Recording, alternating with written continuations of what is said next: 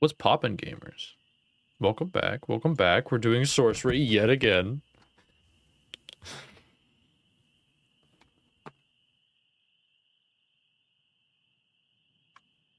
So the beauty of where we're at right now, right, is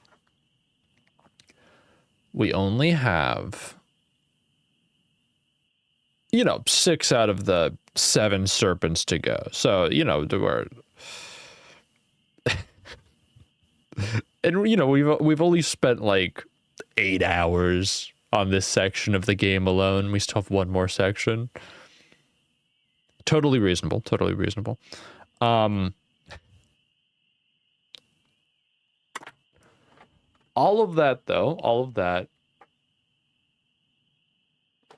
is behind us, because we're gonna kill like 3 of the serpents, right? 3 of the serpents this time, I swear. It's gonna be that good. Trust me, trust me, trust me. Okay. Anyway, I think what we're gonna do is we're probably gonna go back. Oh man, we might go back to this tower and repoint it, like down into the swamps. I don't know. We'll see. Maybe we can point it at this tree. I don't know. We'll figure something out.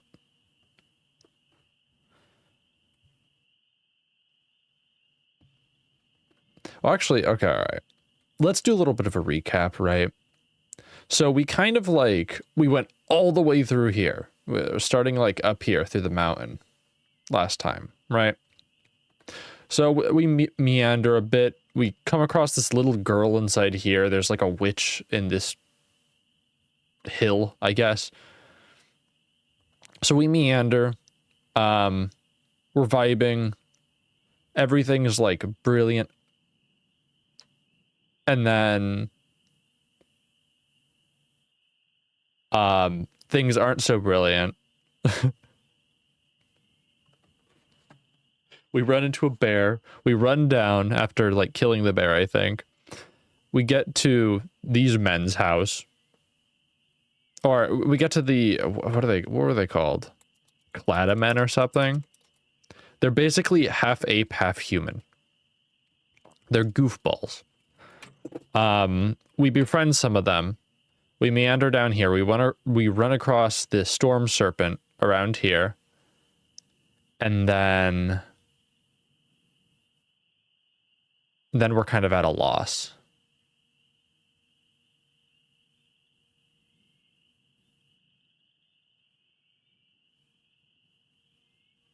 So we go to this temple. Epic fire. Everything's cool, right? Not really though, because we get jumped by more Cladamen. That's fine. We fuck off to here. We can't get in here. I think I just used the wrong spell, honestly. I tried to unlock the door, but I should have like teleported or floated or something.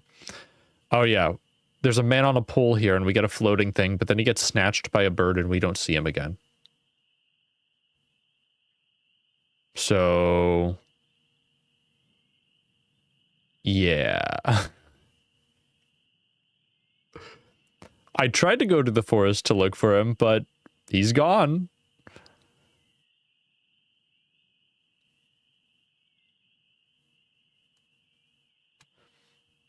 All right, so what do we have to do? We got to fix the bridge. We got to make our way across the bridge. And then we can mess around inside of here.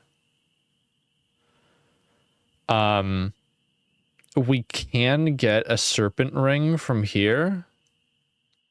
I think.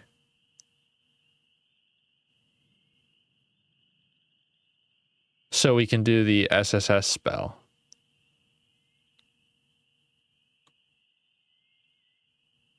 And I don't know where else we can get a serpent ring from. If we even can. But we still have to get past the horns of Ilklala. I think that's how it's pronounced. So we're just going to go up here, hopefully coast down here. It looks like this is a path. Who knows? And I think it was said that we could speak to the marsh goblins to learn the Serpent of Time's weakness. I vaguely remember that.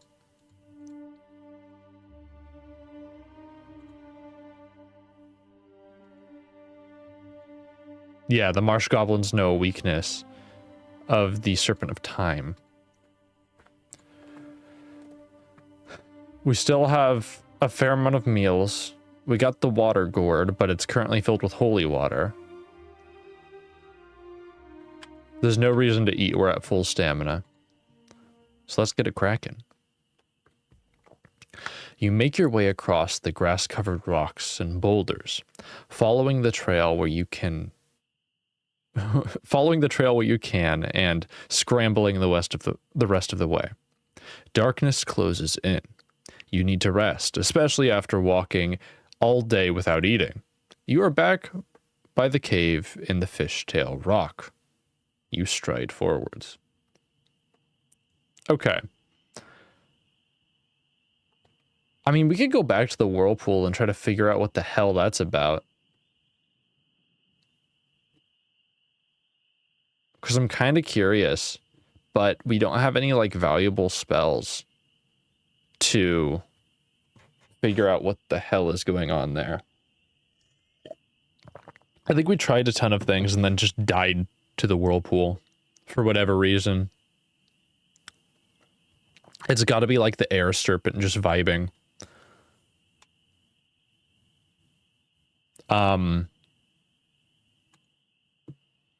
Like, there's got to be a counter spell to, like, a Galehorn spell, because maybe that's what's going on here.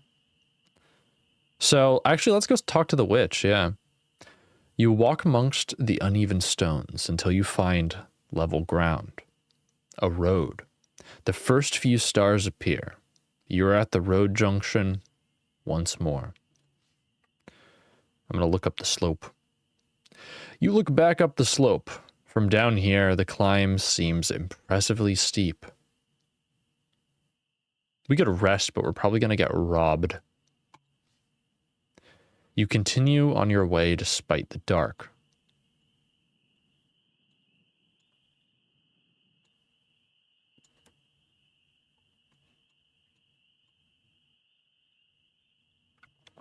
The rocks underfoot turn into a slope, and then the slope gets steeper, until the going is hard and you are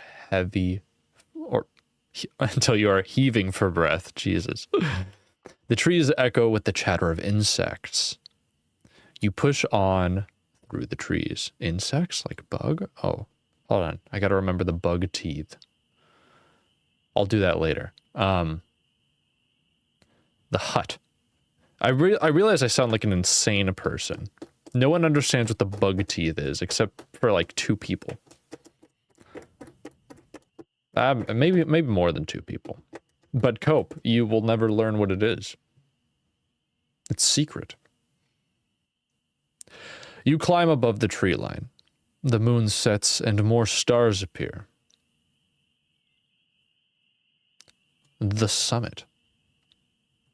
You reach the summit once more, and the hut. The stars above are bright and clear. We can try to form a spell, maybe.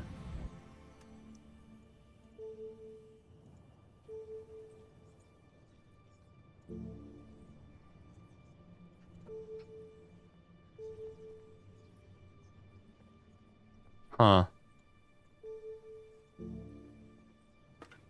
Okay, no. We cannot form a spell.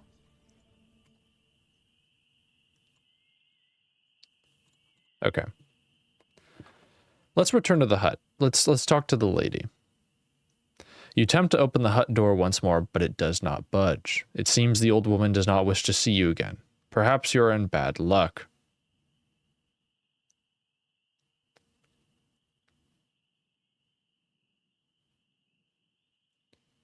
Did we just bust in?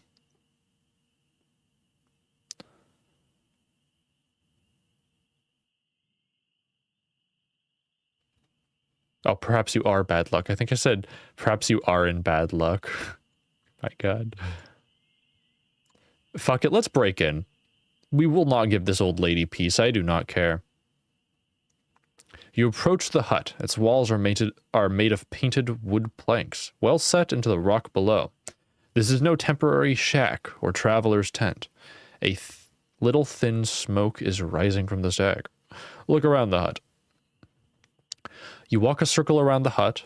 To one side of it, you find a smooth chimney of rock carved into the mountainside, leading as straight as an arrow to the valley floor far below.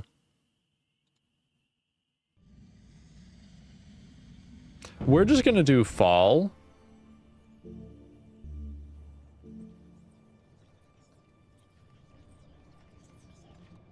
And I'm gonna make my way down there.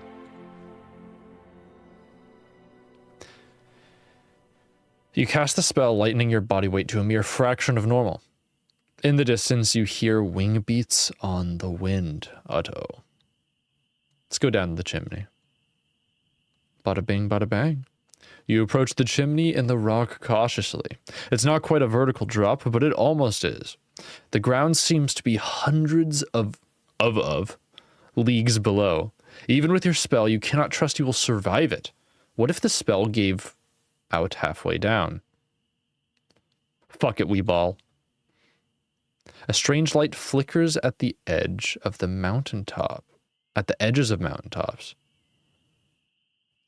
You step to the edge of the cliff, then over. You begin to drift down the mountainside, bouncing lightly the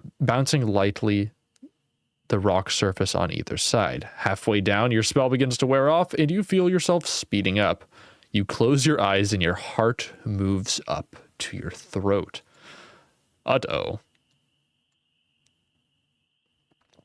You fall at speed, a dead drop down the mountainside. The rushing wind snatches away your breath. Death is certain. You take a moment to arrange your thoughts. Uh-oh. You are almost at the bottom. Sharp rocks rush to meet you. Then, a few heartbeats from a terrible death. Your fall is suddenly cushioned, and you are brought to a gentle stop at the base of the mountain.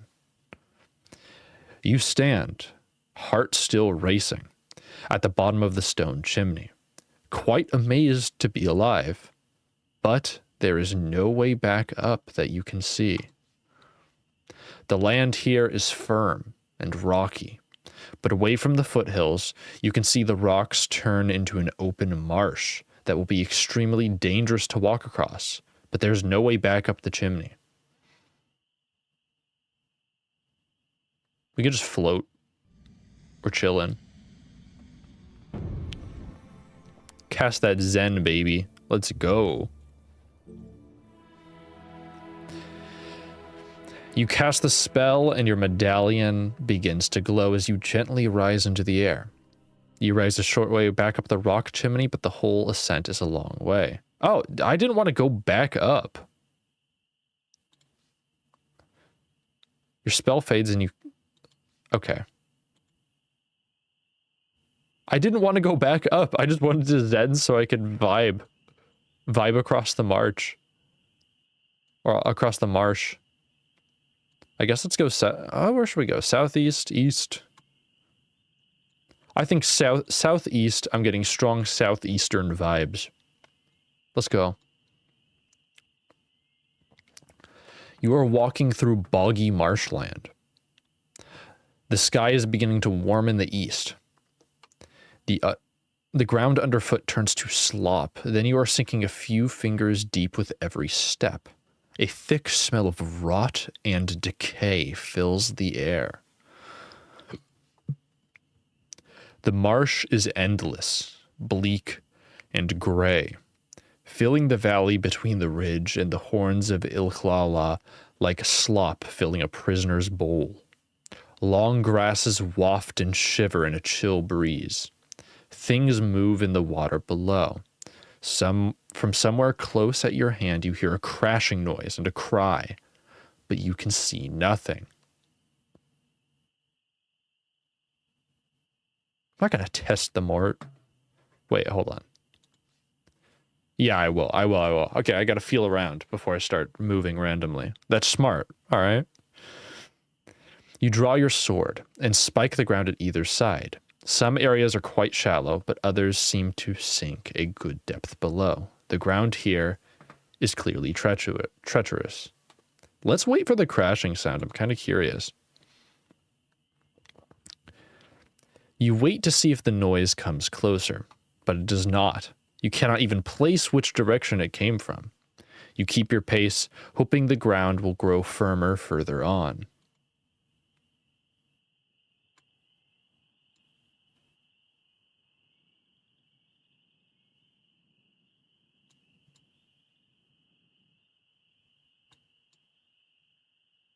Let's try southeast.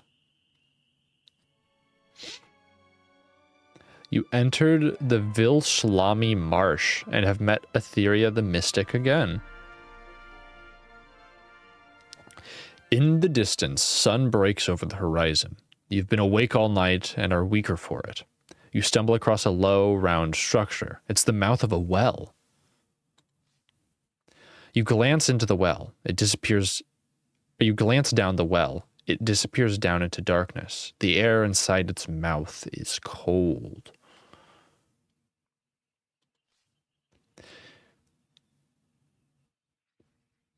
You consider climbing down into the well for a moment, but it seems bleak and uninviting in there. Fuck it, let's toss a stone down.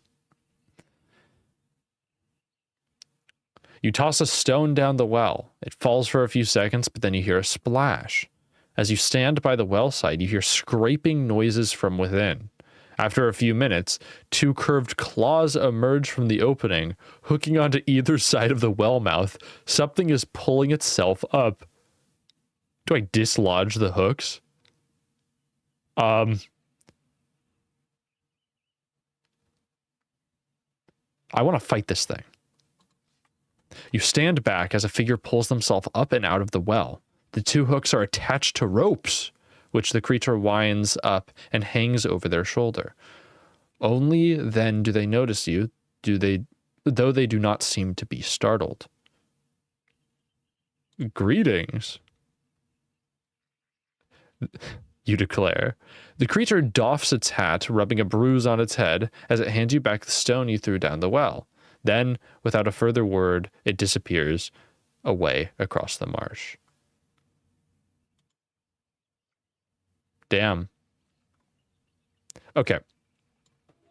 Let's head over here.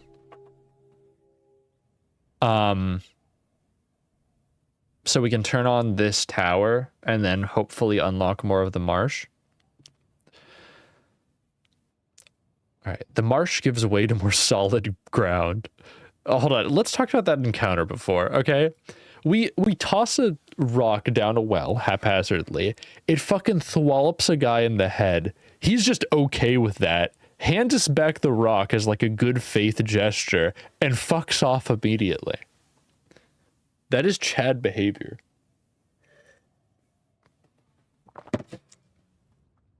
Man does not get angry, does not throw a fit. He's just, hey, you lost this. Here you go. What the fuck, man? Oh, let me read that. The marsh gives way to solid, barren ground. The day is likely to be clear, and it will be hot once more. You stride onwards. All right. You keep moving, the ground dropping a little. The moaning winds finger at your pack and sword. You return to the tower in the cliff face. It seems to stand as before, despite the mud that washes up on its far door. Half built into the rocks is a closed door. You turn away from the tower. The mountains to the east are impassable. The only way is to walk back across the uneven steps. My brother in Christ, let me use this, please.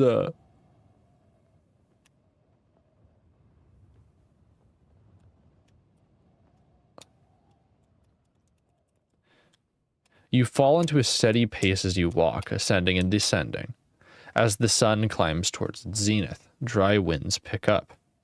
The plains are now empty. The figures you saw here earlier are gone. Will it let me do anything at the tower? No, it just says fuck off. Like, do not even try a spell. Okay, cool. You walk on, the ground dropping a little. Mid-afternoon haze makes the air sticky. You continue on your journey.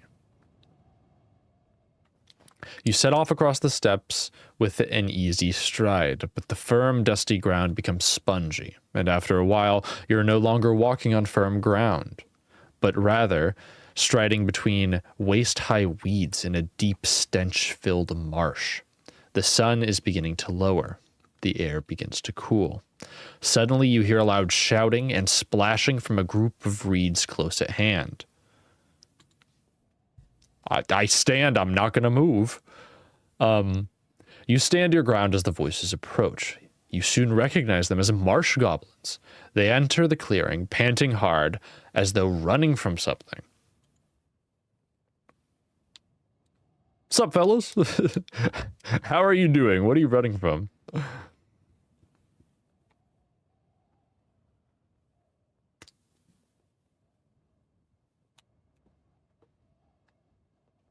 You step forward to greet the goblins. Greetings. Know that I have killed many of your kind. Just right off the bat. Yeah, no, I'm kind of a genocidal maniac. So don't try anything. My brother in Christ. What the fuck? This is racial profiling in sorcery. Yeah, I know y'all are up to no good. So, like, just don't even try anything with me, okay? Like, Jesus. The goblins stare at you, then at one another. It is clear they do not understand you.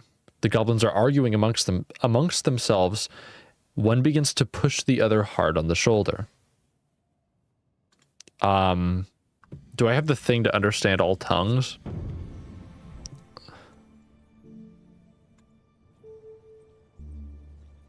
I just fucking explode them. I use pop and just, all right, you're dead. That'd be kind of funny though. The read minds. Oh, I lost my skull cap, right? I don't have a green-haired wig either. Oh, me, oh my. Okay, I'm gonna ask about the Serpent of Time. Remembering that you were told the marsh goblins knew the secret of the Serpent of Time, you demand they tell you what they know. One goblin yabbers to another, perhaps asking a question. The argument continues. The taller goblin, a leader perhaps, strides over and knocks down the angry goblin. What are you running from?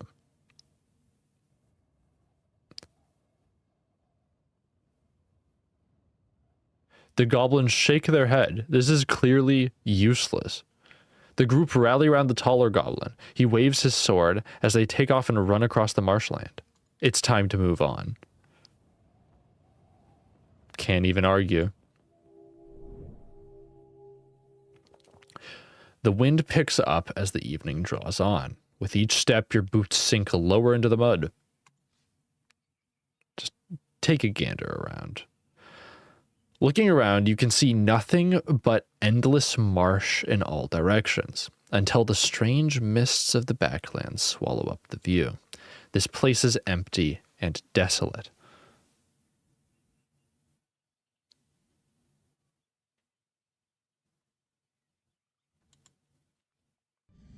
What type of spell would there be? Can we just zen so we're not, like, getting our boots soaked? No. Of course we can't. Ow. Let's just see. I'm very curious. Looking to the stars, you craft the magic and a calm voice speaks into your thoughts. These are the marshes of Vilshlami. The voice informs you. They have existed between the Badubak Ridge and the horns of Ilklala since the lands hardened from the sea. They are home only to leeches and snakes. To be lost within them is death. It's warning given. The spell then guides your feet as long as it lasts. You continue through the mud.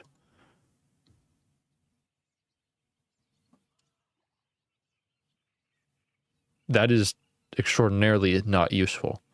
But all right. Northwest. The sun is dropping to the west. It will be night soon. The ground is sloshy and thick with mud. A moment later, one of your boots disappears entirely, sinking into the muck as far as your knees. All right, let's see if I can float now. What does a man have to do to be able to float out here, bro?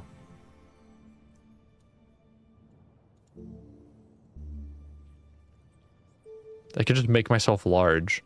This is a win. You move the starlight into order around you, quickly swelling to the height of a tree. The added weight makes you sink further into the mud, but your longer strides should be able to keep you moving.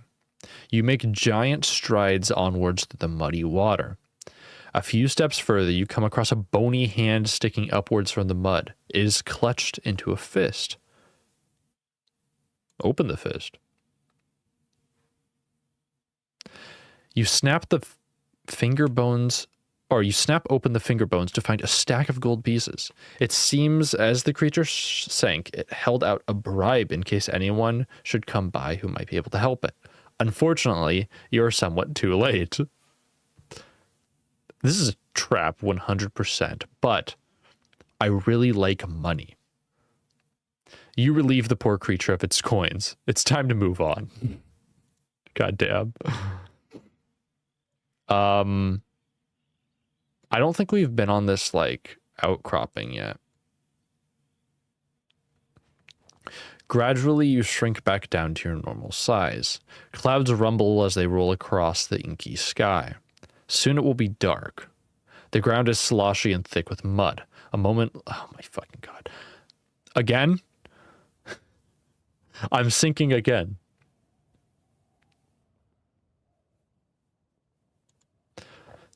Let's cast another spell then.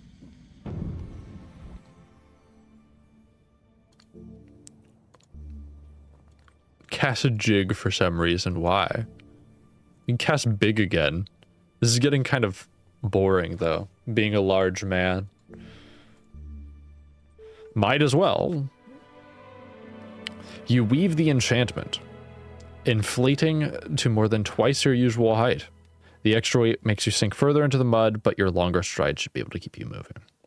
You take great steps on through the squelching earth. Okay, let's just go north. You wade on through the marsh, which suddenly changes to firmer ground beneath your feet. Trees grow up and around you, and suddenly you find yourself in the forest once more. Gradually, you shrink back down to your normal size. Another night begins. You should find a safe place to sleep, especially after so much walking on an empty stomach. There is no path here, only dense forest. Let's eat.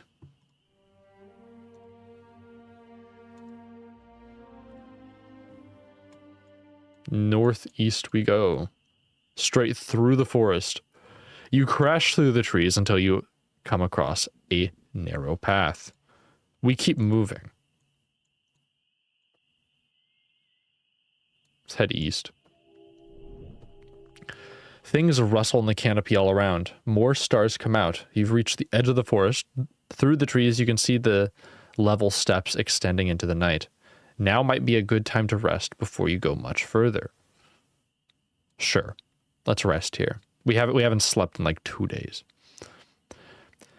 Setting down your pack by the roots of a tree, you try to stretch out despite the unsettling noises in the trees. The burns on your body make it hard to truly get comfortable. At least you have eaten once already today. You close your eyes and let the tiredness overtake you. Oh my gosh, thank you, Brem. Hi. I appreciate the lurk, homie. You wade suddenly. There's a flapping of dark wings overhead. A giant bat is circling above you. Your journey has been plagued by these creatures. All right, in a half days, I'm just gonna say fuck you and throw a pebble at him. Actually, wait, can I zap him? No. I'm gonna hit him with the good old fuck you lightning bolt. Baba Booey. Consulting the constellations overhead, you bind a spell, building up a charge of electrical energy around your palm. The lightning bolt jumps off your finger and the bat explodes in midair, lighting up the surroundings in a momentary flash. Then all is quiet. I literally just said, like, half awake, fuck you, lightning bolt. Dude's gone.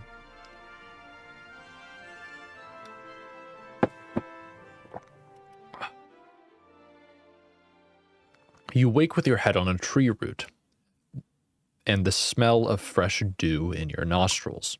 It's time to walk. North we go. The trees open up suddenly, replaced by a wide expanse of marsh. The air stirs a little, still cold, but fresh. The ground is sloshy and thick with mud. A moment later, one of your boots disappears.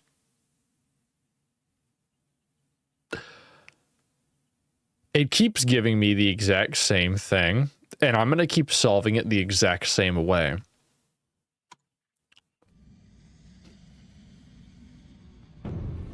We can pray to the monkey, but I don't want to do that. I'm just going to become a large man again. You bind the stars into a pattern around you, rapidly growing to 18 feet a night. You take great steps onwards through the muds. In the mud here, something is sticking out of the earth. A serpent ring. Give. You pick it up and wipe it away the dirt. It's time to move on. Oh, baby. That's actually goated. What? I just get one for free. The marshland dries up into thick forest once again. You are back amongst the trees of Snada. Gradually, you shrink back down to your normal size. A few clouds hurry across the sky. You pass between broken branches once more. You keep moving, hoping you do not attract the notice of any more bears. God, I want to attract some bears. Stop it.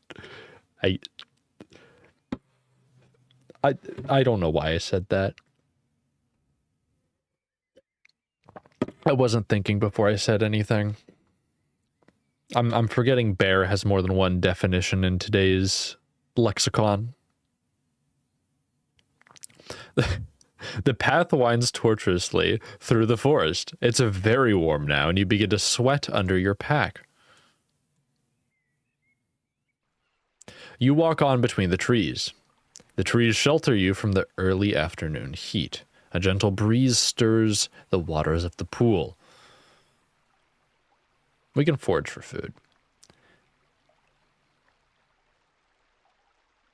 I'm gonna take those nuts. The mushroom. I'm not gonna even attempt to trip on shrooms. That's a terrible idea. You don't fuck with mushrooms. Nuts are almost always, unless you have a nut allergy, safe. You know what? All right. I'm gonna try a mushroom. I know I just said I wouldn't, but I'm gonna have a little nibble, you know?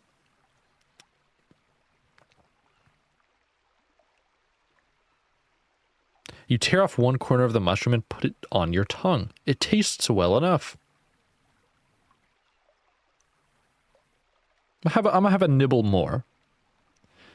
You stuff the rest of your mushroom into your mouth. A moment later, you find that the corners of your vision are popping and discoloring. It must be tiredness. I'm gonna drink some water.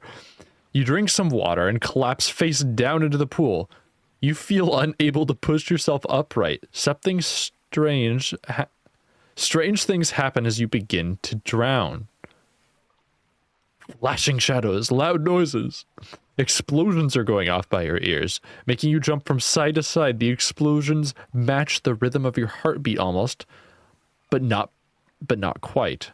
Precisely. But that is not all. Sparkling lights. A fat worm made of firecrackers seems to be crawling out of your eyes and crossing the bridge of your nose to your other eye. It leaves a slime trail of pink fire in its wake. You remember your mother, but she appears to have been a goldfish.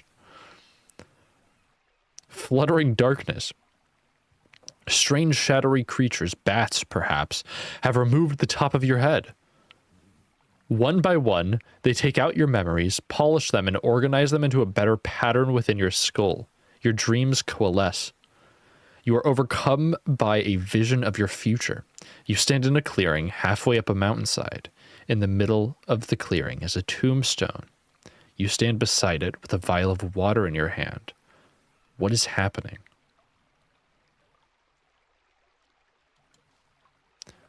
You pour the water onto the earth. It seeps down into the soil. There's magic in the air. Suddenly, something punches the earth below where you stand. You step back just in time as a bony skeletal hand pokes up through the earth. Something is climbing out of the ground. The vision fades. The evening is drawing in. My fucking head, man. You stagger up to your feet, head beating, your stomach feeling wretched. You find you have thrown up while you were unconscious. Lucky that no animal has been attracted by the smell. You quickly bathe your face and hands in the pool and get ready to move on. Don't worry, just taking mushrooms in the Snata forest. Nothing bad can happen. All right. Let's just zen across.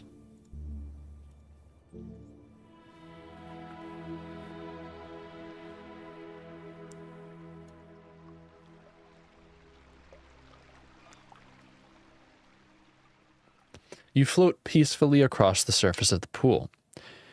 Your weight returns to you, and you settle gradually back down to the ground.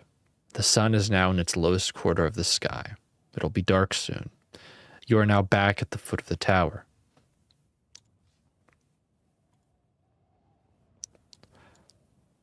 Let's go up. I'm going to look at the tree. The tree is wider than your outstretched arms. It has thick branches and leaves despite the dark. Somewhere up above, you spy I'm having trouble. You spy a metallic glint. It's time to move on. Up we go. You climb up the twisting wooden staircase. You emerge on the walkway once more. In the top of this tower is another movable brass cylinder like the last one you saw, set with a blue crystal. You push the edge of the tower and peer through the leaves. Looking west, the sharp mountains arise almost immediately, obscuring the view. The forest grows in all other directions, although to the south, a thick marsh has replaced the trees. Scanning the tree line of the forest, you notice a few stone pillars jutting from between the trees, ruins of something much larger that once stood to the north. I'm going to look at the mountains. The sight of the towering horns of Ilkalala sink your heart a little. They are sharp peaks, scoured by rains and wind, and are most likely quite impassable to all but the strongest birds. You lower your eyes from the view once more. I'm going to adjust the beam.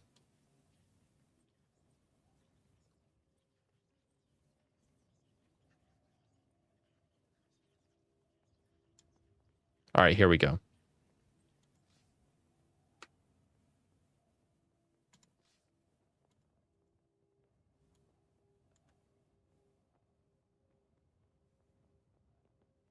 I need to get down to here. I need to try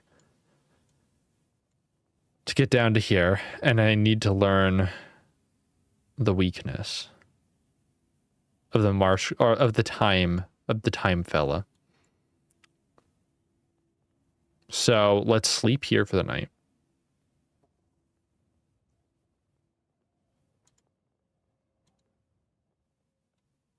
Where am I? Okay, here we go.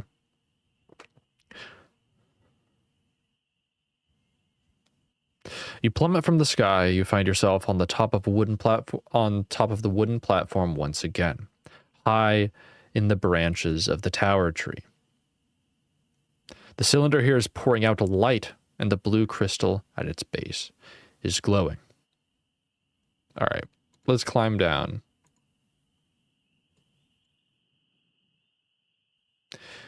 You make your way quickly down the wooden walkway and back outside the tower.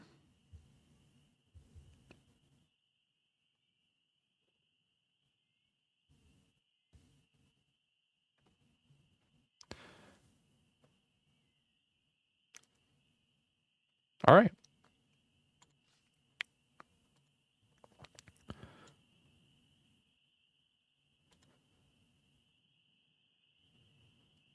Uh-oh.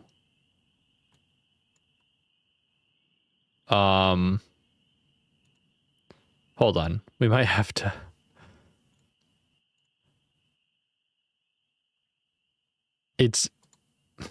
We have to use a rewind. That didn't count. Because if we don't cast Zen again, then we're gonna lose all of our shit. Oh my god. Okay. All right, let's make a move. Come on.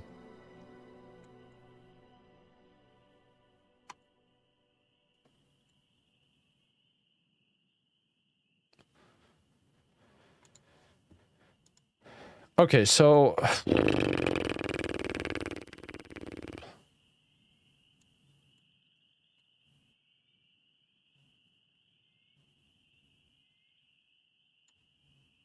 did we eat?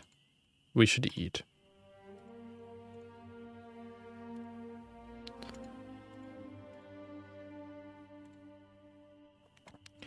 Okay.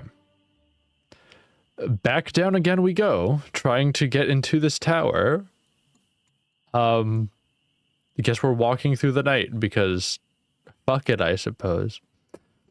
You trace what might be a path and might be an old river through the trees of the forest. Night falls. You need a rest. The forest by night is a terrifying place, full of strange noises and shifting shadows. You are certain something is following you, but when you turn, nothing is there.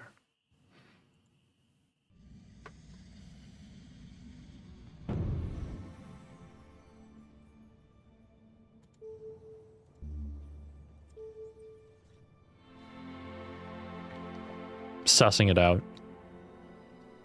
You wind the constellations into alignment around you, and a quiet voice begins to speak to you. This part of the forest is thick with snaticats, the voice informs you.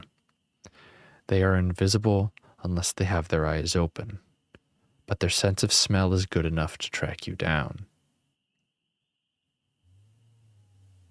So we can cause stench, but we need nose plugs, which we don't have.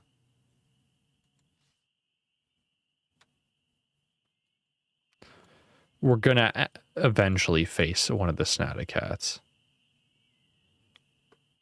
but we need to just keep moving. Things move in the trees all around you. The cold night lingers on. You pass between broken branches once more. You walk on through the trees, hoping you do not attract the notice of any more bears. The path winds tortuously through the forest. A little light glows in the east. In the darkness, you can see nothing through the curling branches.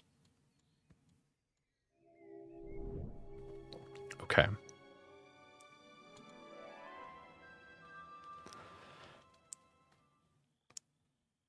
Oh my okay. I hate the marsh so much. It's just boring. Because I can literally only use one spell. I can use one spell to counteract the marsh goofiness. Actually, I might be able to do fall, actually. You cast the enchantment and feel yourself becoming more buoyant. Rising up gently to rest on the surface of the marsh, you keep floating above the muddy water. Oh, easy win. Your weight returns and you gradually settle back down to the ground. The air moves a little, still icy, but fresh. The ground is sloshy and thick with mud. A moment late,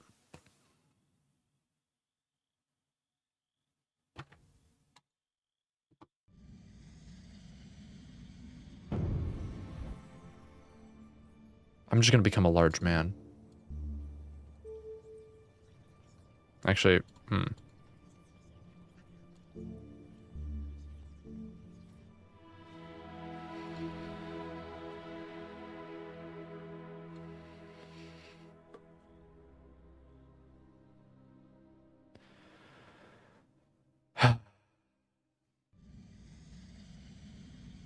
I just wish I could use anything but the same 2 spells over and over and over again.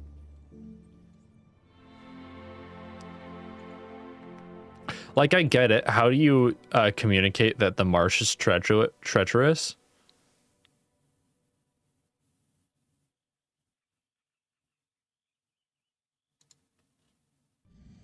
But, like, at least...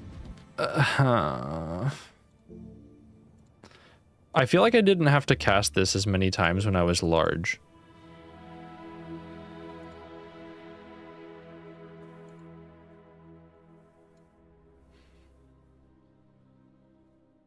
I was wrong.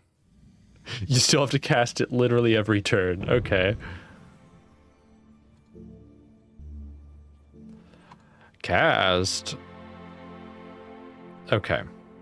To the mountains. All right. Knock on the door. I did not knock on the door. All right. So we turned back time. I'm gonna try. Okay. Tower's back in time, so it should be kind of okay-ish, maybe. I'm gonna try entering the tower. You try the door, but it does not budge. I'm gonna cast a spell. Surely I can teleport. Or just zen on up. I could zap it. I'm not gonna do Dop. Dop didn't work last time. Let me do a How. No, not Safe Passage. Not Sus either.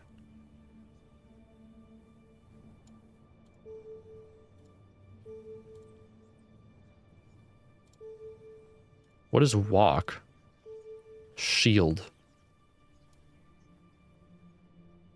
I don't think that's going to be useful. We could try Galehorn. Though I don't think that'll do anything.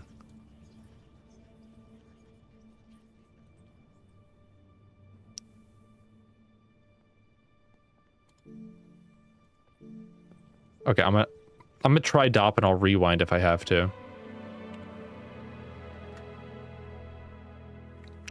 You weave the starlight in your design around you.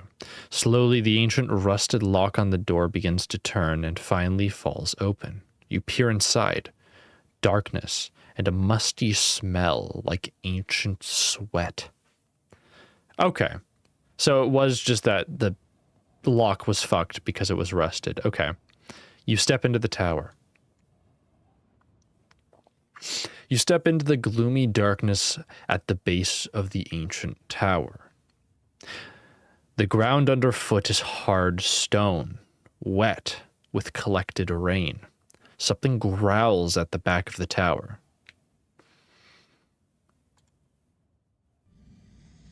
All right. Let's get some light in here. We cannot get some light in here. Cannot talk all languages.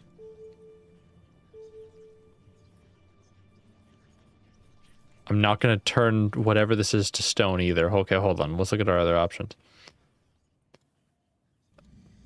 I'm going to call out, yeah. Who's there? You call out. The voice growls in reply. It's not a person, but some kind of beast. It must have been trapped inside this tower for some time, since whoever last locked the door It must be hungry. Okay.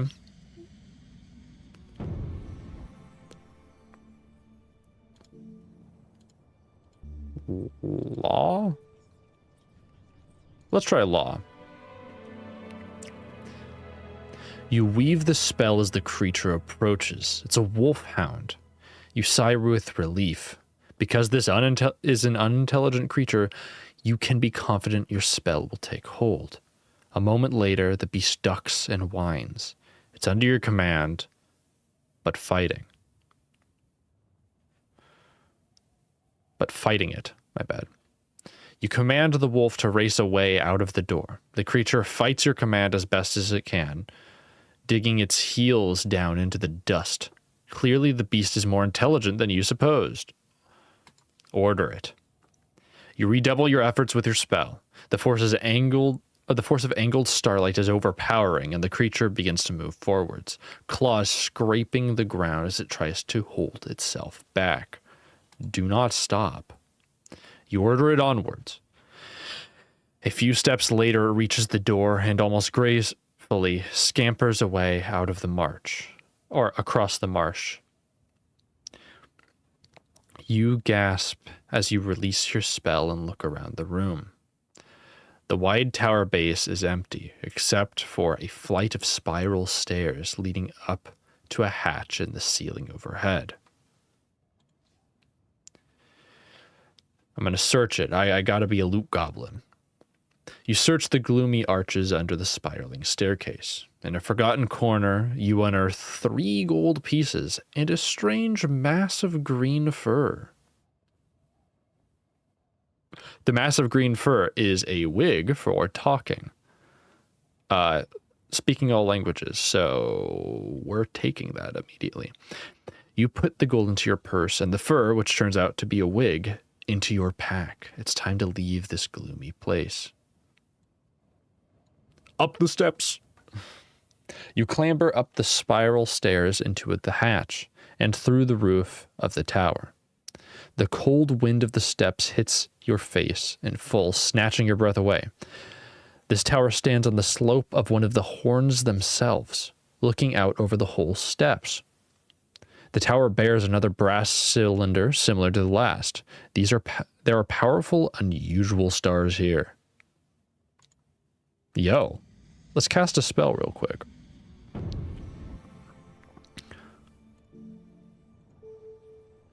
Doc, heal disease. We don't need to do that.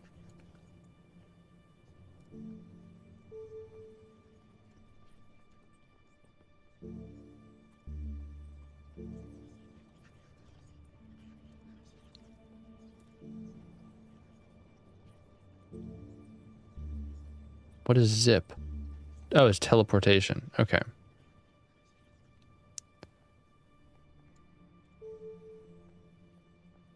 Oh, dude, every time it's like, oh, there are powerful or unusual stars here, or something like that, I'm like, bet it's another opportunity to like find new and creepy and interesting spells. But no, they're just like, oh yeah, no, the stars are pretty neat. All right. Let's look at the view. You go over to the battlement and lean out. Looking north, you can see the edge of the thick, verdant forest, the fabled trees of Snatta. You heard about them as a boy, of course, but never dreamed that you would see them for yourself. Between here and there is nothing but the level flats of the steppes, layered like scales on a serpent's back. A thin column of smoke rises from a point just before the tree line. It must be the village of Cladamen. You look away from the view once more. Activate the beacon. You activate the beacon and it sweeps to life.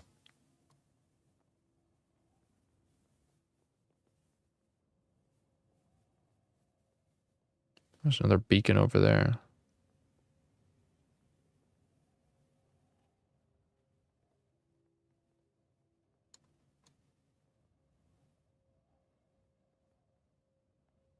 Oh my god, I forgot how massive this swamp can be.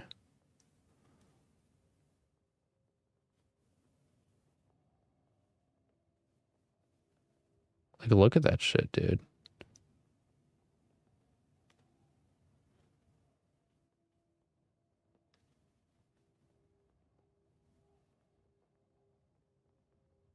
Okay, okay. We do that. You adjust the cylinder, now accustomed to the curious effect of magical light. It seems to bring the dust of this dead land to life like a sunbeam picking out motes in the darkness.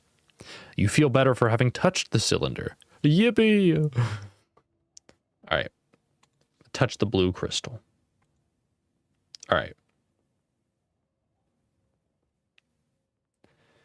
Now we should be able to do a little more finessing, you know?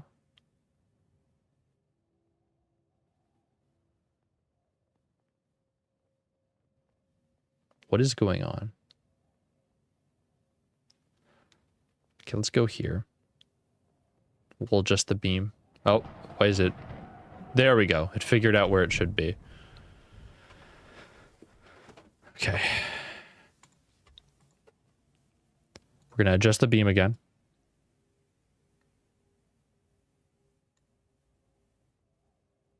Neat. Blue crystal.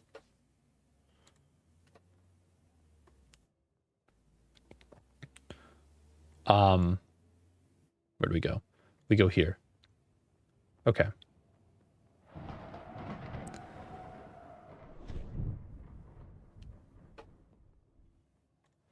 Adjust the beam. Is there actually anything like worthwhile being here for? I don't know. Now the bridge is complete. I think.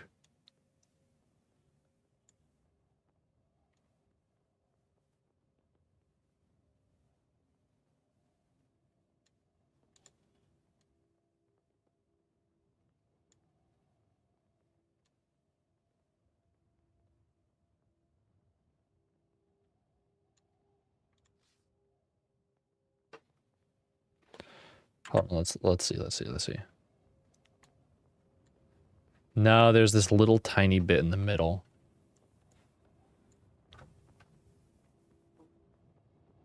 Let's try to adjust it once more.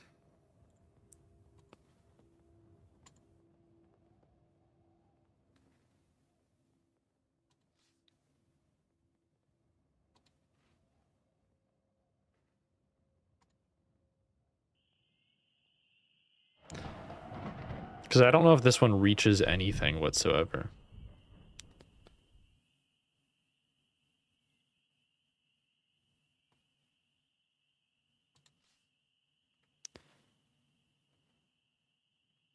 Wait, you open the hatch and start to make your way down the stairs, but after one turn of the spiral, you have to stop. The entire ground is blocked with a rubble that has fallen from the mountainside. The door is buried beneath boulders the size of wagons. There's no way out of this direction. No way out in this direction. Okay.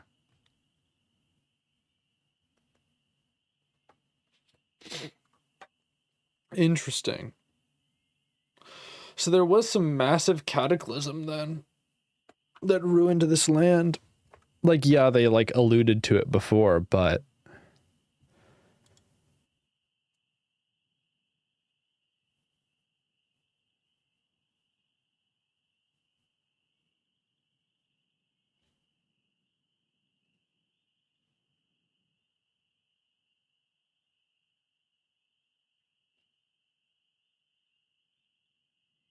hopefully we can find those goblins again.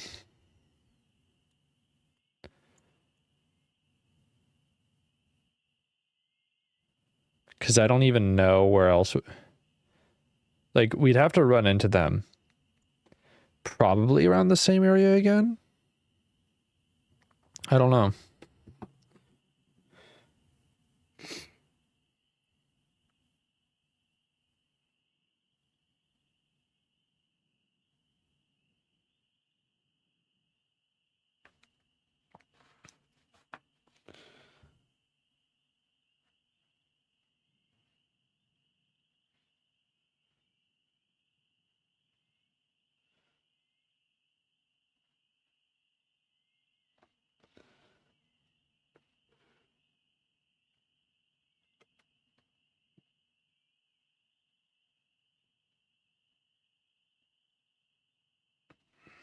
Hmm.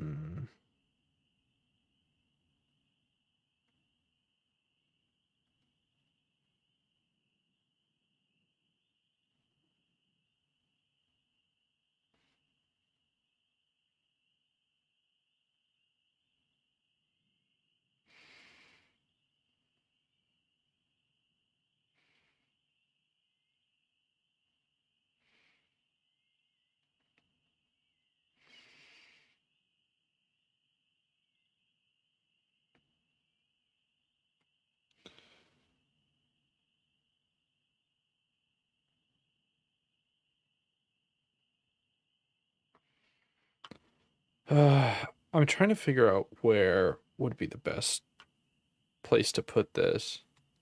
Because it looks like the middle of the bridge is always going to be fucked. You know?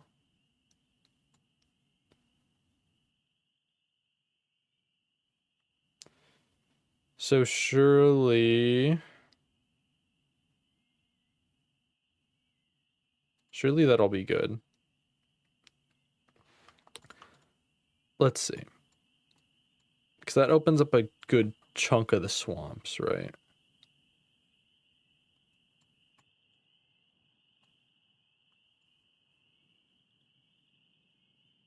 But now, we still have this middle part of the bridge, which is kind of like goofy. And that doesn't... I mean, this part too, actually. How do we fix that?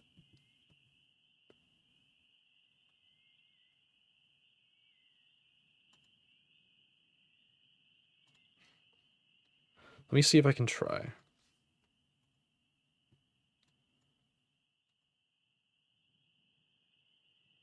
Because it doesn't look like it wants to at all.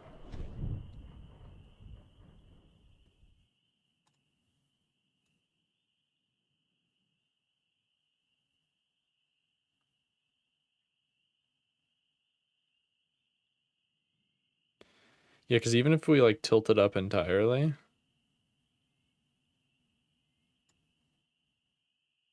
it'll still like be ruined a little bit.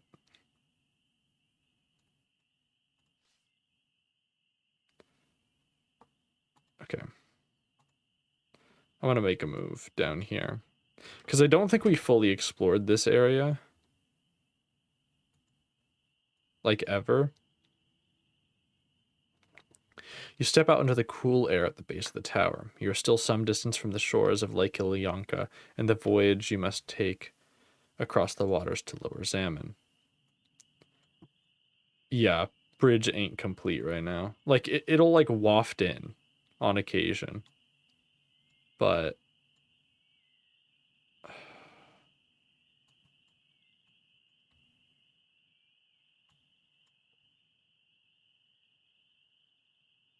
Let me just go see what the ruined hut holds.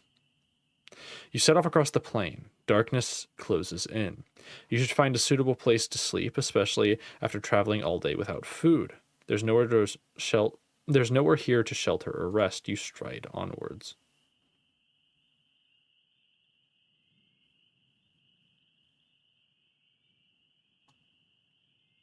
Wait, hold on.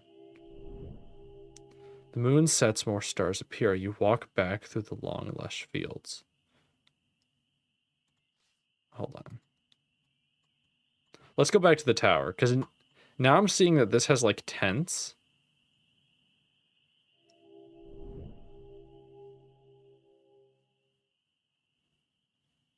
Oh, you continue to walk across the prairie.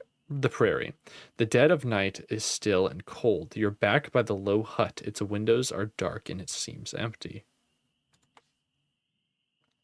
You push open the door. It's unlocked. All right.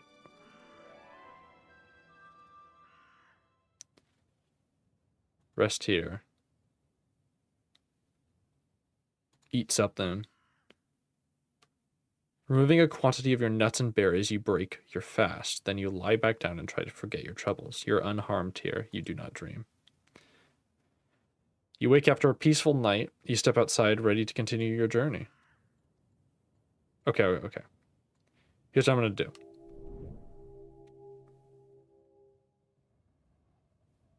not going to read this again. Read it like so many times now.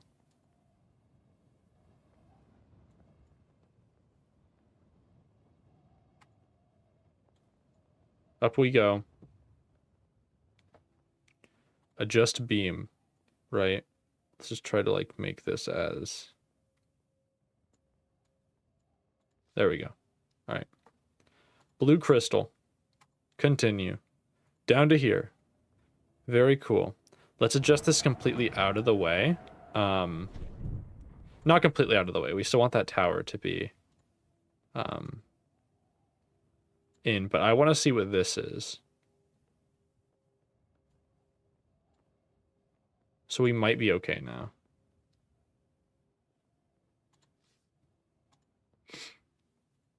Yeah, no, that's definitely out of the way. Okay. Let's go and see then.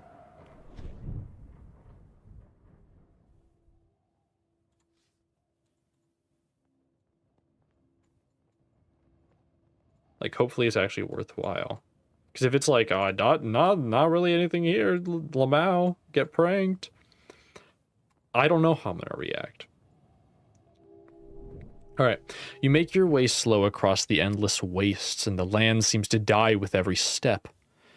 The mid-afternoon heat floods the region. A few hundred yards ahead of you is a camp of covered wagons and carts, arranged in a circle. At its center, a fire burns. You can see figures moving around the camp. You walk towards the caravans, but stop suddenly when an arrow flies through the air and buries itself in the dust just to your left. Another lands to your right. You raise your hands to signal you're not a threat. There's no response. Do you dare step closer? Call out. Greetings, you call. There's no response, but at least there's not another arrow. I wish to trade. You have gold, replies a voice on the wind. Some. Then approach, the voice replies. You step cautiously forwards, hands above your head. No more arrows are fired, although as you get closer, you begin to see the bowmen, shafts ready, covering your approach. A crowd is gathering to see who you are. It is a caravan of black elves, like those you met in Care. Presumably, they are traders of some kind, as they are far from home out here in the wastes. The elves eye you suspiciously as you stride into their midst. An elder elf, stouter and better dressed than the rest, steps forward to confront you. Look at these guys. They're kind of like... You know, they got pretty sour faces, but I'm not one to judge, you know? Hit him. I'm going to let the elder speak. I'm not going to go immediately to violence. If you seek shelter or food, he pauses to spit on the ground. Kapui. Then,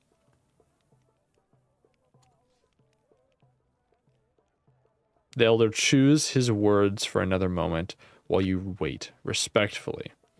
Then you waste your time, the elder finishes. Looking around the crowd, you see that most of the elves are thin and haggard looking. Perhaps some gold will change your mind. You reply with a smile. Eyebrows raised, and the elder laughs. Our pardon, noble traveler, the old elf replies. We mistook you for a vagabond. We are always happy to offer hospitality to those who can afford it. He gestures across the scrub. You'll find the kitchen tent over there. He stands aside, and the other elves lower their swords, pikes, and daggers. What are you doing out here? You ask, looking at the meager encampment. The chief looks grim.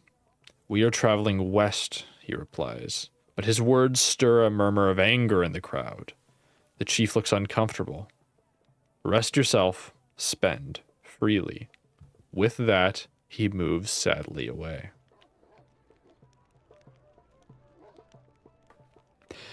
The elves return to their huts and caravans. A few make their way to a fire pit in the center and begin to mutter in low voices. You take a moment to enjoy the gentle hubbub of voices after so long on the lonely plains. Dude, campfire it is. Let's go, dude. You head over to the fire pit in the center of the camp. A few black elves lounge around it, throwing dice and drinking. Greetings! You stride over to one group and nod.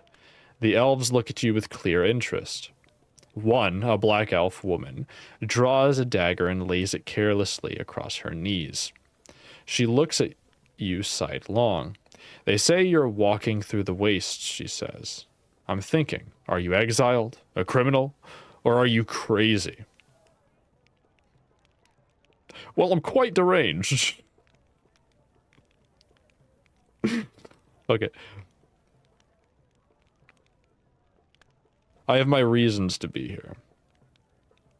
Is that so? She replies. Go on, I'm interested. I'm heading for Lake Ilklala. You reply, telling the truth but not the whole truth. The black elf shrugs. I can't see why anyone would go there, but there's a ferryman, so someone must use him. She shrugs, then sheaths her dagger. You are welcome in our camp, stranger. Please, spend as long as you care to with us. A few of the elves around the fire are throwing dice.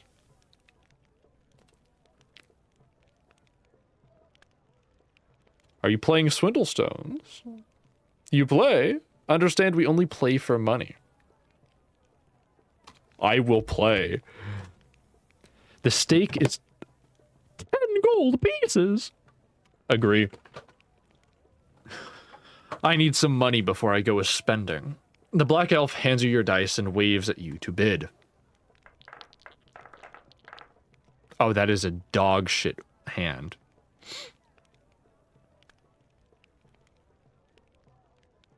I'm going to begin at 1-1. 3 ones. I'm going to go with 4 ones.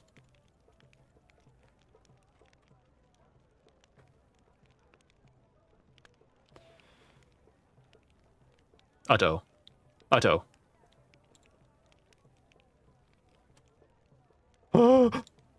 That's bad. Now. And what of you? What do you wonder these dead, or why do you wonder these dead prairies? 2 twos. I'm gonna do 4 twos. Just my luck. Play against a sorcerer. I'm gonna call him. Only 3 twos. The round is yours. Let's go. If I lose, I'm gonna cry. How about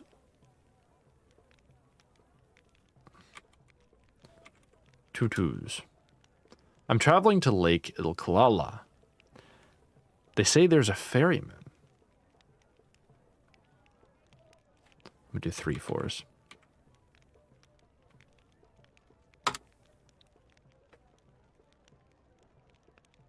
That's bullshit. He doesn't have 4 fours.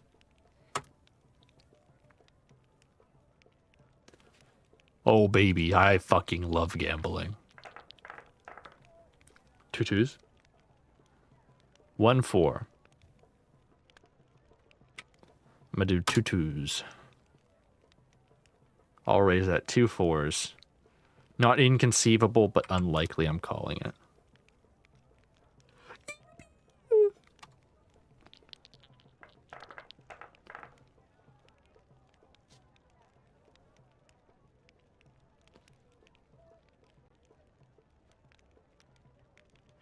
All right. Let's open on 1, 2. Well then, 2 1s. Easy call.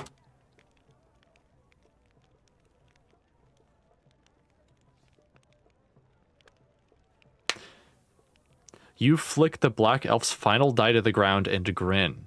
I win, you tell him. You beckon for the black elf to hand over his winnings, which he does. With clear reluctance. Another, asks the black elf, for this game, let's make it 6 gold pieces. Agree.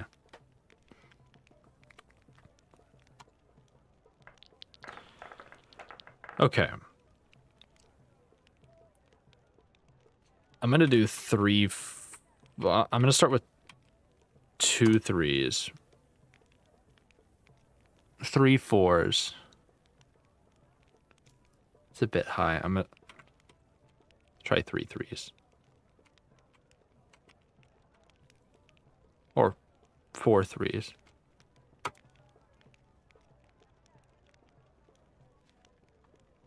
Okay. Reveal dice. Okay.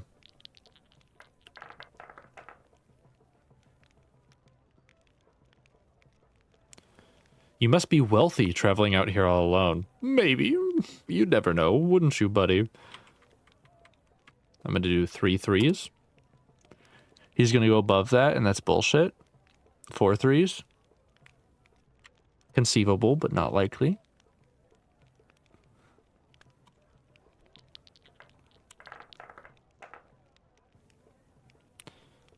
Okay. What can we do here?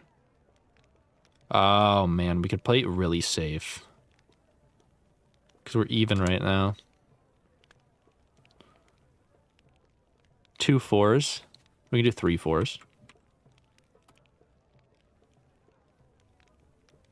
4 4s is a call. There's no way.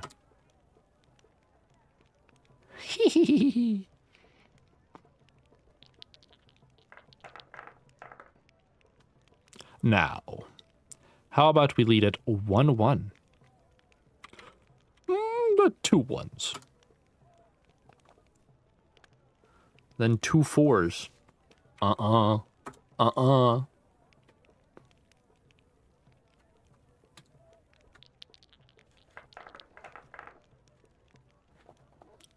This round, 2 1s. Alright, let's do 1 1. 1 2. 2 1s. I'll raise that 2 2s. You are a fool. Give me your money, elf. Give me your money. You take the elf's money off of him once more. You're getting better. Let's play another. He counts on his fingers for a moment. For a stake of 4 gold pieces. Sir, as long as you're willing to keep giving me more and more money, I'm going to do it.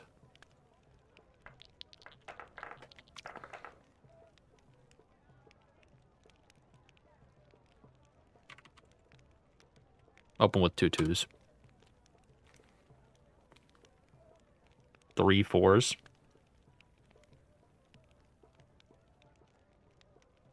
I'm going to say 4 4s.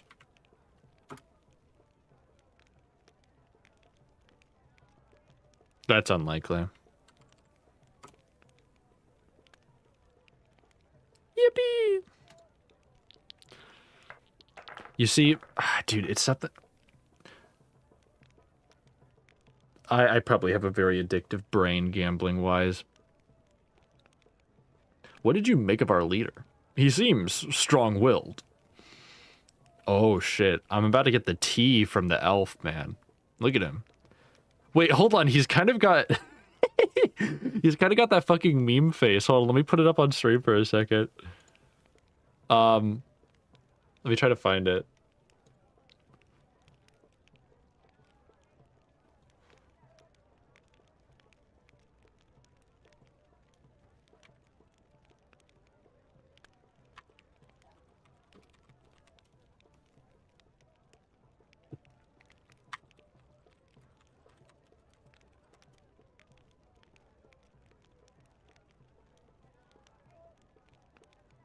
Hold on. It's like the mewing face meme, almost.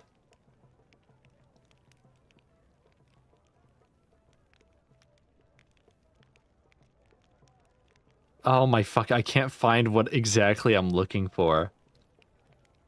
But he looks just like it.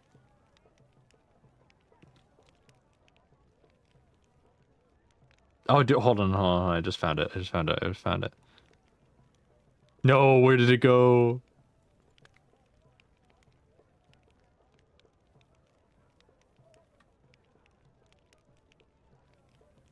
I can only find like an anime dog shit version of it. It's like a fucking Naruto version, hold on.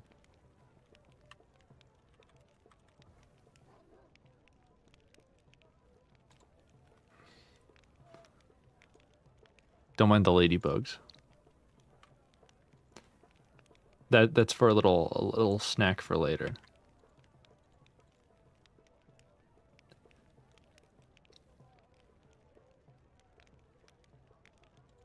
Dude, I don't care. Dude, it looks like this mewing face, okay? Right? That guy. It is literally the exact same picture. You can superimpose it and it's the exact same. Okay, anyway. Sidetrack aside.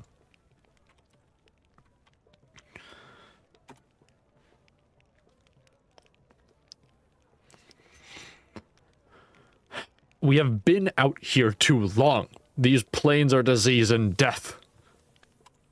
Reveal the dice. There are 4 ones.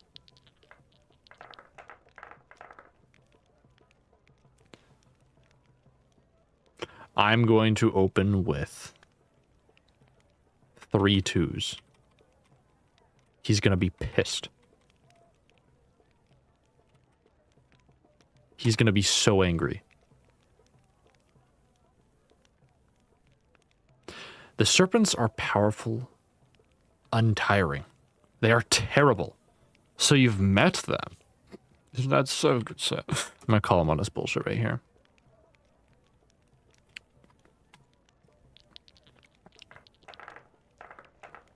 Now, where are you from? I come from Analand. Dude, I'm getting goaded. Oh my god, look at this luck, dude. 3 3s. He's gonna call. It's like, you're bullshit. I see. Mampang is a powerful place these days. Take a look. You're a fool. You're a fool. I win. I win. Cope.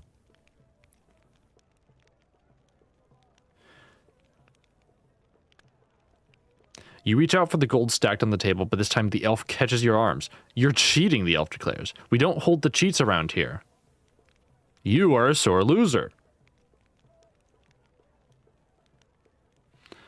You tell him, wavering his anger away. The elf harumps, backs down, pockets his dice, murmuring to himself. The black elf woman grins. Not many beat old myth around here. The black elves pass around a flask of something, but they don't offer it to you. I'm gonna tell a joke. Let me tell you a joke, you begin. The elves turn around you at stare, leaving their dice game half finished. A joke, one spits. You wander into our caravan out of the wilderness to tell us a joke. Why not? Us black elves are serious people, the woman says. We're used to people being afraid of us, not bantering with us. It's a goblin joke. The elves narrow their eyes at you. Go on, then, one grumples. It had better be funny.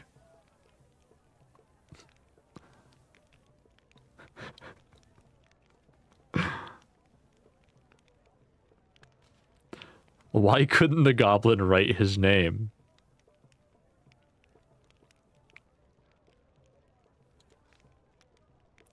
He thought only wizards could spell. The elves look at one another blankly. I don't get it. Spellings... Spelling means to cast a spell, but also to write a word, the female elf says. But spells are cast by writing words with stars, the first elf says. The female shrugs. You're right. They look back at you, hoping for some kind of explanation. I've got another. The first elf is out of his seat, faster than you can react. Fist swinging. It seems you've upset him.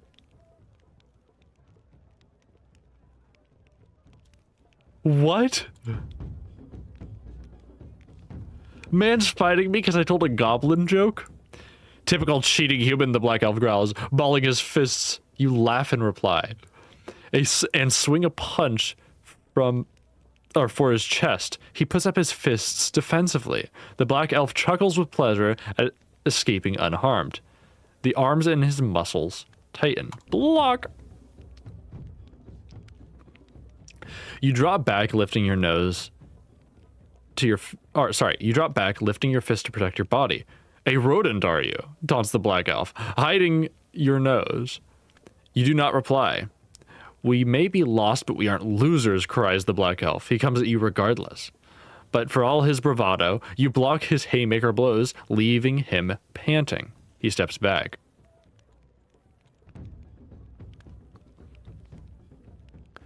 You set your stance. Look out! The woman cries, and the black elf reacts smartly. You leap forward, grabbing his skull with both hands and headbutting him. He lifts his guard to cover himself. He beckons to you with a long, hooked finger. You maintain the momentum. You shove him backwards across the smoldering fire and almost out of the circle of caravans. The final punch ends the fight. The black elf spins twice, then hits the ground. Fucking Looney Tunes ass. My god. The elf woman is more cautious. Draws a long blade before approaching. You will find I'm not so careless, she spits. Really? Curious. Didn't ask. The black elf lifts her short sword and grins in the firelight, but then she startles and changes her mind. Dropping back and cowering behind the fire pit. There's no time to waste. You swing for her throat. She floats up quickly and out of reach. She shifts left across the yard. You drop back to another side of the fire, raising your sword to protect your body.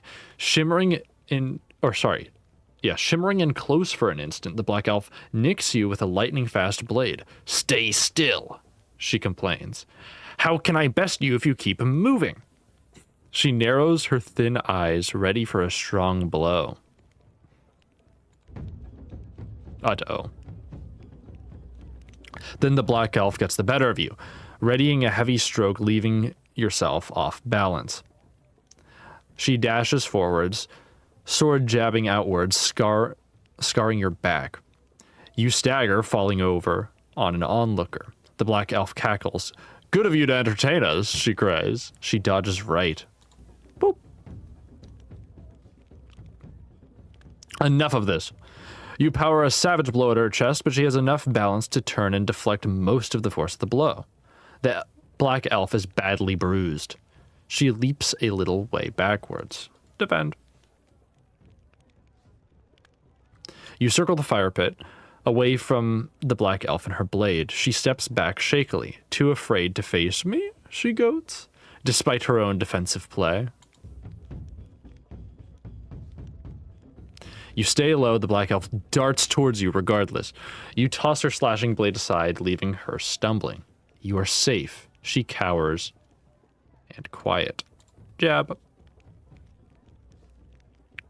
You feel a bloodlust upon you. Striking deep, you aim for her midriff. She rushes back, out of reach behind a brazier. There you go.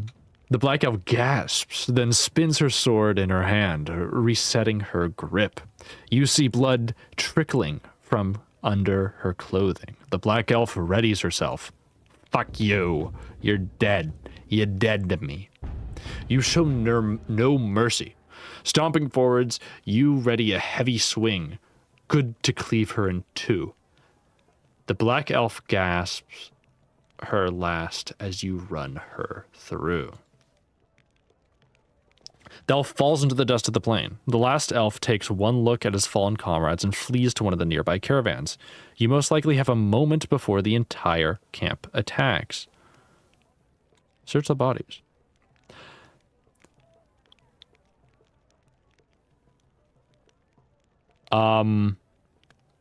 Spell. I can get out of this. I can get out of this, I swear.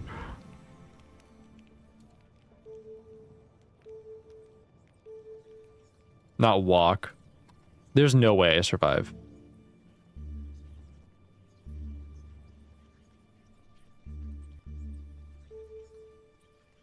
I can't gawk.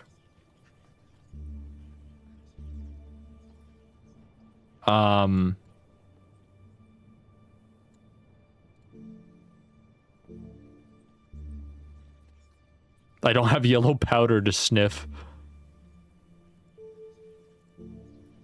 I could summon a giant if I really needed to. I'm kind of curious to see if they will, like, actually just kill me. Because it's like, this is completely unprovoked.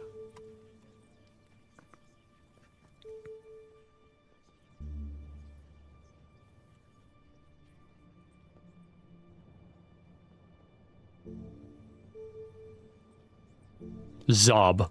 Fuck it.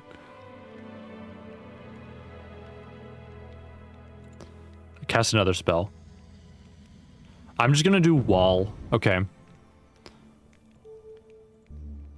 gonna try to explain this to them.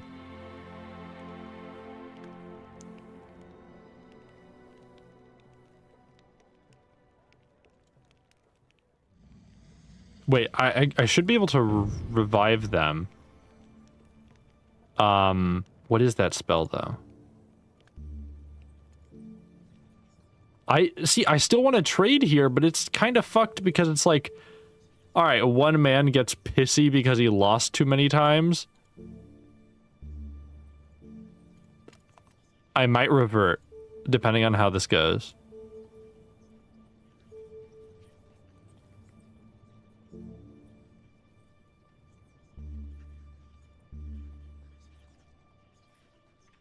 Oh, I have to run for it. Let me cast another spell. Let's see. Alright. Zob is unknown. Right.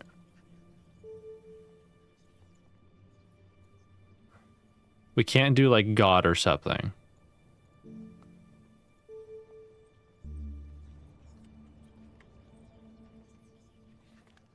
Do I have to run for it? It's time to run.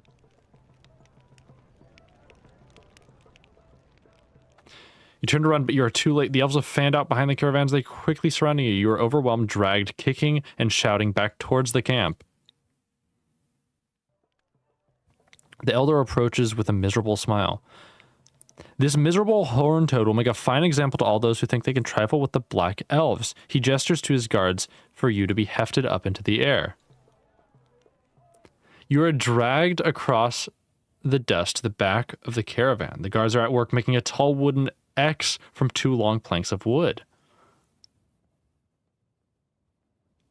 The elf jerks a thumb. Hoist him up, my elves. There's a ration of beer for all of you. For a brief instant, the eager elves released your wrist. Spell, please. Spell, please. Spell, please.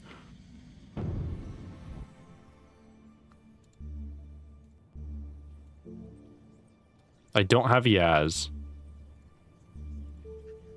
I can't cause fear.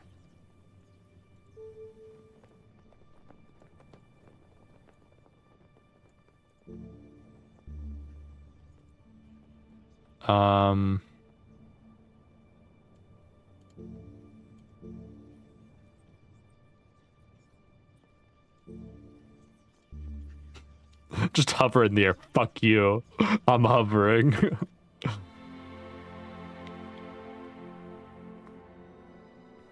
You turn the stars to shape around you. The medallion begins to glow as you gently rise up into the air. The elves reach out and grasp you, but cannot catch your ankles.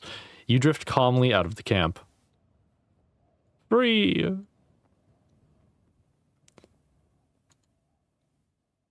Okay, that's not how I wanted it to go at all.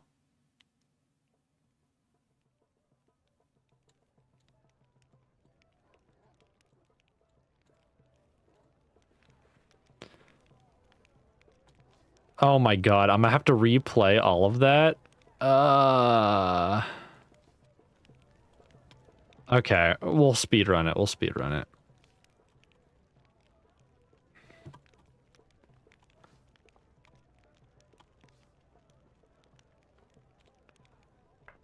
Okay, come on, come on, come on. Dude, we just beat this man. He gets pissy. 3 2s. 4 2s.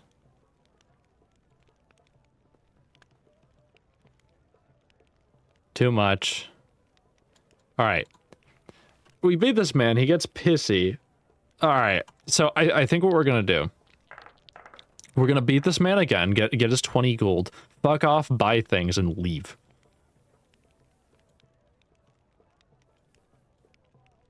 That is like the best bet, I think. I'm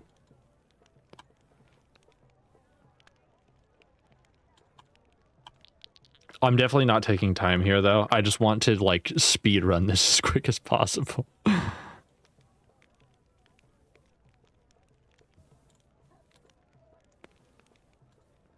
2 4s.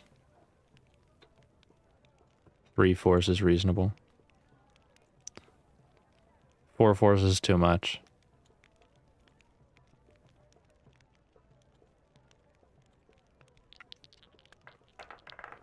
Okay. But yeah, that's a goofy interaction. Again, it sucks that you don't have...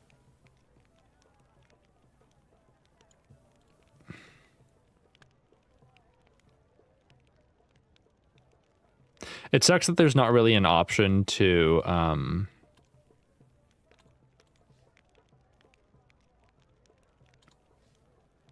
like, use a lot of the other spells. Granted, I realize that's a lot of, like, writing, especially when you add everything.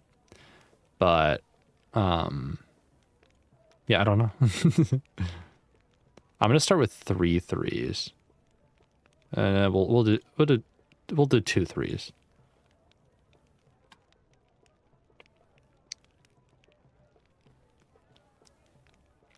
3 3s.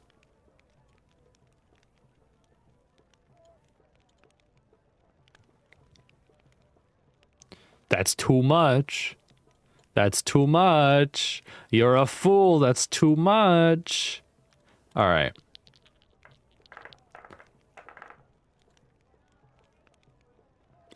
What'd you make of your leader? He seems strong-willed. 3 3s. Oh, we could do 3 4s, actually. It's reasonable. He said he's had 2. There's no way he's got it full. All right, we're calling him on that. But no, yeah. What a bitch. What an actual bitch.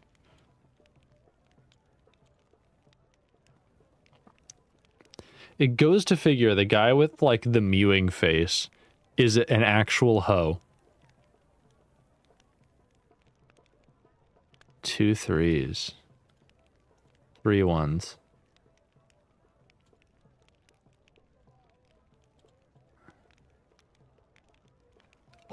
What? Bro. I thought he had me there for a second. That's surprising.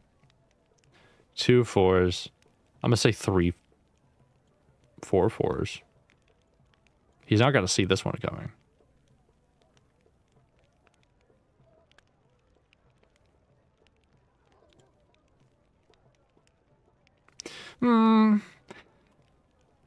I'm calling you. You don't have more dice than I do. Agree. Once more. I'll take your money, then I'll fuck off.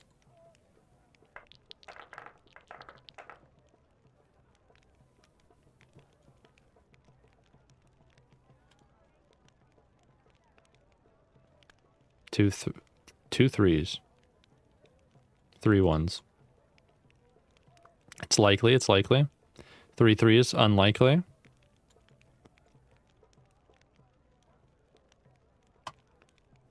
Dude, let's go, man. I'm so goated at gambling. I should go to a casino today. I'm immediately going to a casino once stream's over. You can't convince me otherwise. I'm kind of a gambling maniac, you know? I'm the best gambler this side of the Mississippi. Prove me wrong.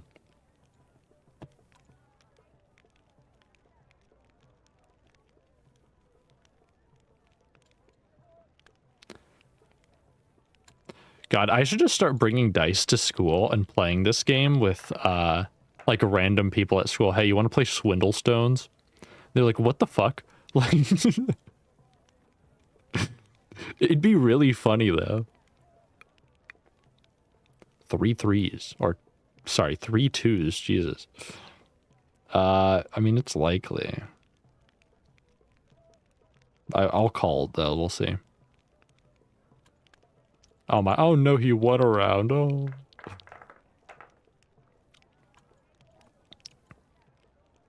One, two. 2 Fords.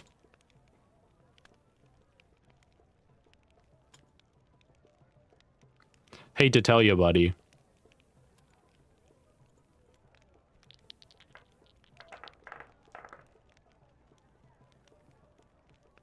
I don't have shit, man. That's sad. 2 ones? Oh, you fool. You absolute fool. You absolute fool.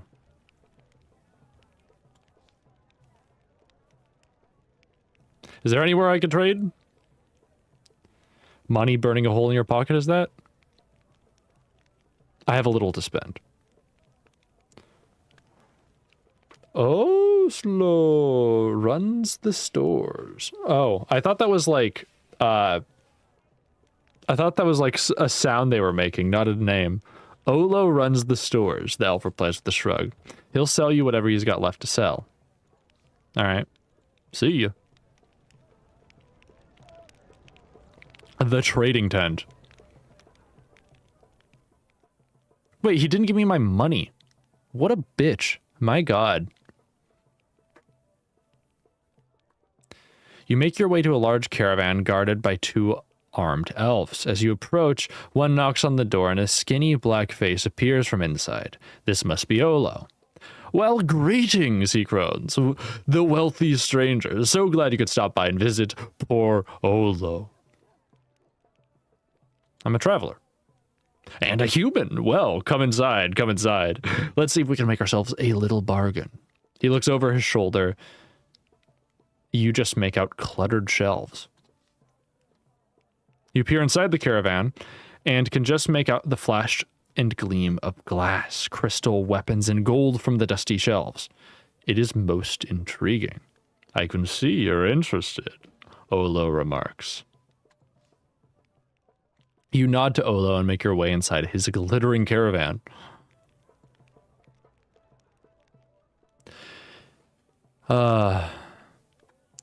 It takes a moment to adjust to the gloom, but as you do, you realize there is a veritable treasure trove of valuables, magic items, and equipment. Olo smiles as he sees your reaction. And what is your taste, stranger? The weaponry, sorcery, or are you a craftsman? Perhaps some treasures to give a special someone at the end of your journey. We have it all.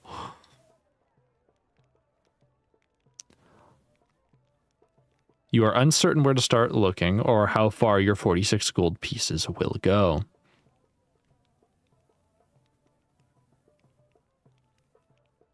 Secrets of the Backlands.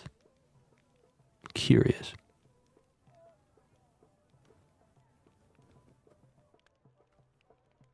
Oh, I could finesse this man. I could finesse this man by creating an illusion of treasure. I'm gonna have to run, though.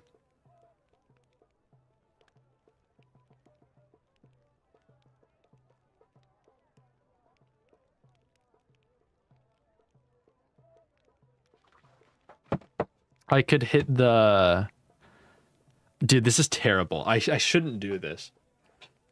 I have like 50 gold pieces, but I have no clue what part 4 of the game will hold, or what I can buy when I get to the other city.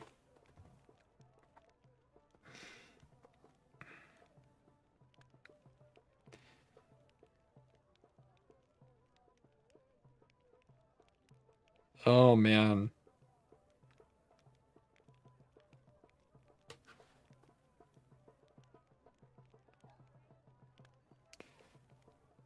What should I do? I don't even know if I can do that spell. Let's see.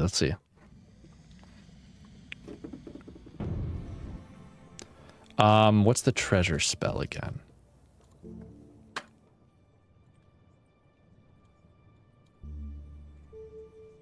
God, illusion of worship. Yeah, we can't do that.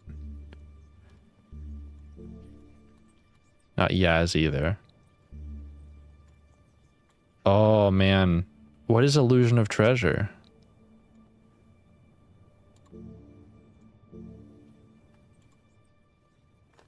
Hold on. Spellbook. I'm looking for it. All right. Oak sapling would be epic. Yellow powder would be epic. Fire of water would also be good. Gold-backed mirror.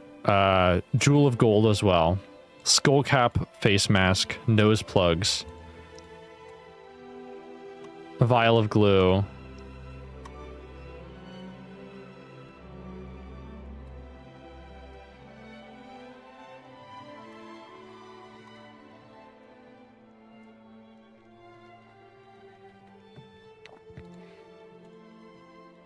I think it would be best.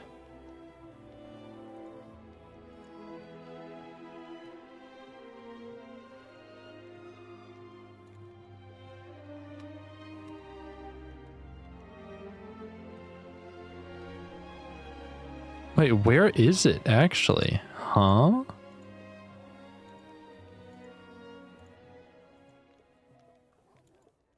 Oh, dud. Okay, here it is. It's 1 stamina too. Okay. Let's see if we can cast dud. I don't think it'll let us.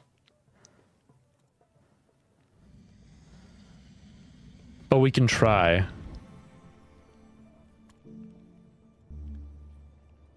Oh, we're gonna have to rewind. He knows exactly what's going on. Consulting the stars, you bind your magic, and after a moment, golden jewels begin to spew forth from your sleeves and the neck of your boots, rolling across the ground. Olo spits at you. Don't you think I know illusionary treasure when I see it? You can't stay in business long if you don't. He cuffs you cheerfully around your head and directs your attention to the back shelves. Olo reaches up and plucks a price tag from an item. Please ignore these, he says. They're salmon prices, not the same out here. Fuck. We're using our rewind. Alright, browse for magical items.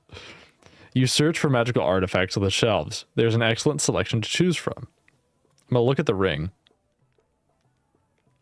Your eye falls on a ring, beautifully polished, that hangs from a hook. A pearl, Olo says, from a giant oyster in the Dadu Yadu.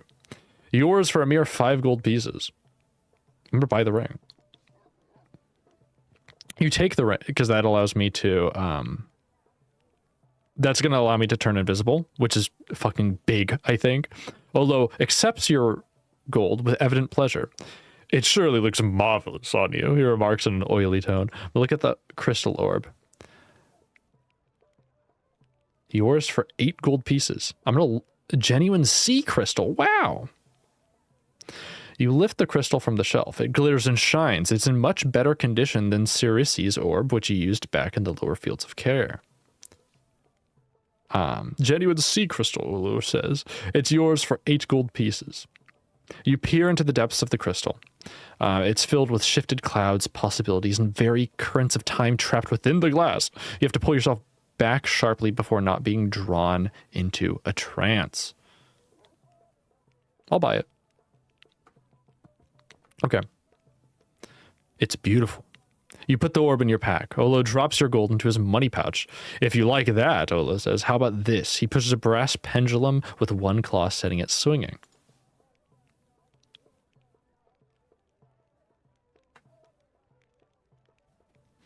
The pendulum is light but well made. You set it swinging and watch the light flashing from its weight. This costs 8 gold pieces, Olo tells you. It's a very fine piece of metallurgy.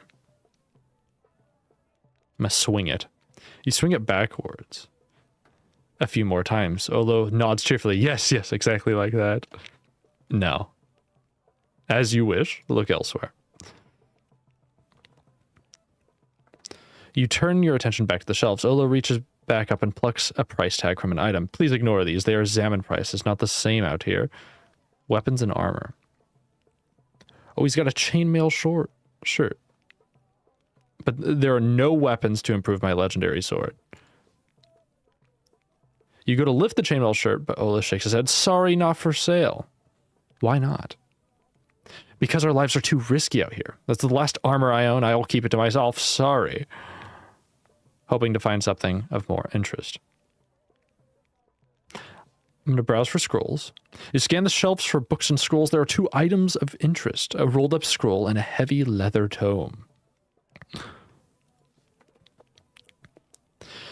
Ooh, you lift a heavy leather tome from the shelf and open it, only to discover it's a spell book prepared by the chief mage of Analand himself. Where did you get this? These books are closely guarded treasures from a passing traveler. She traded it for a fine sword. She seemed to think only a weapon could keep her alive out here.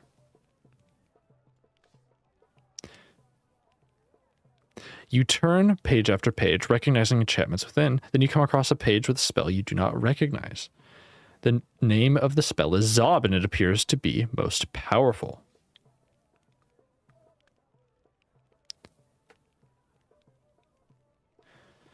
You flatten the page to read about the enchantment in detail, but Olu yelps and grabs the book from your hands. Please, he says smoothly, I'm a businessman.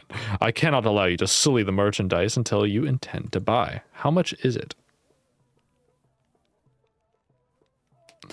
It's clearly of value to you, he replies, having seen the interest with which you turn the pages. I think 12 gold pieces.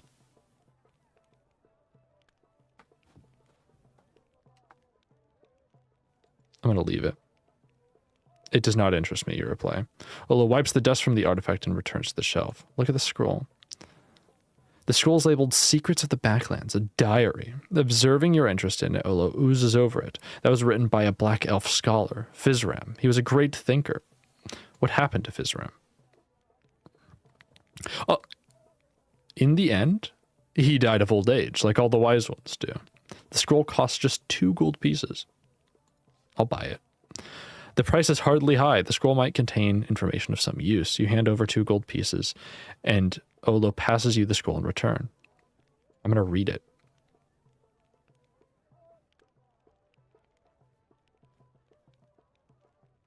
You open the scroll and scan it over. Most is written in a tiny, spidery, illegible hand. He was very ill when he wrote it, Olo says apologetically. Some parts are clearer than others.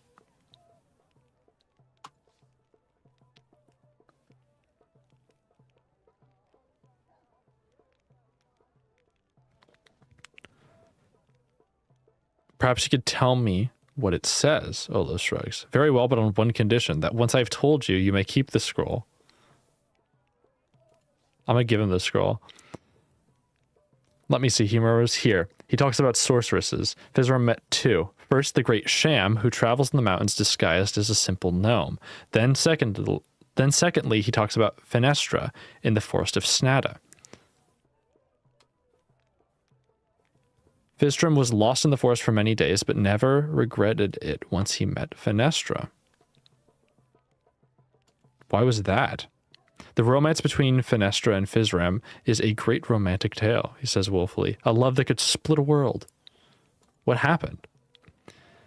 It's a most loving story. He came upon her home when he was starving and grievously ill, having been attacked by invisible snattercats. She took him in, and their friendship blossomed, and only after 2 days he had to leave once more. Why did he leave? It's not recorded. Most likely Fizram's great duties drew him away, despite Fenestra's desire for him to stay and teach her his wisdom.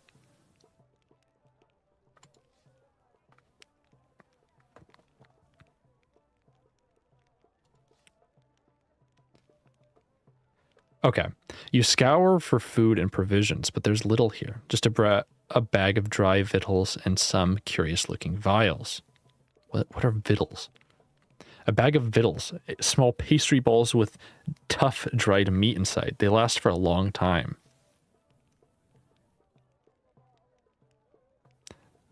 Enough to last for 4 meals.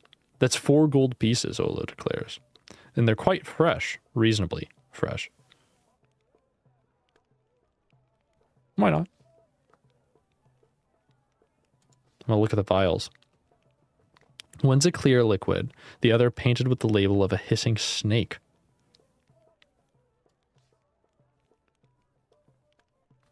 The contents are certified as water from the holy springs in Dadulay. Is this genuine, you ask? Olo nods empathetically. It's 4 gold pieces. No. You're hard to please, Ice Snake. Look at the vial of snake. Oh, it's a snake bite antidote. I think I still have one. It's 4 gold pieces each. You do not need it. If the 7 serpents bite, no antidote will help. Olo nods at you fervently. I'm gonna try to sell something.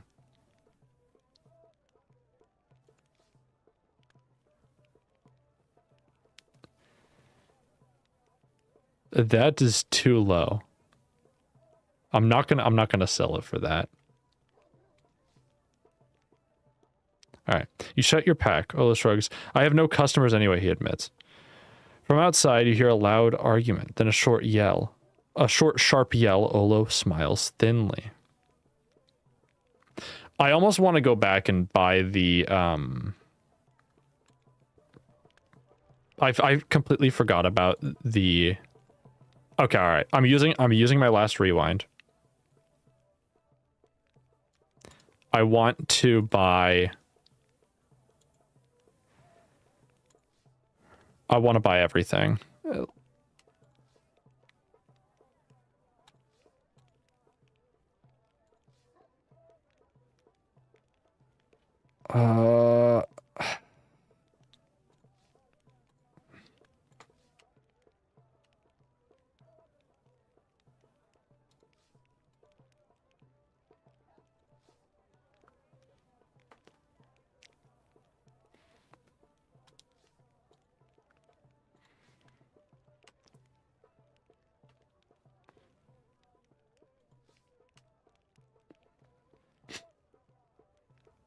Sure, I'll buy it.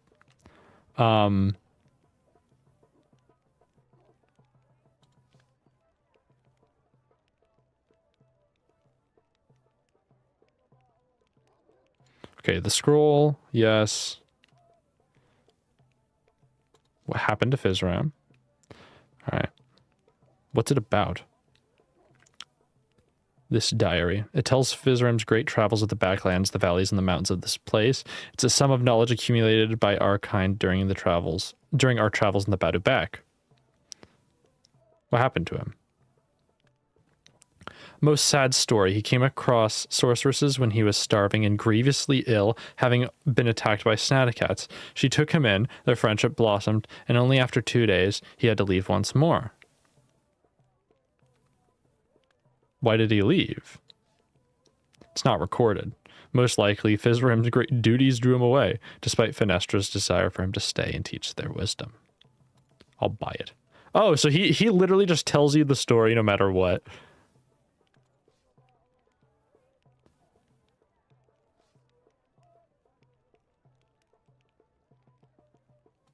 No.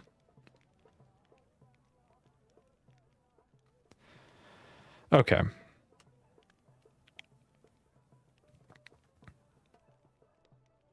Right. Let's buy the victuals. Buy them. Okay. Look elsewhere. Do we buy the armor? I'll give you 20 gold pieces for it.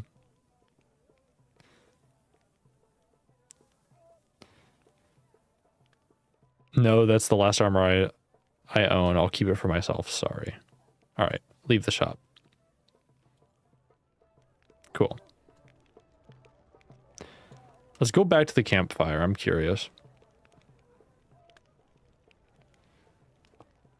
Burn the duplicate spell book. Why? Why would you ever do that?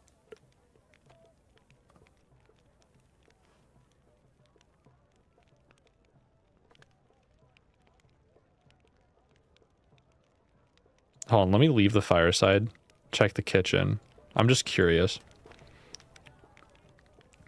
Thick, generous smells drift from inside, making your mouth water. Oh, baby. The menu is simple. For 6 gold pieces, they offer you a bowl of whortle soup with gloucester and bread. It's probably the heartiest meal you'll see here out in the waste, if somewhat overpriced. Ask the cook about the food. Is the food good? Honestly, the gloucester's been here for about 6 months and we've been jumping up on it to reach high things, but the soup's the best yet. It'll do wonders for your inside.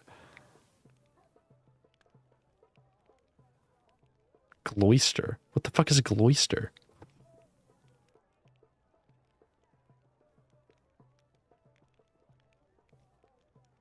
What is gloucester?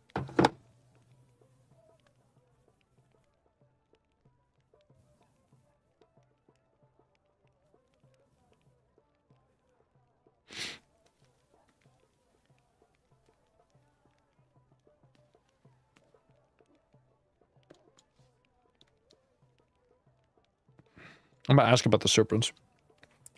What can you tell me of the 7 serpents you demand of the cook? There's a long pause, then her face appears out. Did you say serpents? The 7 serpents. Come with me. She throws down a towel and heads for the caravan door, beckoning with a long, thin finger for you to follow. You follow her to the door of the caravan. The assembled crowd is still milling in the camp. The cook brought out a soup pan, and she bangs it with a ladle. This man asks about the 7 serpents. Or about the serpents, she cries. So, murmurs the elder, you're the reason the serpents have come into the backlands and spread their terror. He's thinking hard, his eyes narrowing to slits. A moment later, he seems to have decided something. Come with me, stranger. I think we might have something you'll be interested in.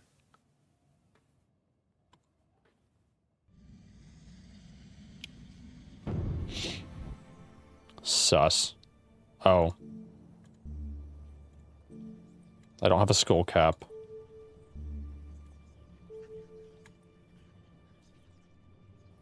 I can't sus. How?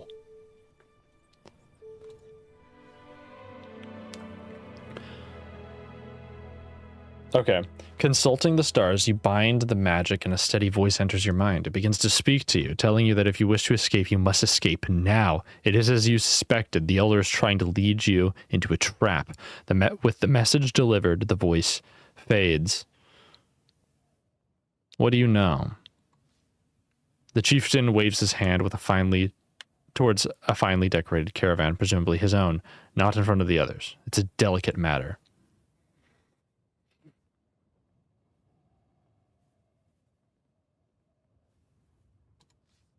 You shake your head. I'll trade with you and talk with you, but I won't trust you.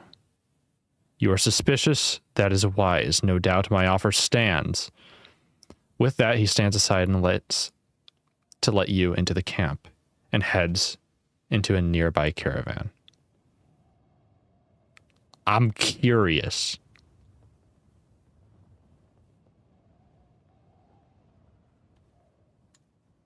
Okay, listen. The voices are telling me that it's a bad idea and I need to get the fuck out. I'm gonna trust the voices, but I also want that fucking skull cap. No, okay, hold on. I cannot min-max this, okay? This is cheating if I know how it's gonna turn out. We're leaving.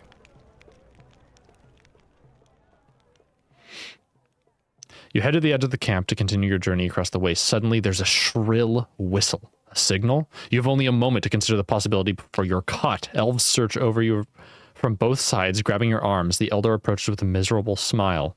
What is this? The 7 serpents are looking for you, the old elf replies darkly, which makes you of great value. He gestures to the elves. You know what to do, he declares.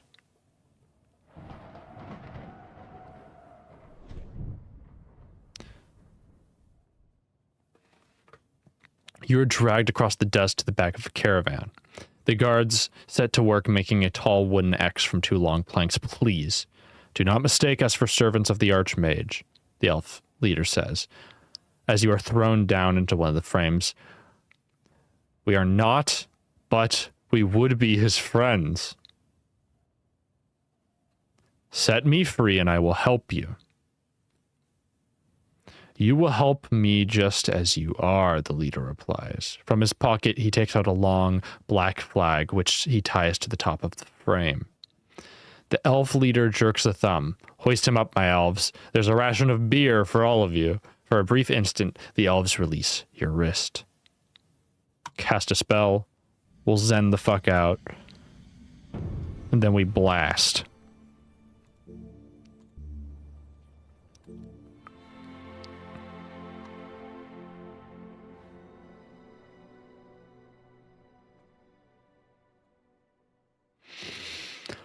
Well, that was interesting.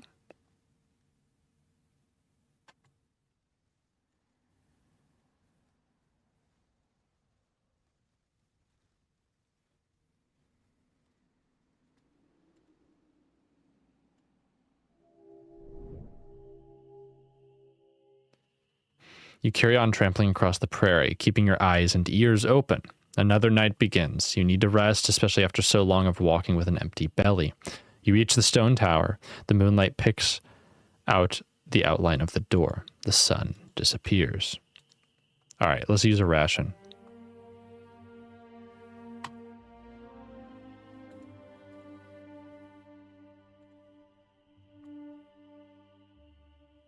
You step back inside, glad to be under the shelter from the icy wind. Let's rest at the base of the tower.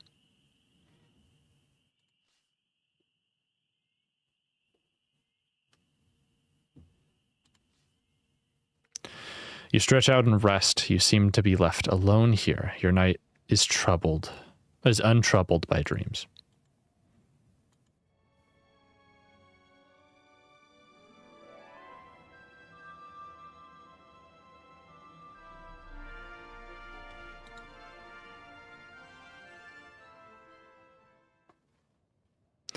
The sun may have risen outside, but only windows here are thin slots. Inside the tower is cavernous and empty, but for a stone staircase that spirals to the top. The hatch at the top of the stairs is open. Now is the time to move on. You can go back out to the plain or up the tower once more. Up the tower we go then. All right. Hold on. Right. We kind of got lost in the caravan just doing shit there. Okay, what's the play here? What is the play?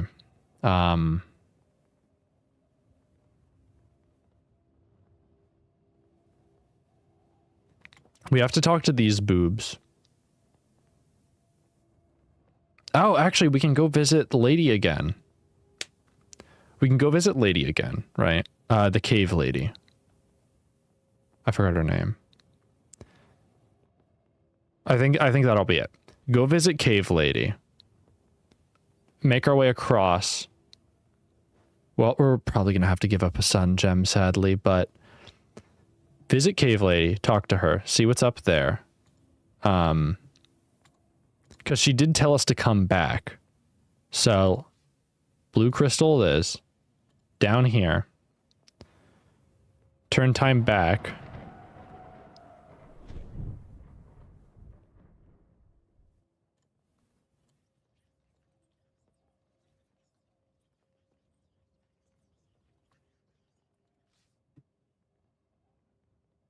All right, climb down the tower.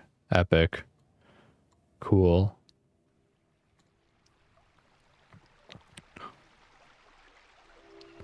Road west. All right. Cross the plain. Yippee.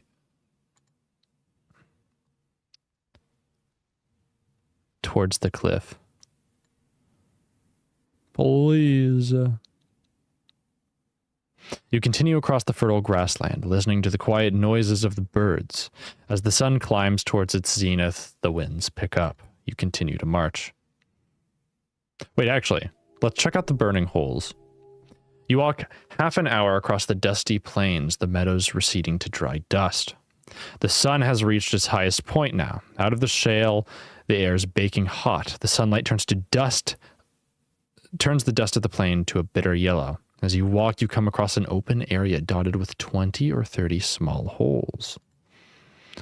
Each of the holes is about a cubit across and puckers up from the ground as if made by a gigantic needle pushing from underneath. Thin columns of dust rise from some, drifting specks gleaming in the midday sunshine. A flash of something catches your eye, but by the time you turn your head, whatever it is gone. You go over to the nearest hole and peer down, but you cannot make out anything in the darkness, no matter how, and it's not clear how far the hole goes down.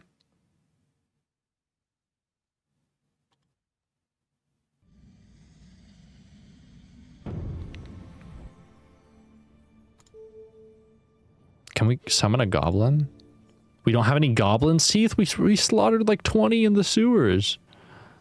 Oh, okay, I'll reach down. You reach into a hole. A moment later, your arm erupts with pain. You pull back and a jet of hot steam erupts upwards from the hole. Again. Stealing your courage and ignoring the pain in your arm, you reach into the hole once more. There's definitely something there.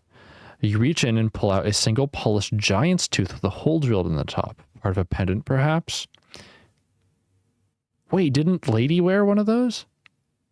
You pick it up and put it into your pack.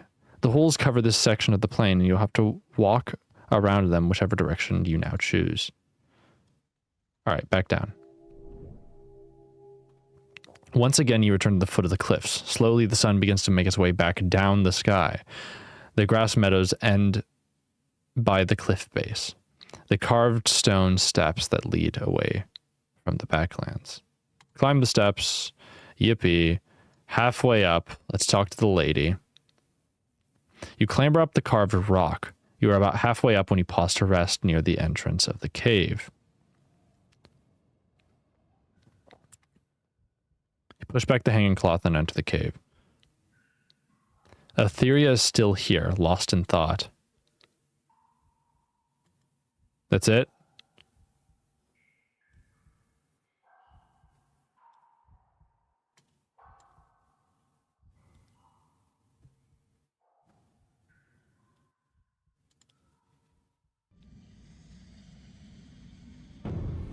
So we just came back for nothing. Let's just sus because it's funny.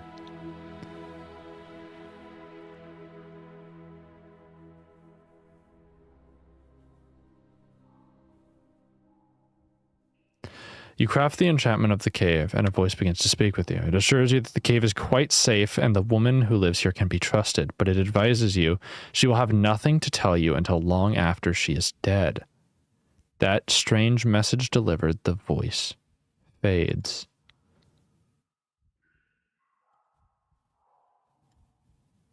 Okay. So we're gonna go God fucking damn it. We're gonna have to go back to the tower, come back to the cave, teleport up. Alright. That sucks.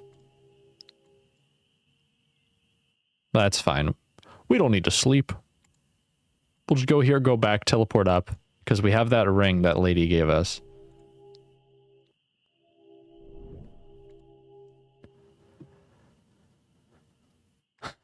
Okay.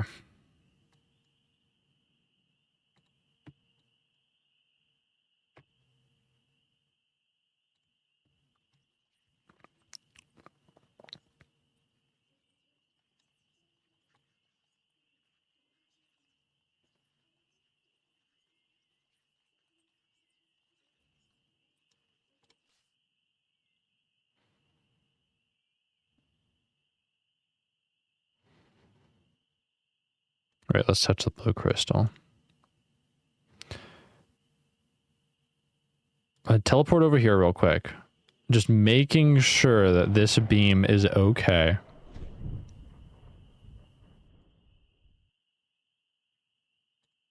Adjust the beam.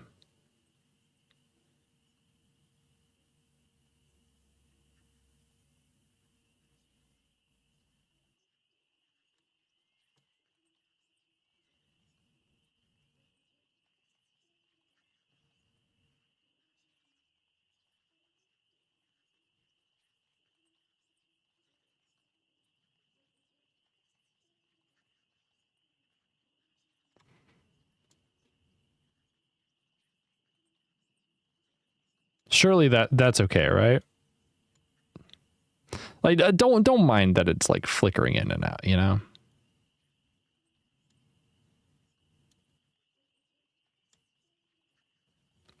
Yeah, that's fine. That's fine, man. That's fine. All right, blue crystal time.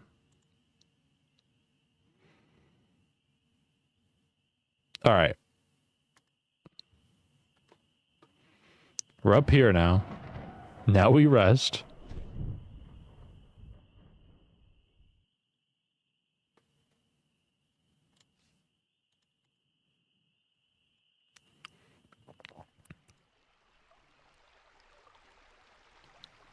All right. Day 15. Oh my god, we've wasted a ton of time going back and forth. Surely this lady's going to tell us something very important. Right? You'd hope.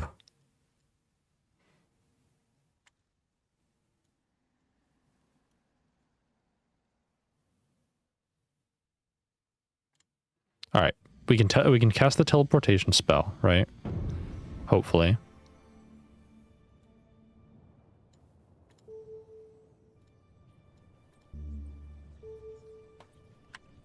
Maybe.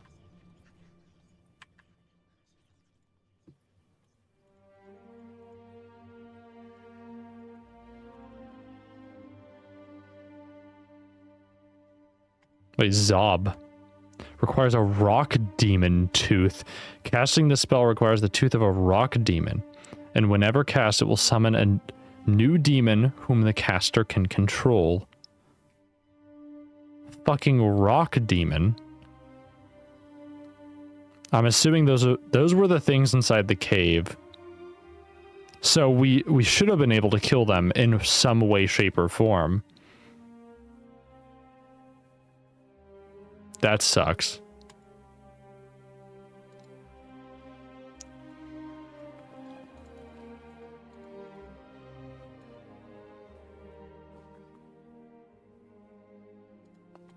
Okay.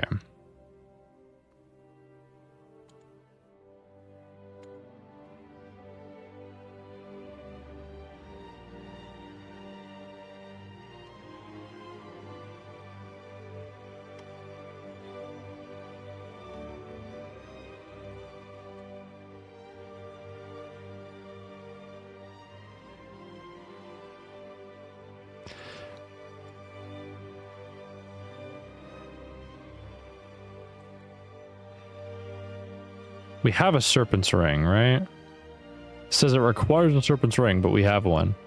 So... at least it said we had one.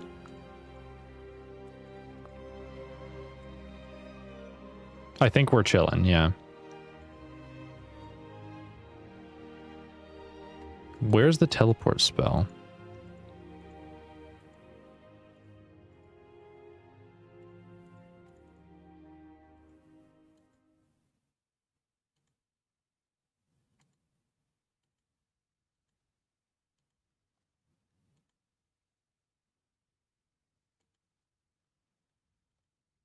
We can try Zenning if we really need to. Zenning or Zip. Zip is what I was thinking of.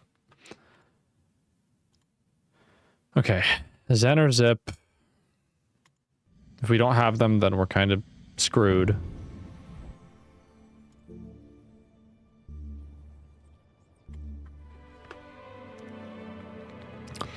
Reaching up to the constellations overhead, you create a spell and the ring of green metal on your finger begins to glow and glitter.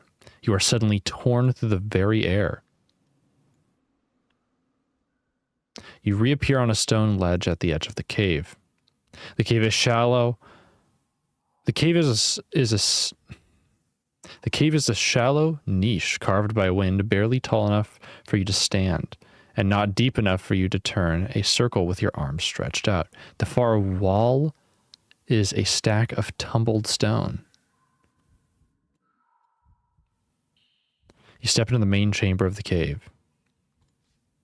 You look around the cave, but a few subtle marks on the wall are all that's left of Illyria's pegs and hooks from which she hung her pans, clothes, and tools. Things with 6 legs, things with more, crawl from cracks in the rock over your boots. Examine the back wall.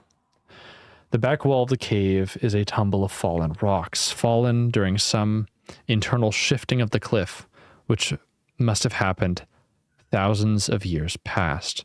The fallen stones are huge, some the size of horses, some larger. But through the gaps, you can make out something beyond. You attempt to lift a few of the stones away. You attempt to lift a few of the stones at the back of the chamber, hoping to clear some passage through, but you can barely lift even the smallest of them. Whatever lies behind this wall has been buried too well for too long.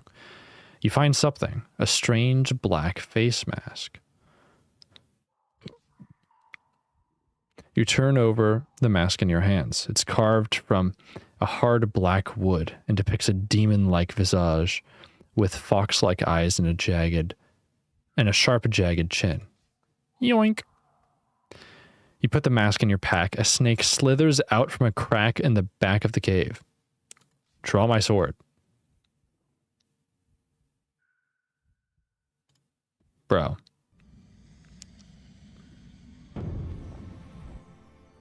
How? I'm just curious to what it will say, because apparently if you suss in how, it'll tell you things about the area that you're in, which I wasn't aware was a thing.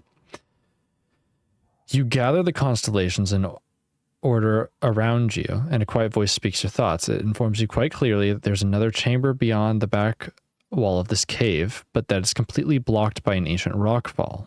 As message delivered, the voice fades.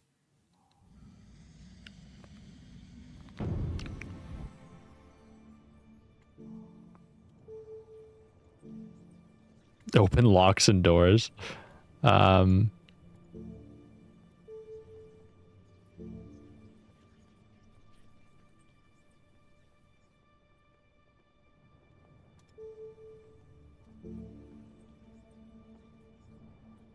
There's not much of an option here. Yeah, we can't really do anything.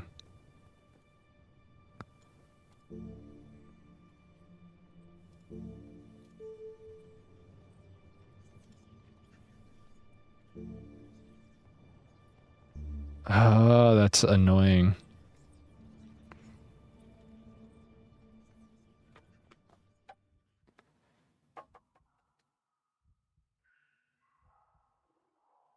I think I'd have to go... Oh, my fucking God. If I'd have to go back in time again, collapse it then, so then... Oh, my fucking God. It's gonna be something stupid like that, isn't it?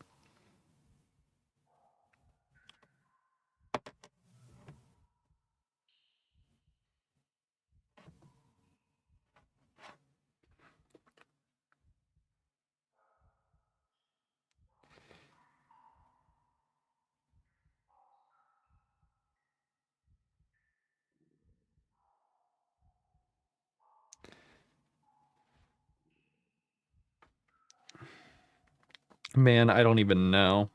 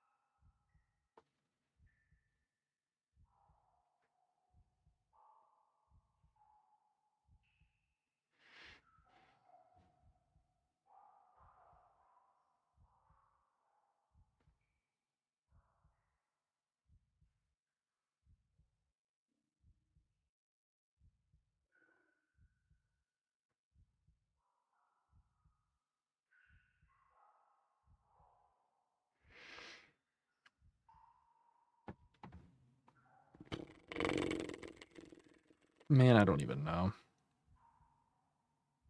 Okay, hold on. I don't even care that I'm going over the rewind. I do not want to go through all of this again. So what we're doing here, cave, okay? We're collapsing this section.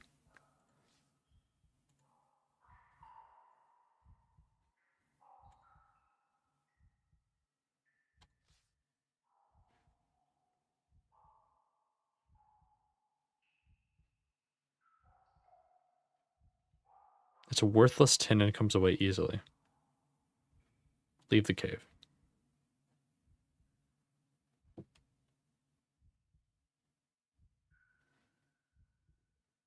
All right. Now we should be able to go back, return, and we'll be chilling. This is a lot of back and forth for something that I feel like is going to be mid-tier at best. Go back there. Hold on. I clicked on the wrong thing. Okay. I goddamn girl. I appreciate your help, but my brother in Christ.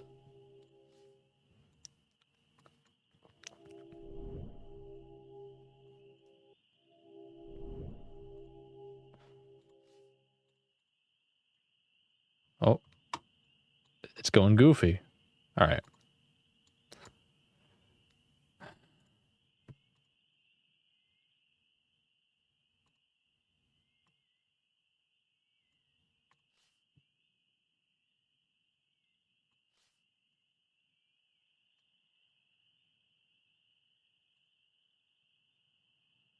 All right, let's go talk to the lady again.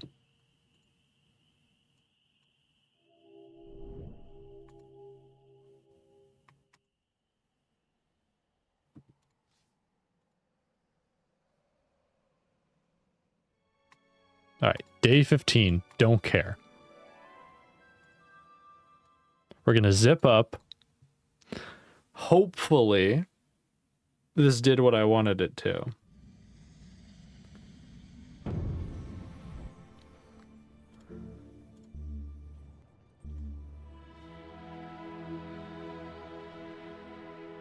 All right, by the cave.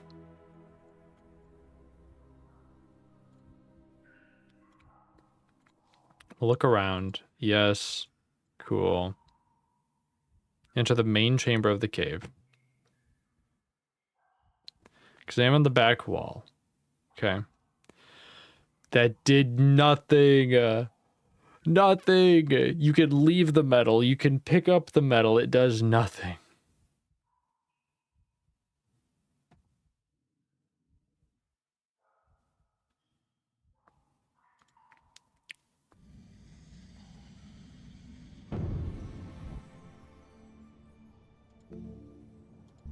Big.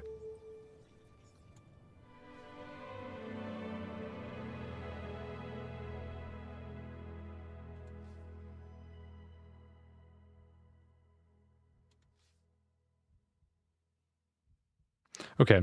Using your increased size and strength to begin to clear the rock fall at the back of the cave. You cannot shift all the boulders, but you clear enough space to squeeze through, or at least you will be able to squeeze through once the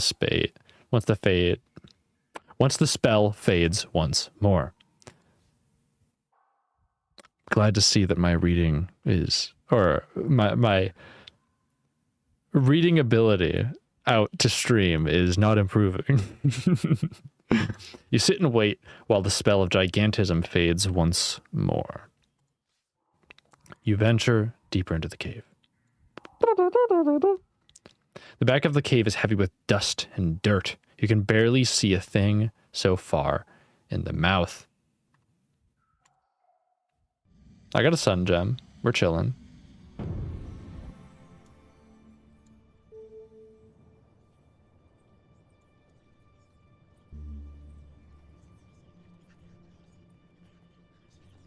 What?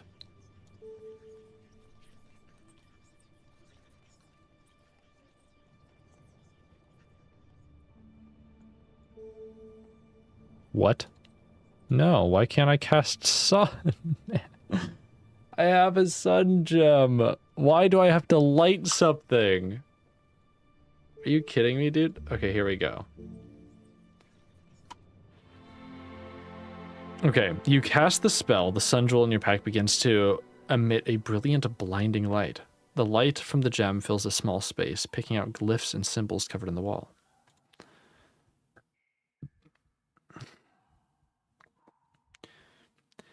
Near the bottom, almost at the floor, is a square area which has been carved out with great care and precision. It contains a few lines of text still legible after all these years. The moon rises in the mountains and falls in the fire of dawn. The ferryman has an air of deceit. Only time can destroy time. Look for water in the deep water. Good luck, my love. You look near the ceiling. There are a few carvings high up, presumably because the carver herself was not especially tall. Those you can see are strange and indecipherable. The spell fizzles out, and your gem fades to dark once more.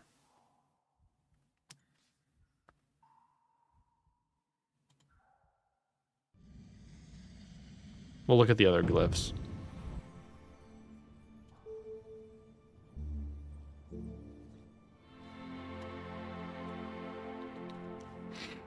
You head over to the back wall of the cave and trace the symbols. As you can see through the dust and grime, but nothing of any significance stands out to your eyes. You use the moment of the light to look around the carvings of the cave wall once more, but most have worn away over the centuries, or have been drilled out by drops of water, dust, and dirt. The spell fizzles out, and your gem falls dark once more. Okay, yes, we got the location of most of the serpents, I think. Did we? Was that what we got? That's the water serpent. But she was saying shit about some other people. Hold on.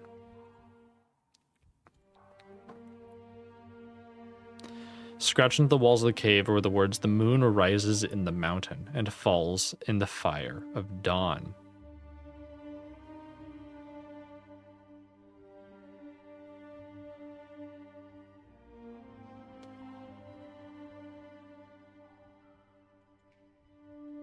The ferryman has an air of deceit, which probably means that he's the air serpent.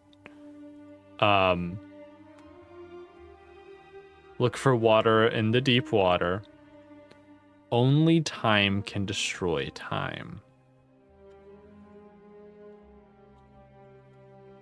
Okay. I'm gonna eat a ration.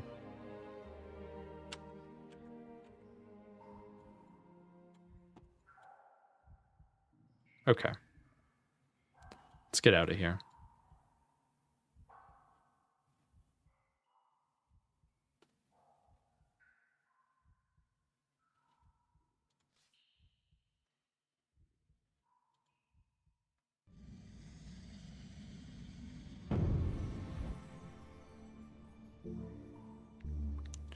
Gently float down.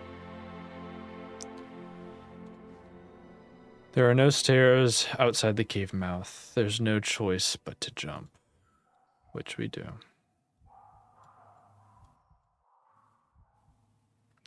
You jump and drift gently down to the valley floor.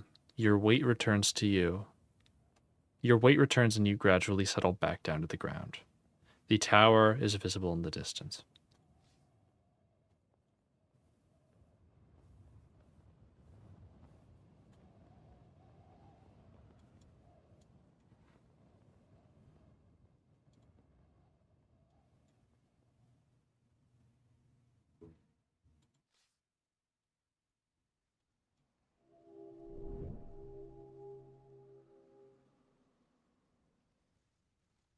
Okay.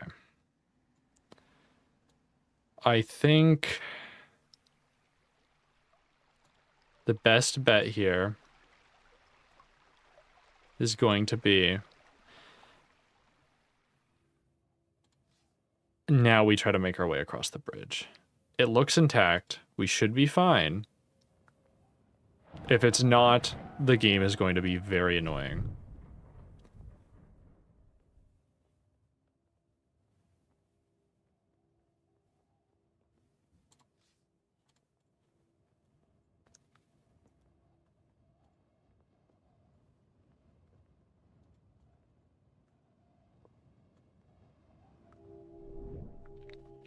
All right.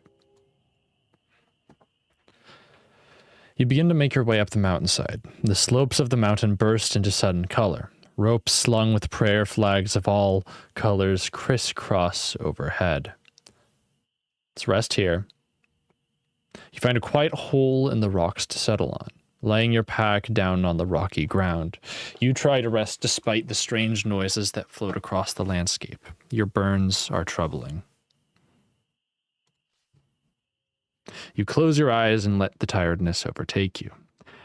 The night is kept busy with vivid dreams. You hang limp from a cross of wood thousands of feet up in the air. A flock of crows are slowly rising, intent on taking your eyes. You see yourself outside your body, reaching to touch a blue crystal in the brass socket. For a moment, a beam of light shines upwards across the clouds, brilliant and alive. Meanwhile, your body burns and crumples to dust where it stands. And all the while, you hear distant laughter from the east.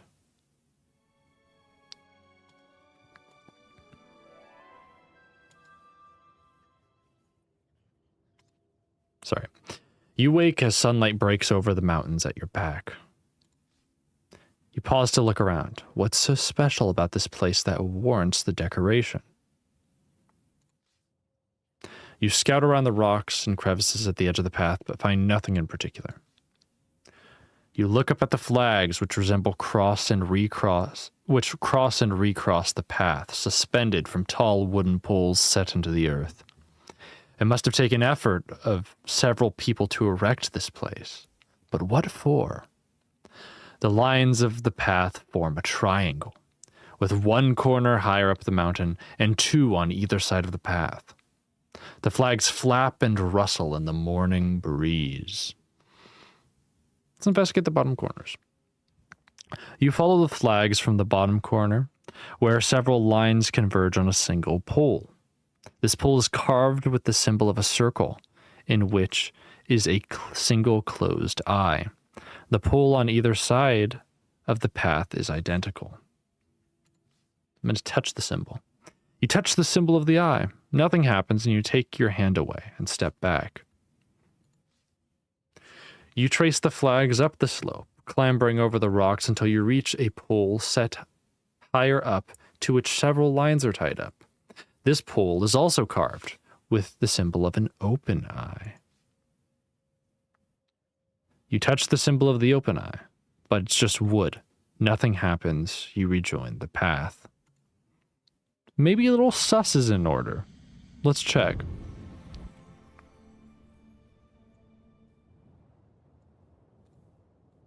There we go.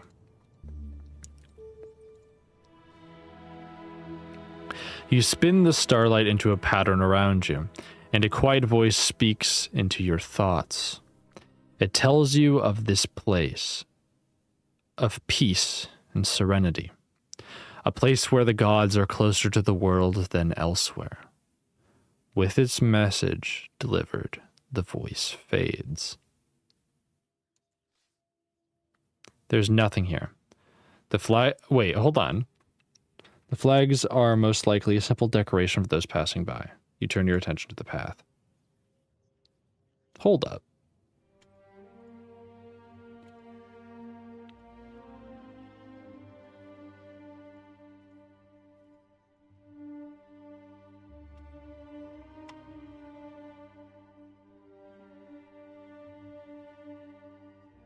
Now, I want to go back and how.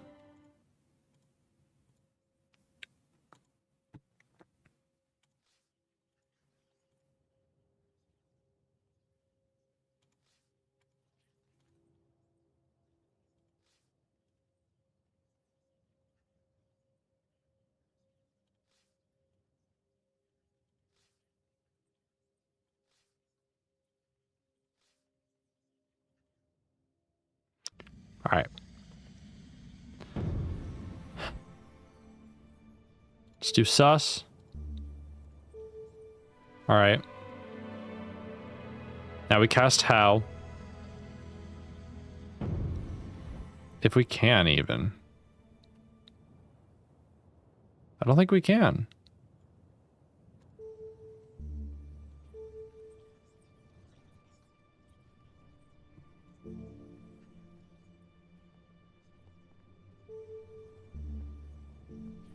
Cause depression. I'm just gonna sap one of the gods. Fuck you. That'd be funny, actually. Can you cause depression on the gods themselves? That'd be kinda neato, just a little bit. Let's do protection from magic, just in case. We can cast other spells, too, I guess.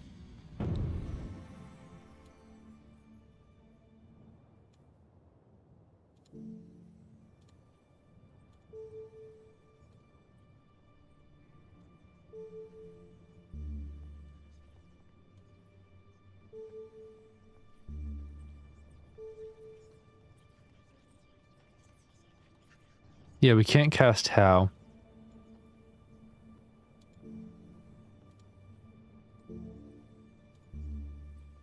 Making ourselves big won't do anything either.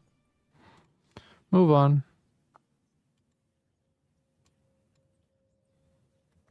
Okay. You continue to wind up the path to the top of the mountain. Your veil of magical protection shimmers out of existence. The air moves a little, still icy, but fresh. At the peak of the mountains is a sudden plateau looking downwards across the marsh is to the east. But you do not need to tramp through them again. The magnificent stone bridge spans outwards from this peak. A way eastwards, you strides forward, but a figure emerges from a low hut by the head of the bridge and blocks your path.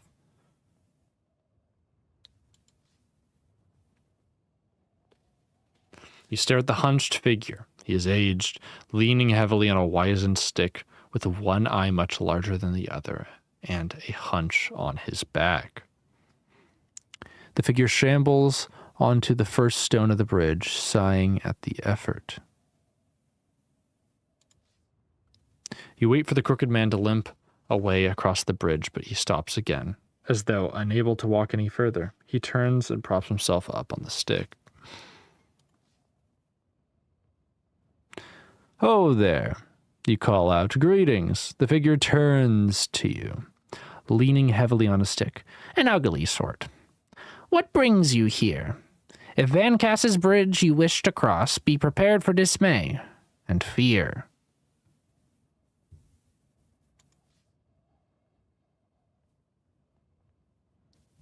You nod and approach the bridge. "This is my bridge. It spans a rift. To pass, you must provide a gift." The sudden image of an orb of crystal pops to your head. I'm not giving him shit. You're dead in my time. Dim. Cause stupidity. I don't have a skull cap. I'm just gonna zip. No. You bind the spell, readying yourself to teleport. Van Cass responds by tossing a vial of what looks like glue at your feet. You feel yourself bound to the spot, and the teleportation spell fades. Van Cass nods. "Curses like chickens will round yon head be flocked," he murmurs, "lest you learn that every spell you cast is by another blocked." You recognize the spell he cast, so the enchantment of gluing matches the sign of teleportation. Ooh. So I could just keep learning things from this man.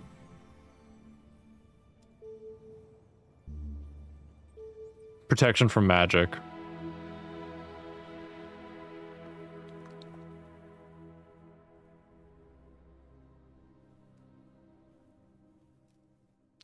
You move the stars into alignment around you, but the spell seems to fizzle out. Van Cass shakes his head. If you will not learn the rule, he replies, you must expect to be taken for a cretin. A cretin. Okay.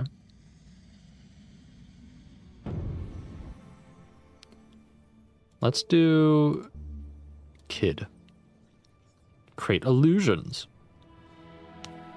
You craft the spell, turning the bone bracelet about your wrist as you ready your mind to create an illusion. But Vancast seems untroubled, casting a spell of his own that you cannot see. A moment later, the air is clear from enchantment. Surely I can just wear this guy out, right? Let's try dim.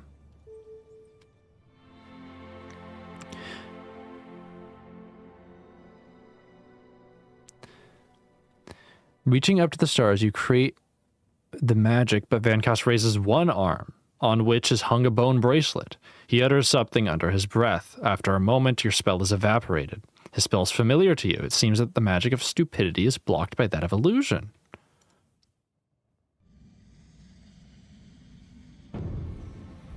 Yeah, so we can just keep farming this guy for knowledge. Yo.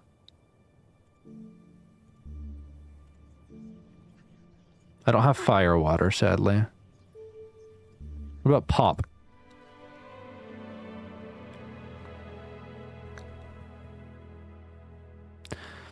You bind the constellations into your design around you. One of your pebbles begins to glow and pulse with energy, but then Vadencast responds, throwing up some kind of invisible barrier between him and you. A moment later, your pebble has faded to a mere stone, and the wall is gone. You know his counter magic. It would seem that the pattern of barrier negates the spell of explosion.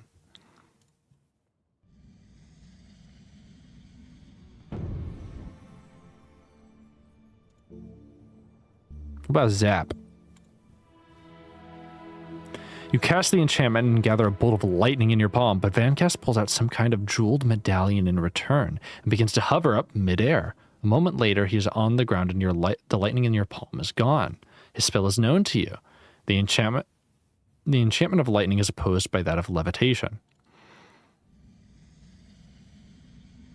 We're just going to keep farming this man. I don't even care.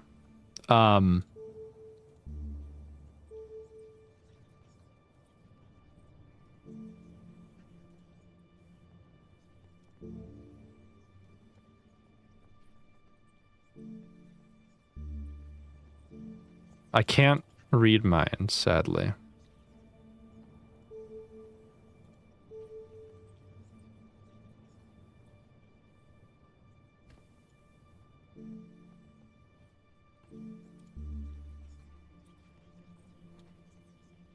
Oh man, what other spells do we have?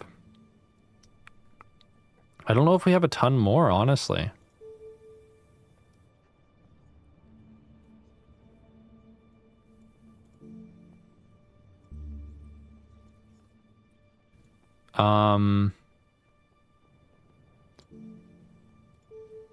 We already tried pop. We already tried zap. We already tried zip. Surely this man doesn't have any more glue.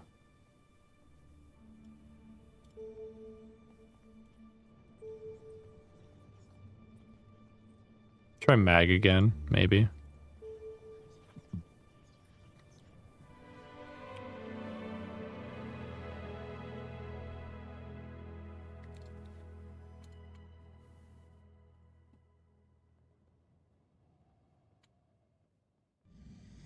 Are there even any more spells we can finesse this man to teach us? Wait, hold on. Let's look at the spell book now.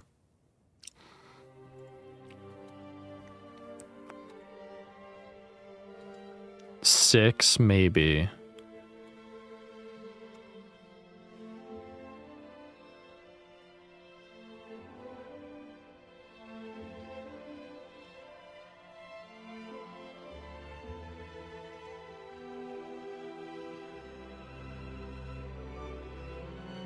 We can do dumb law.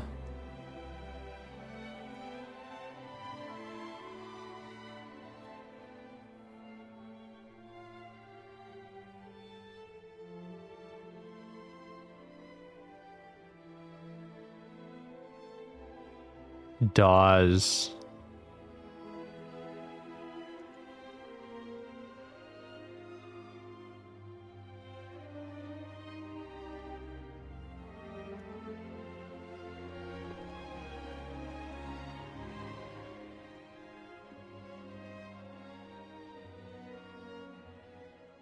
I don't know what else there is.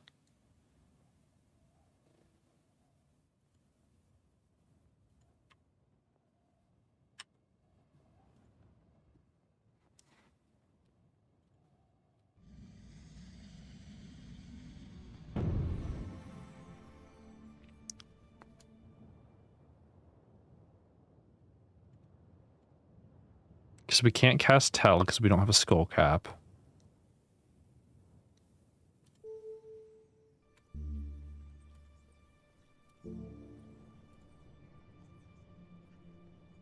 Maybe we can zip across. Surely he'll run out of glue eventually.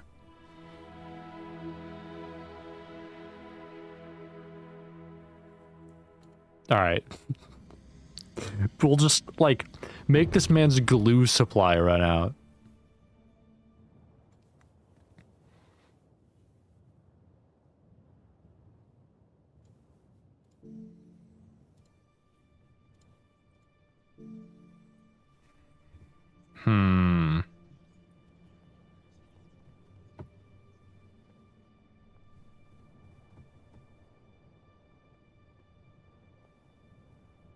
I don't know.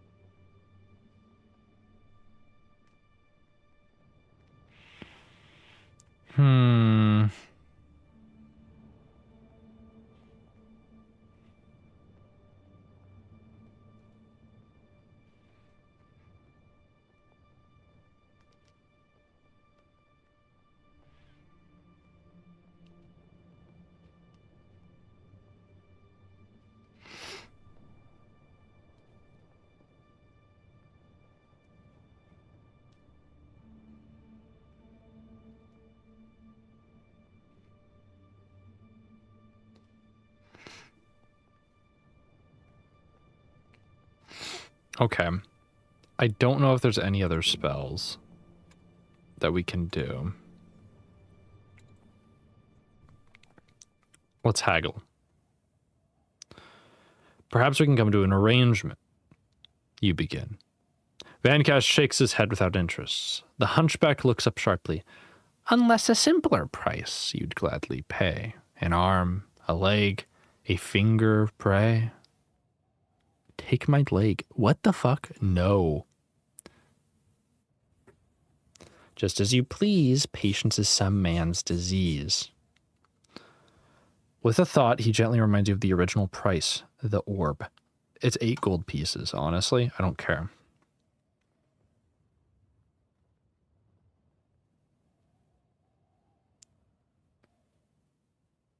Reluctantly, you hand over the glass orb.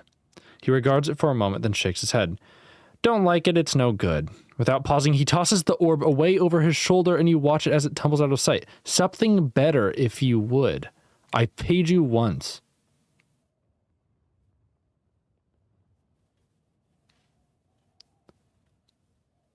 Oh my fucking god. My bridge is both east to west and back it spans. So pay for one, then you must pay again. So he wants a sun jewel now. Bruh.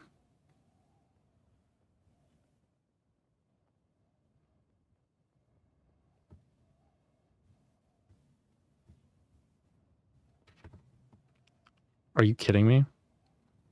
Do I just try to attack him?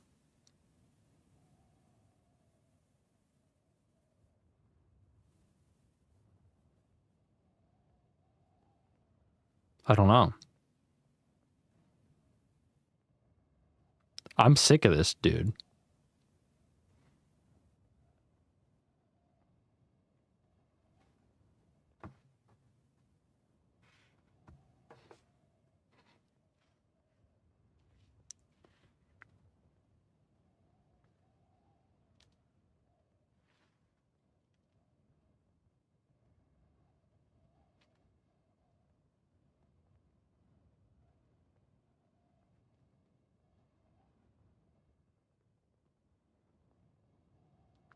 Fuck it.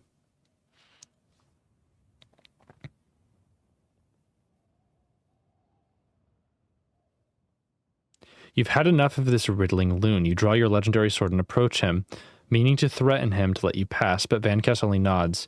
Your rage is wasteful, 'tis best neglected, he says, but your price is fair and is accepted. I'm gonna kill him.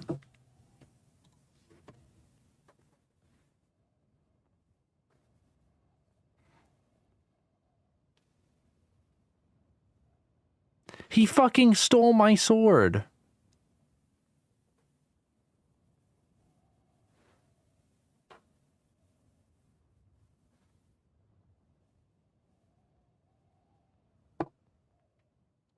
I'm going into that fucking hut. Bruh, hold on. What the fuck just happened?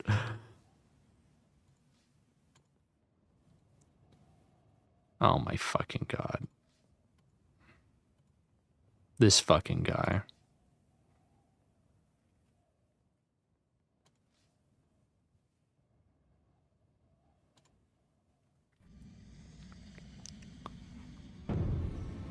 All right.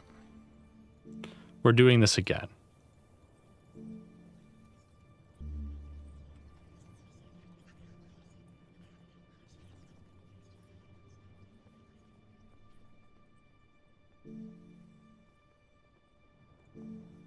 I hate this guy.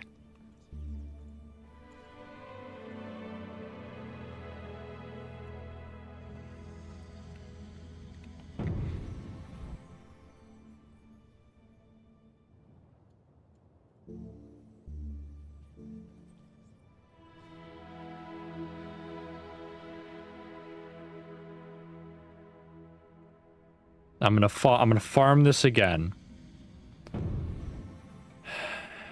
Bruh.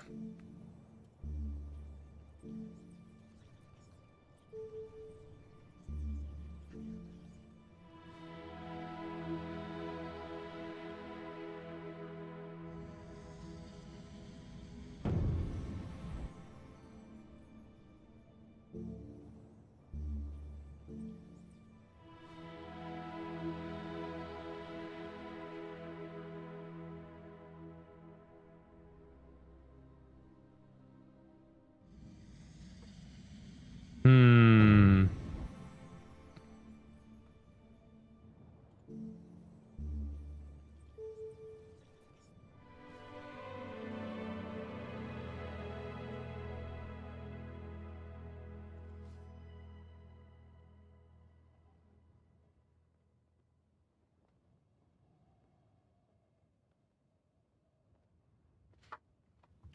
Bro. Okay. What are the other...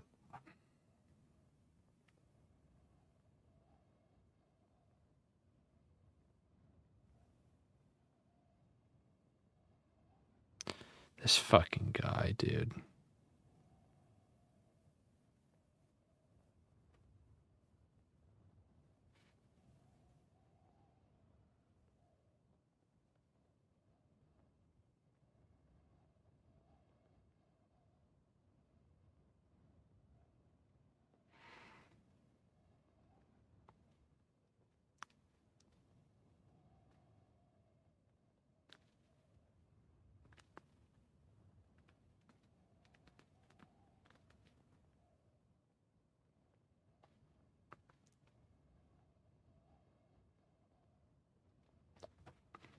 Hmm.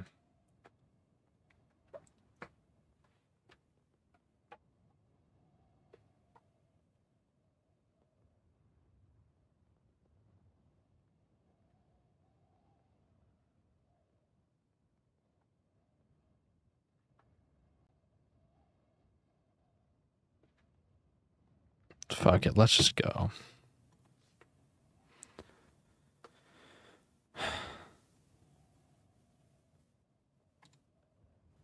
So he's taken so much dog shit that it's just... Oh my god. You step onto the bridge. The rising winds pull at your hair and cloak. The flagstones laid across the bridge top form the straightest, smoothest road you've ever seen.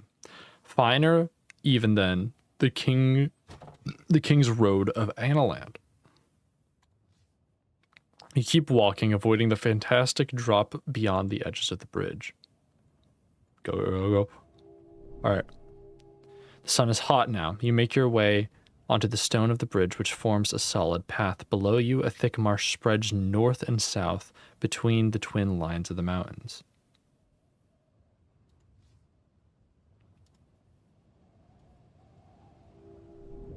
Okay.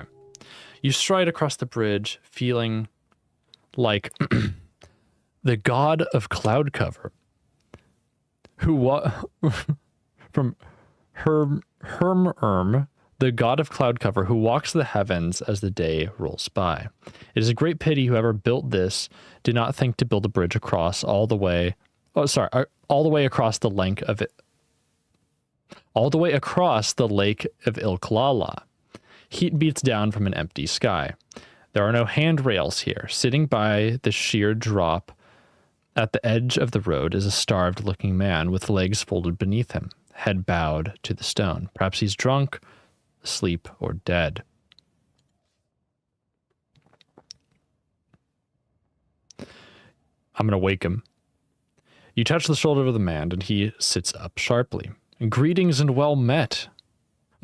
Greetings and well met, he declares. Spare a coin. He slides a palm.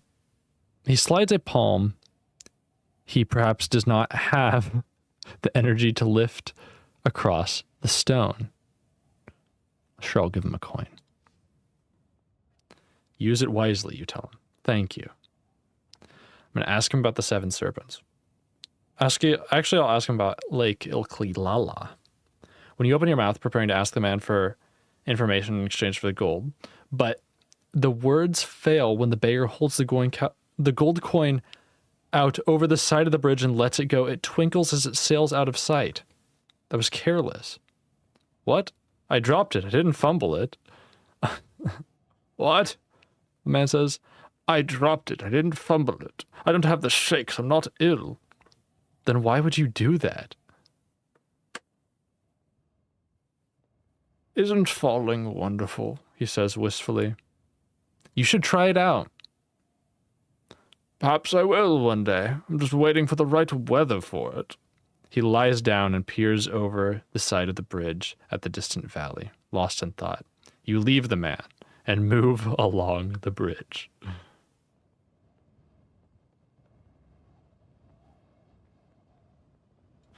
Okay. You continue across the bridge, which is becoming patchy and filled with holes. Just before you reach the other side, it vanishes completely, leaving a 3-stride gap between where you stand and the edge of the next mountain. Jump!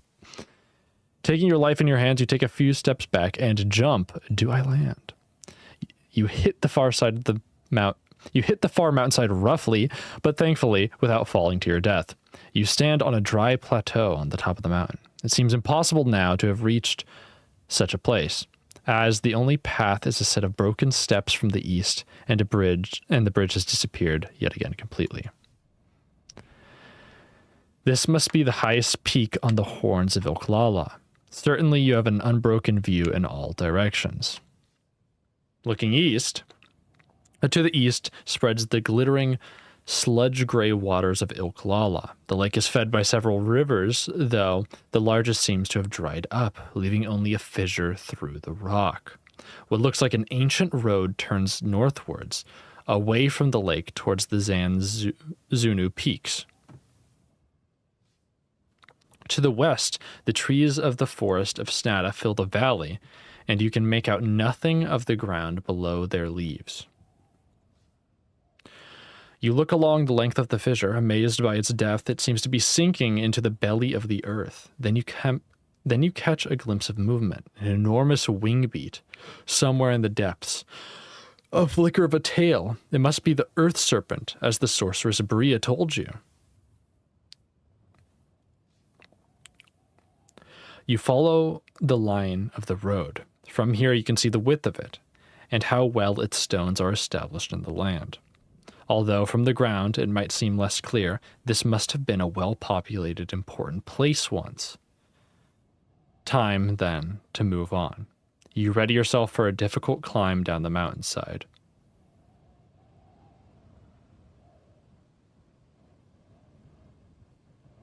Okay.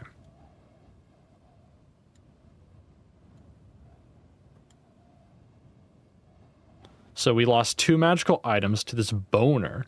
We lost a piece of gold here to this boner. And now, only now, are we on the other side of all of this.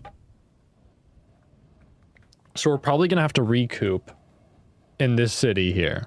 Hopefully. There's a sun jewel. I really don't care about the orb, honestly. I don't really care. You make your way down the mountainside slowly, beginning carefully with your footing on the scree. Clouds begin to tumble across the dimming sky. It'll be night soon. The road down the slope passes a small stone house. The aged wooden door stands a crack ajar. The door creaks on its worn hinges as you push it open. The inside of the hut is simple but well kept. In the center of the room is a table with 1 wooden stool, and in one corner a straw mattress cot. A cauldron sits on its hearth with a roasting spit above it. By the far wall is a sculling boat. It is clear that the boat is an ornament, or else the owner intended to repair it but made no progress. It has several planks missing, no paint, and woodworm has been burrowing constellations into its side. But once it must have been a serviceable carousel. You peer into the cauldron, but if there was ever anything edible inside, it is long since turned to dust. The pot is quite empty. You peer under the table, looking for trapdoors or long-lost items, but there's nothing of interest here. It is clear that nothing is here. You turn to go, and that is when you see the skeleton tied above the door frame. You stare up at it.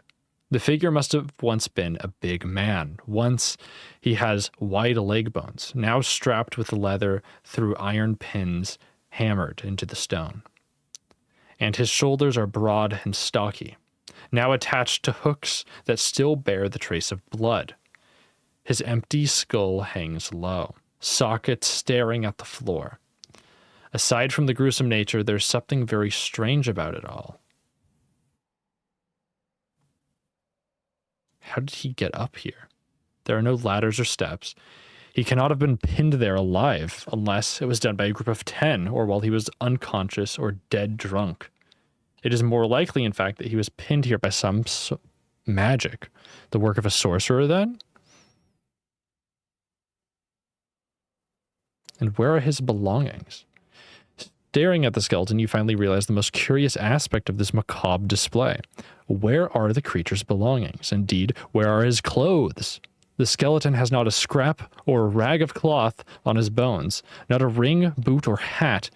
Whoever did this made sure to strip him of everything. What for? Why put him here? Why would you go through the trouble? It isn't public enough for an execution, but it's hardly surreptitious either. Let's hit the sus. Let's suss this out. We cannot suss this out. What the fuck?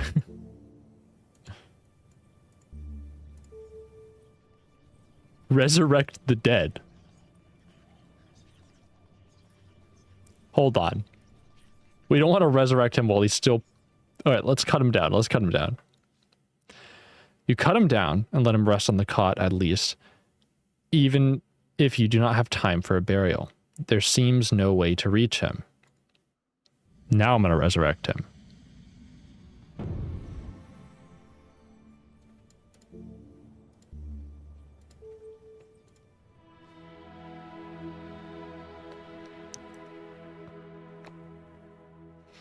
You take the gourd of holy water from your pack and cast your spell. The water begins to shimmer and shine with an inner light. Then you toss the water on the hanging skeleton. After a moment, the spell takes its effect and the creature's head suddenly lifts up. The skull turns this way and that, and the arms tug at their restraints. Who are you? The skeleton's head snaps around as though searching for you. It tugs and pulls at its bonds once more. Its jaws flap open. It seems unable to speak. Oh, and I can't read minds. Because I don't have...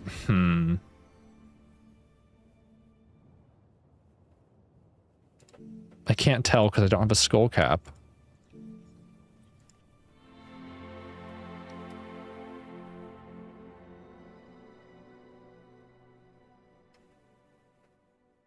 Bruh, that was a waste. We can't go back for that though.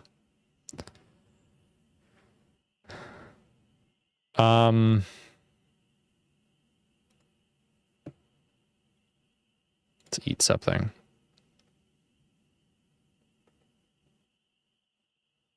All right. The path from the mountains joins the old road. The sun has almost set and the sky has turned a deep purple. Soon it will be dark. You stand in the foothills of the mountain. Looking east, the wide waters of Lake Ilklala gleam in the sunlight. A high point on the rocks would make a good place to stop and eat. Just to the south end is a deep fissure in the land, as though something gigantic had stamped its foot and cracked the earth. You eat a victual and feel much better for it. Let's go fight this fucking serpent. I don't even care. You stride boldly to the edge of the fissure and peer over the edge to look for the serpent. You can see nothing but an endless drop. You keep watching.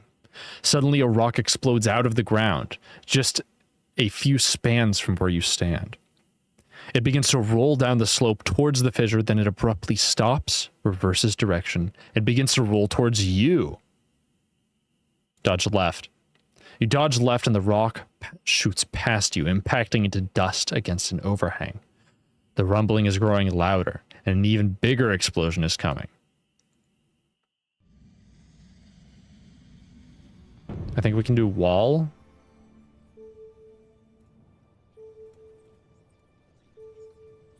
Not walk.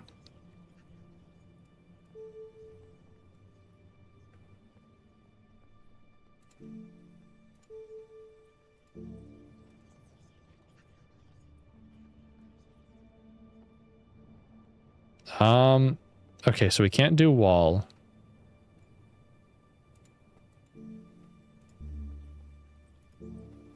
Create wind. Tremendous wind is summoned from the skies, but it's not strong enough to blow any but the smallest rocks aside. The rock surface explodes and you are showered with falling stones. You're knocked to your feet, and the ground opens up directly where you fall, forming the shape of a freshly dug grave.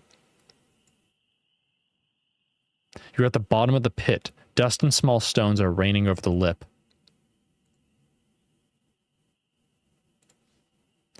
The walls of the pit are smooth, not carved, as though the pit had been drilled.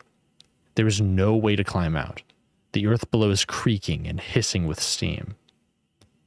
You're about 9 feet below the rim of the pit. You may be able to jump and grab the edge, but it's unlikely. Suddenly, a rocky protrusion breaks through the pit floor. It glows red. It's boiling hot.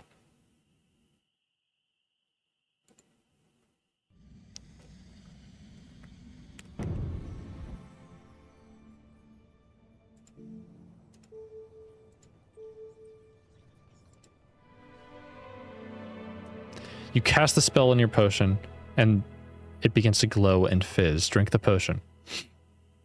You knock back the potion and feel much better for it. Now to escape this pit. You feel something bite at your ankle. Look at the spike. Spike of rocks sticks up from the floor. It begins... Okay, it glows a deep and boiling red, and steam arises from its sides where you touch the cold air. The ground to your right breaks, and another spike emerges. The pit is becoming very warm. You are being cooked alive. Jump up.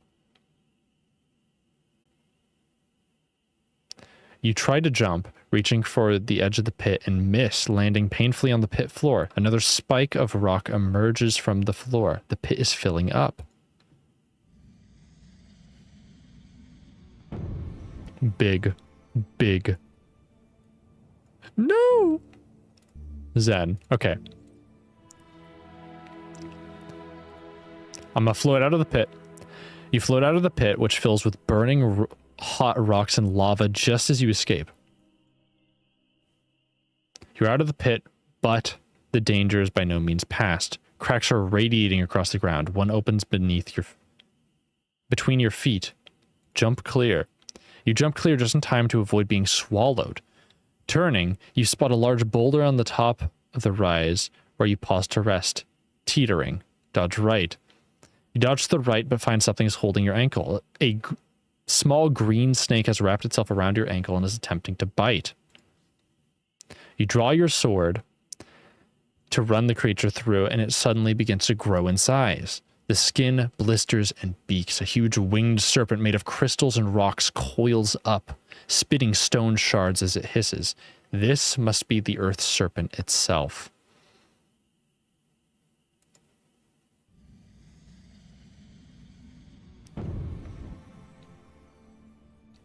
I'ma zap the hoe.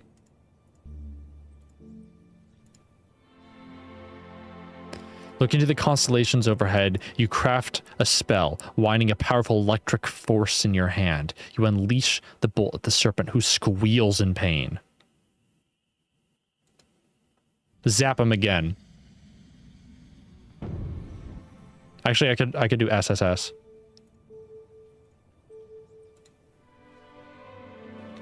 Holding up the serpent, Lorraine, you cast the spell. The serpent hisses loudly in response, angry as it feels itself coming under your will. While the spell lasts, you'll be able to demand information from the serpent. Foolish adventurer, it cries. Your ring will not protect you from my wrath.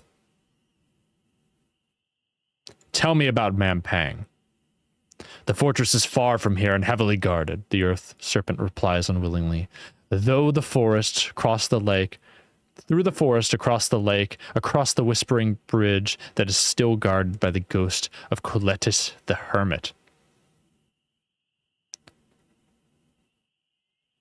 What is the sleepless ram?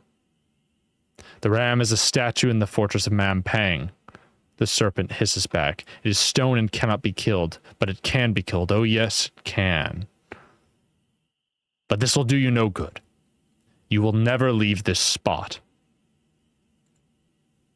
I'm doing the spell again. Like, what's it gonna do? Stop me? Like...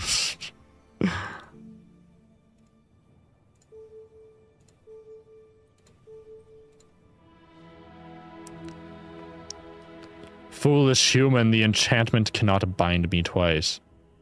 Utto. Utto.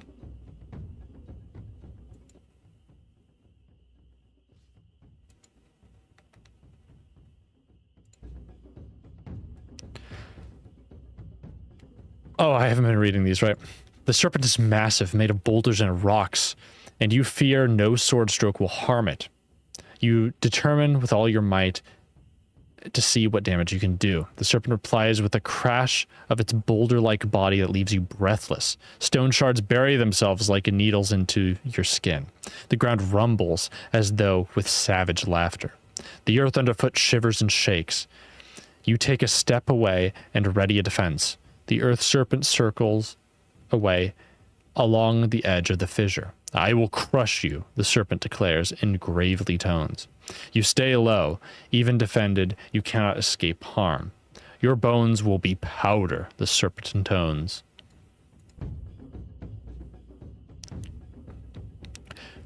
You turn, moving along the very edge of the fissure, blade low and strong. The serpent is moving to try to encompass you. You stand your ground, twist up, and drive your blade into its exposed belly. Rock fragments and cracks along the edge. Fragments and cracks along the edges of the fissure. The creature recoils its scaly body. You drop back and prepare your guard as the serpent lashes out with a full length of its mace-like tail. The creature's claws rake long against the stone with a spine-chilling noise. You cut forward, fearful for the blade of your sword, but pushing in deep. The serpent roars and thrashes, but it cannot stop your blade from catching it as it tries to retreat. The creature roars, spitting flecks of dirt and stone across the shaking ground. The creature stomps forward, jumping from stony coil to stony coil.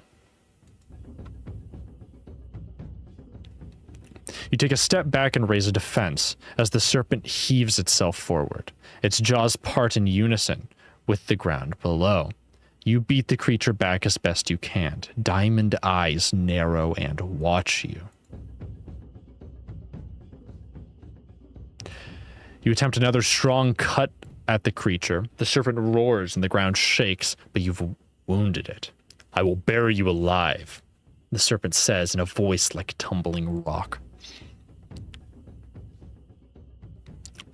You take a step, you take a step a short distance from the serpent. Every blow feels like a hammer stroke. Your bones ache, growing heavier by the minute. Your grave will be 1,000 paces deep, the serpent tells you. Prove it, Lamau. You're dead. You stomp left, dodging cracks in the rock. Sword swinging with all your might. The earth serpent's eyes crumble to dust, then its body gives out, one gemstone at a time. The creature falls to the earth, dead now. You sheathe your sword and wipe sweat from your brow. Why is this so fucking loud, my god? Your weight returns to you and you gradually settle back down to the ground.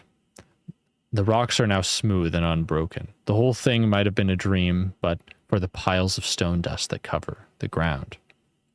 Gather that dust. You gather up the stone dust in your pack.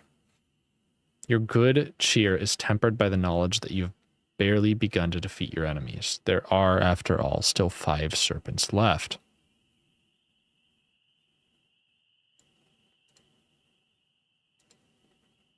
Okay.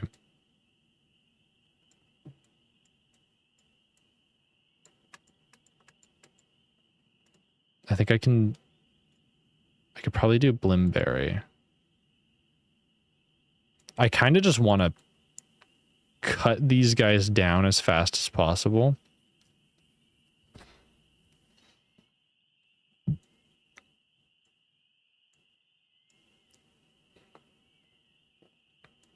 But we should probably make our way up here and heal first. You follow the old road as another night begins. You should try to find a place to sleep. You're following the line, or the ruined line of an ancient road. Look into the darkness. You pause to look at either side of the darkness. To the east, a little shine indicates the start of the waters of Lake Ilklala that you must cross before you reach the Zanzunu peaks. To the north, you are hemmed in by mountains. From somewhere overhead, something shrieks. Rest here. This is no kind of place to rest, but you're worn out. You sit down, trying to repress a shudder. The ghosts of ancient cartwheels seem to run through you. You stretch out and try to sleep, ignoring the echoing winds that seem to carry fragments of voices past you. At last, you have eaten once already today. I'm going to eat something more, just in case.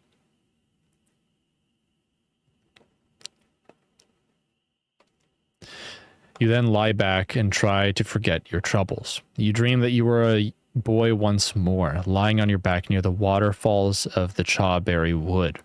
Gentle sprays dust your face. You laugh. and a droplet lands in your open mouth. But when you wipe your lips, you find that there's a slug there. Yummy. Spit it out. You spit it out, but more and more slugs appear until your mouth is thick with them. And you are gagging, and there seems to be nothing you can do to clear your mouth. Chew. Reluctantly, you begin to chew the sweet, thick slugs into a mass of flesh and slime. More slugs pour over your face and eyes, and you blink, only to find a slavering bristle beast standing above you. Its spindle is drooling into your open mouth. I'm to speak with animals.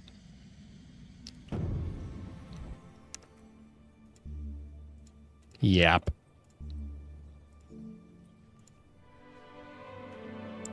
Grabbing the wig from your pack, you put it on your head and weave a spell. The bristle beast's jaws snapping. Snapping jaws translate quickly into a clear language. Are you my mother? It demands. Are you my mother? Can you feed me as your mother would? I'm not your mother. Then where is my mother? The beast demands. Apparently unfazed, it's been talking to you. She's coming soon. The beast nods and slavers slightly. I must ask you some questions. Where are the 7 serpents? I have seen serpents, it replies. The lake is teeming with serpents. The spell fades and the creature begins to look around with confusion, trying to locate the voice. In its search, it scurries away along the road. You're safe now, alone once more.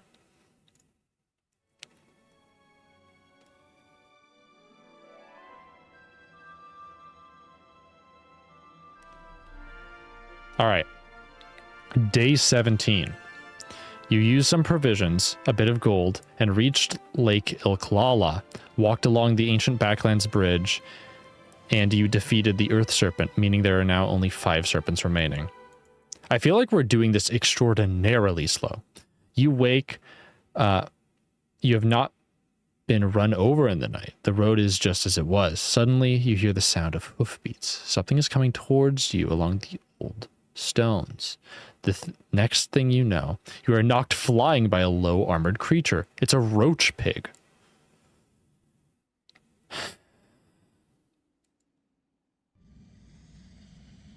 Gonna yap to this dude as well. Why not?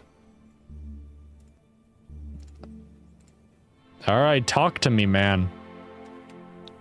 Pulling out your green wig, you put it on. The roach pig's snuffling transforms into a form of delicate speech. Indeed, it seems that you recognize that you can understand it almost immediately. Well now, it purrs in an almost amiable voice. What manner of creature are you to be listening to an old pig like me? I am a traveler.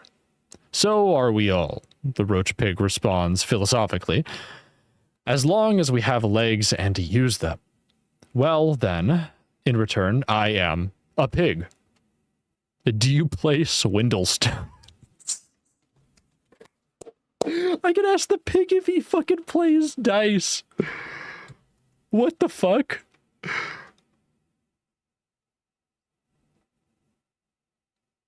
What can you tell me of the 7 serpents? Not expecting to learn as much. Well, there's one in the fissure near the lake, the pig replies casually. You must have come by that way, so you've perhaps already met him. Horrible thing. Otherwise, none in the Tinpang that I know of, but the lake is teeming with them. The water, the islands, they're everywhere. Thank you.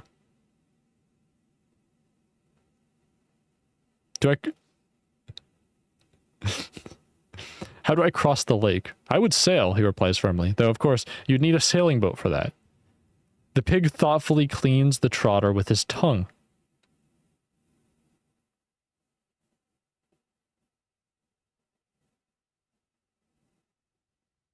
Do you play Swindlestones?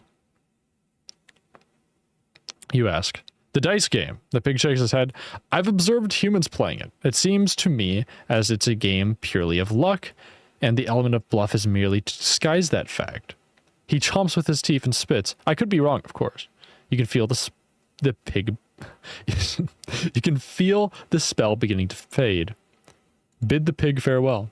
You take a moment to say goodbye to the pig. The creature bobs its head at you, then stumbles away down the road. You let it go. What? You pause to look at the cracks between the stone, hoping to find perhaps another gold piece or two buried under the topsoil, but there's nothing. This place has been scoured bare by the winds of centuries. You walk forwards.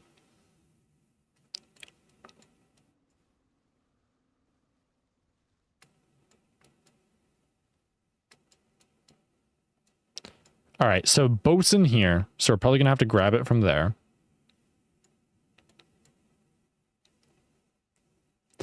The road curves gently as you follow it. The early morning sun makes the air glow.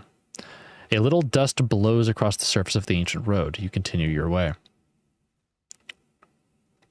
You continue to walk along the road. A few clouds race across the sky. The road passes between pillars of a ruined stone gate, then opens out into a wide plaza of low ruins. Door frames jut from the unforgiving sands. Windows stare like dead eyes from buildings molded into the rising cliff itself. This place must have been magnificent once. But now, even the specters must have been shredded by the wind. I didn't mean to click that, but we're going to roll with it. The silent city echoes the sound of your footsteps on the road. You are aware you're headed away from Zaman, not towards it, but perhaps the ruins of this place will have something to aid you. You follow the outline of the street into the first of several open plazas. It seems this was once a city, hewn in vertical layers into the northern cliff face itself. Now, it is almost as though a great creature has clawed... Now it's almost as though a great clawed creature has scratched it from existence. Few dwellings remain, but most are broken piles. Only one structure remains standing, a tower that rises somewhere to the west. As the morning moves on, the wind begins to rise. The ruins of the city are quite extensive. Whatever happened here, it scooped away great sections of the city, as though the streets were raked by gigantic claws. It reminds you of the ruined giant's town you explored back in the hills, just as empty and dead. The grandest houses are those near the cliff face. Further from the slope, the dwellings become smaller and less remains. The sun continues to climb the steep sky.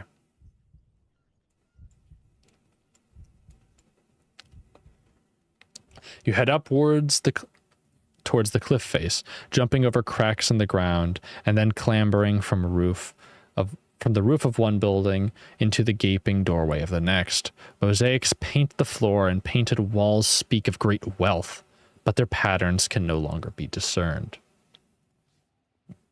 You search every corner and look through every window and crack, but you find nothing. It seems that when whoever lived here left, they took everything they could carry with them. On the highest street above the city, you find a house, perhaps the grandest so far, whose stones are daubed in bright red paint. You look inside the walls of the red painted house. Nothing remains. Of course, just the outlines in the stone of a small room, with a fire pit at the back. Something white lies on the hearth, perhaps the remains of something long since burned. You go over to the fireplace and what looks like I'm having trouble existing. You go over to the fireplace and what look at first like dice turns out to be a set of teeth. You turn them over in your hands, trying to place what creature they are from. Goblin. Goblin, no, they are curved and cruel. They lack the rough edges of a goblin's tooth. Giant, quite impossible. They're too small. It strikes you that they resemble nothing. It strikes you that they resemble nothing so much as a cat's teeth. only that they are the size of your thumb. These are most likely teeth from the snaticats of the forest to the west. Take them.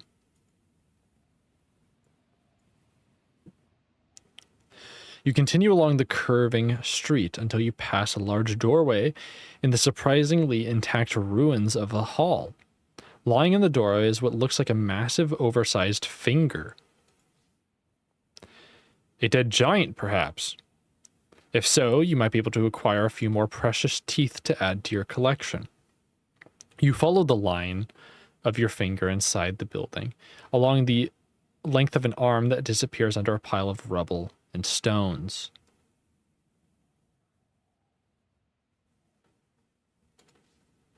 You kick the finger, nothing happens. You go over to the rubble and begin to haul it away. Once you've cleared a few rocks, you begin to see the first whips of thick hair from the giant's beard underneath the stone. If he is in fact dead, he cannot have died too long ago. You keep working, removing the stones, with an aim to reach the giant's lower jaw. But after removing a flat slab of stone from across his mouth, you're struck by a hot, wet blast of breath. The giant's not dead at all. He's sleeping.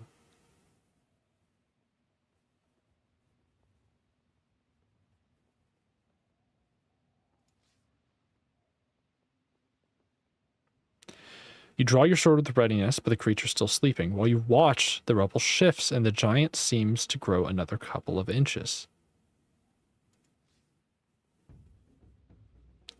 Stab him rather cruelly.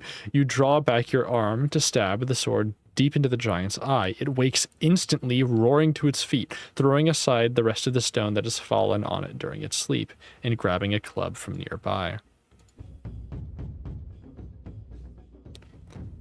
With a roar that shakes the ruins, the giant swings its club and comes for you, determined to crack open your bones. Boldly, you swing the sword for its neck, but as he tries to push you back with his great hand, he staggers against the wall of the hall, and the ground shakes. He raises his club across his body defensively.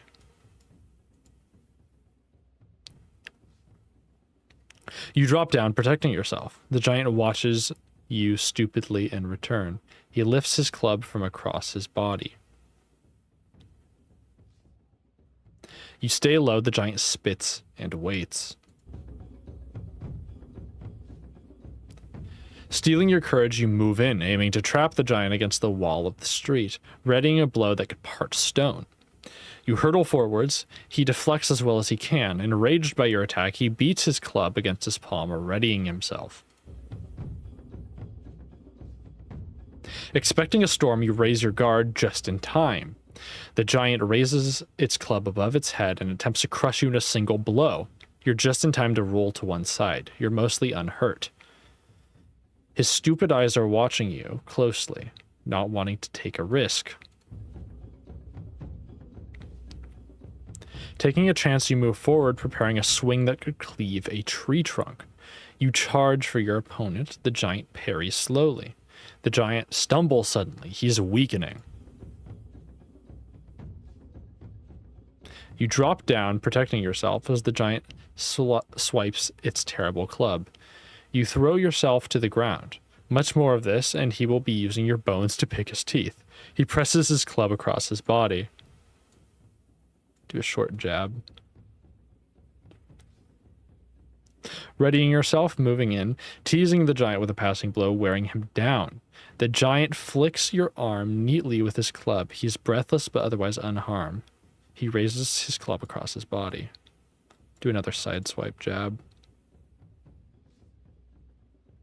You strike again, grabbing a handful of dust and throw it into the monster's eyes. The giant pushes your blow smartly away. He's not touched by your blade. He lifts the club across his body. You lunge forward again, chasing the brute with a worrying cut. The giant turns your swing easily away with his club. The giant's eyes are bloodshot, and he is moving much slower now. He presses his club across his body. You strike again, grabbing a nearby stone and lob it at the giant's skull. The giant flicks your attack heavily away. He knocks his club into his fist. Oof. I was dead either way.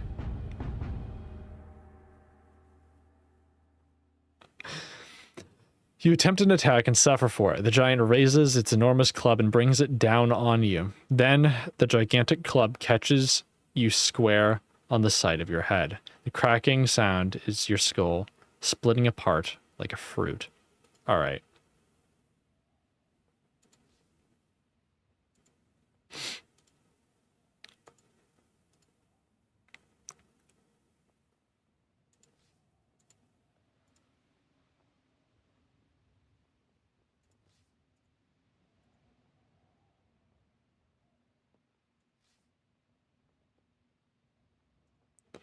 Let's see.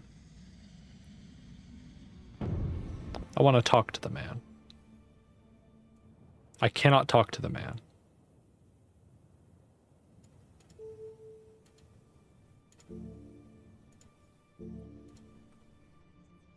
Wait, can I do Raz? What does Raz do? Oh, Raz's sharpened blade. Okay. Let's just creep away. There's an old adage that you should let sleeping giants lie, so you move quickly. Your loop of the upper city is finished. It's hot now and you're starting to sweat in your tunic. You follow the line of the broken street until you reach the base of a tower. Somehow, amidst all the leveled buildings, its walls stand firm. The door opens easily. Inside the tower is much like others you have seen, except that it was once decorated. The walls hang with rotten strings and are set with empty candle brackets. In the gloom, you see something rumbling in the far side of the tower. Not this hoe. Oh my god. You draw your sword as the figure erupts from the shadows. It is a winged serpent, its scaly hide covered with crescents and shimmering silver circles. This must be the serpent of the moon.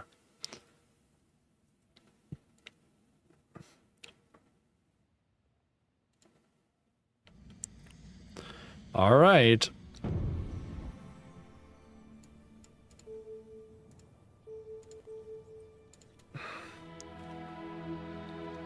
Holding up your serpent ring, you weave the enchantment, and the serpent thrashes and screams in furious rage. "Foolish adventurer," it cries. "You may control me now, but I will still eat your bones."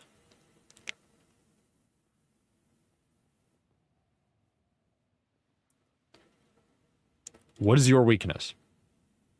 My weakness is the sun and all flames and burning things, but it will be of no aid to you. It is too late for you to prepare. How is Mampang guarded? 4 guards protect the entrance, the serpent replies reluctantly. Now prepare to die, the spell is worn off.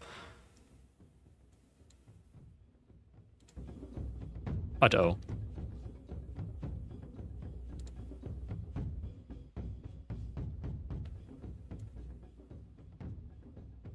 The creature coils its scaly body jab. Uh-oh. I'm fucking up here. I'm fucking up here. My god.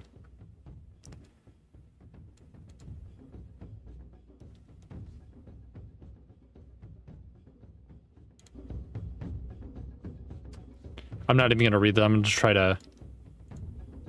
Oh my! I'm so dead. I'm so dead.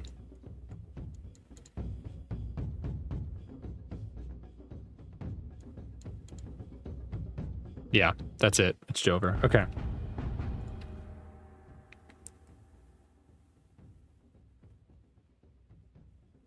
Okay.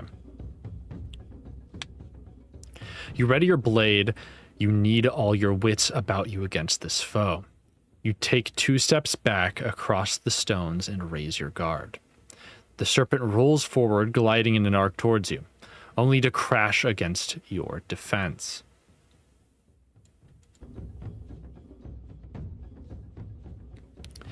The icy cold that surrounds the serpent seems to lift for a moment. You spin about, fast and low. The serpent is rising to try and encompass you. You hold your ground and drive your blade into its open jaw. The creature coils its scaly body.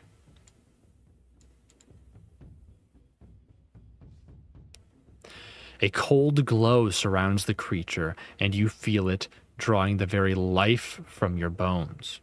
You take a step away as the creature lashes out quickly with the cruelty-turned tip of its tail. The creature's claws draw inwards. For a moment, it seems like the creature is pausing. You cut forward, aggressive and strong. The serpent is rearing back, but you catch it as it retreats. The serpent roars with anger. You take a step back as the serpent looms closer. You sidestep, and the creature collapses onto the floor, sending up a spray of stone dust. Snake eyes narrow and watch you. You decide to take a risk and rush forwards. You risk another strong cut. This snake is clearly fearful.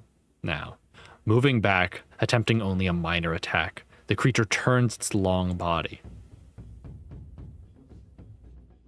You take another step back. The serpent flicks a blow, but you turn it easily aside.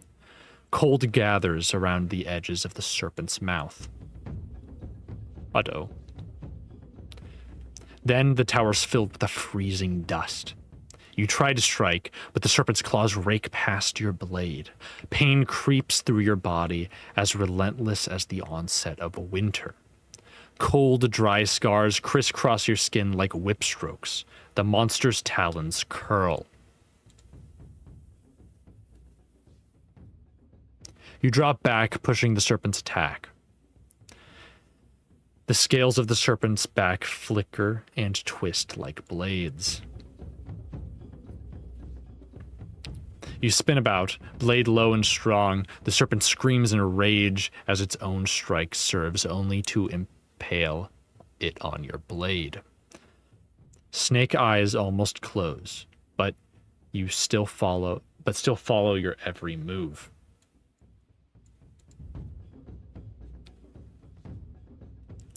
You press your advantage, knowing only too well this fight is to the death. A rapid slice penetrates the serpent's half-moon scales. The creature twists its rippling body.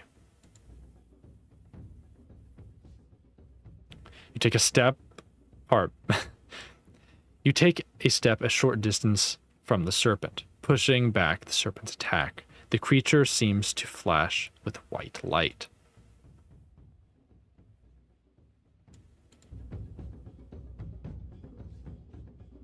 You keep your guard high, expecting the worst, but as the serpent lashes out with its sickle-shaped tail, you hold your position, parrying the blow. As you weaken, your skin is turning gray and powdery, as though the creature is turning you blow by blow into stone. Ice rises from the creature's scales. You push forward, swinging hard. The silvery glow around the creature seems to wane a little. The creature's claws draw inward. You keep on cutting at the serpent. You stab quickly and step back. Snake eyes narrow and stay trained on your position. The stony cold that surrounds the creature does not scare you. You cut and dodge, slipping past the serpent's cold, dusty breath. Silvery moons are winking out across the creature's long back. Stone dust creeps around the serpent's open jaw.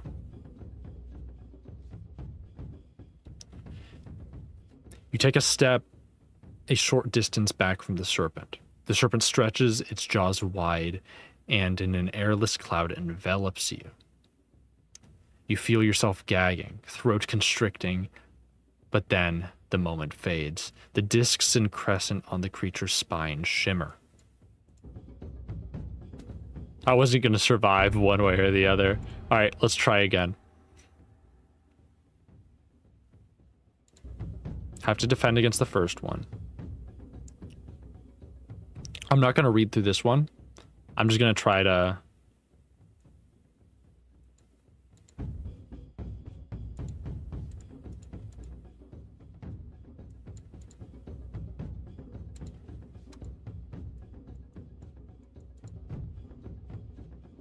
Oh my god. No, I'm so dead. I'm so dead. Yeah.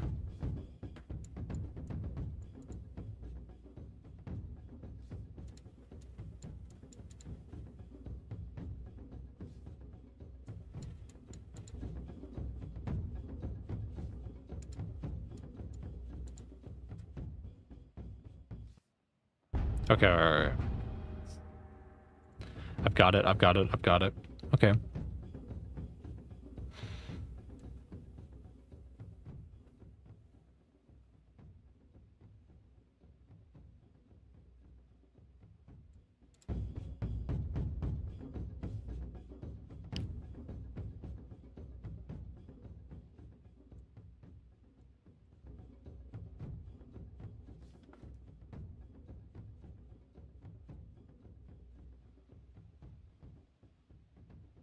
Okay.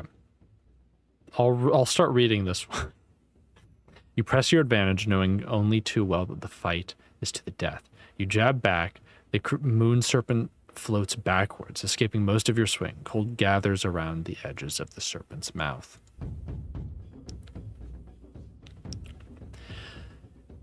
A cold glow surrounds the creature, and you feel it drawing the very life from your bones. You take a step back as the serpent looms closer.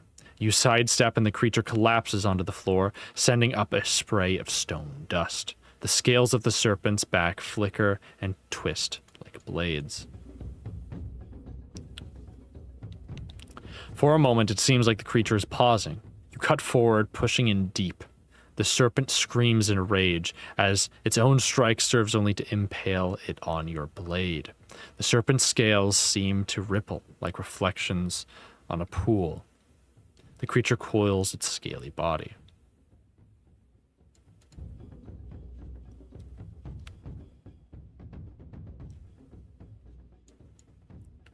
All right. Creature's claws draw inward. I think that means it's a light attack. The stony cold that surrounds the creature does not scare you. You manage a quick blow. The snake is clearly fearful now.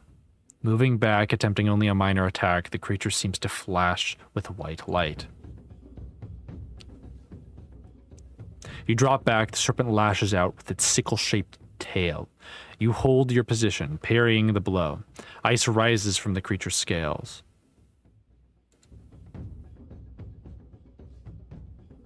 You keep your guard high, expecting the worst.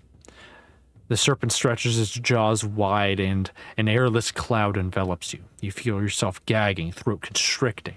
But then the moment fades. Snake eyes narrow and watch you.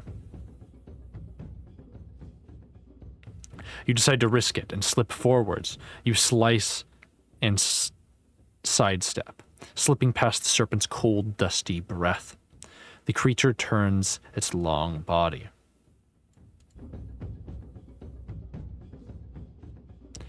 A note of fear gleams in its yellow eyes. You dare another strong swing. Stone dust creeps around the serpent's open jaw.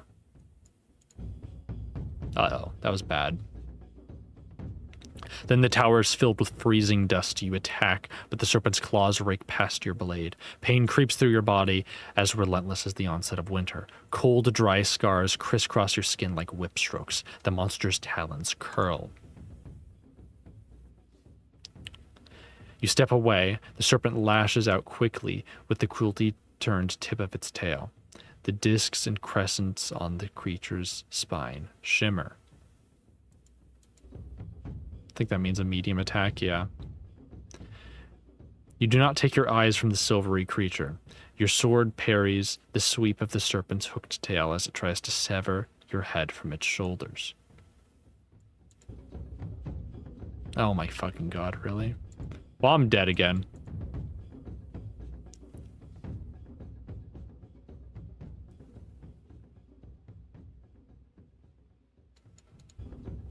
Yep. You have to go neck and neck with this guy, otherwise you fucking just die. Like there's no other way. Let me drink a dose of Blimberry. This is like the only way I'll be able to survive. Have to drink the holy water. Bruh.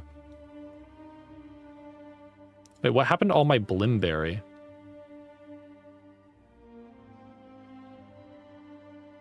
It's gone. Bruh. Why is my Blimberry gone? When did that happen? Either way.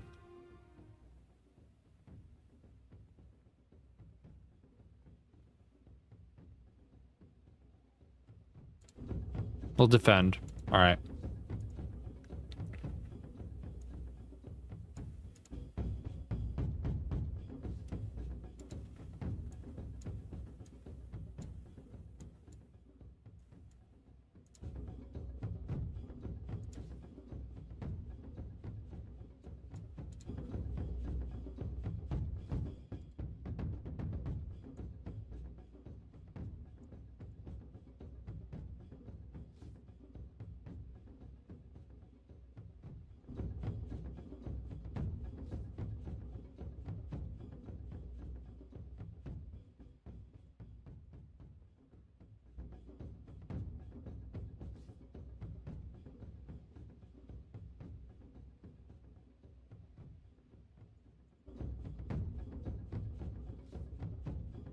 Okay, okay. We're kind of head-to-head with it. I'm gonna try 9, yeah. Alright, cool. Snake Eyes narrow and watch you. We should be able to get away with like a 3. Alright. Creature turns its long body. I think that means it's gonna attack again. Yeah. Uh-oh. It's a strong attack. Okay. The monster seems to glow a sudden cold blue. I gotta defend, yeah.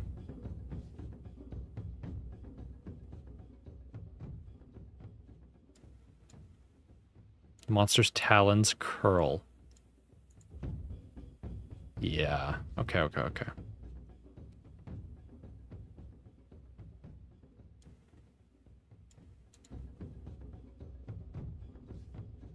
Okay, here we go. A note of fear gleams in its yellow eyes. You cut/dodge. The creature rises up into the air, opening its mouth, baring its teeth like daggers.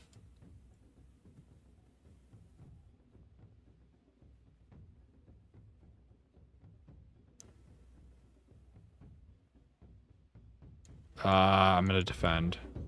Yeah, that was a good call. You drop back, the serpent flashes forward, jaws open wide and cold as death. Choking dust fills the air, but the creature's teeth do not sink into your flesh. The creature twists its rippling body.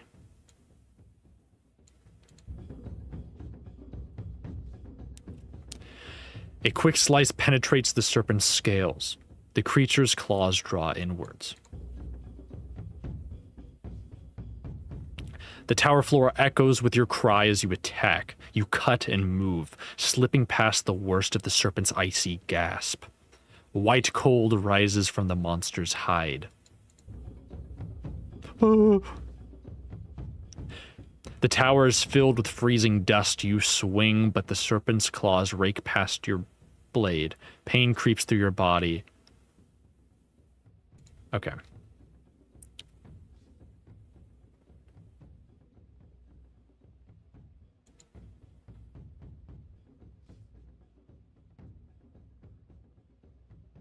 I have to defend against this one, yeah.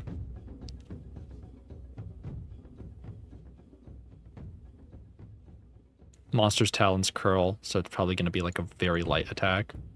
Yeah, it's a 2.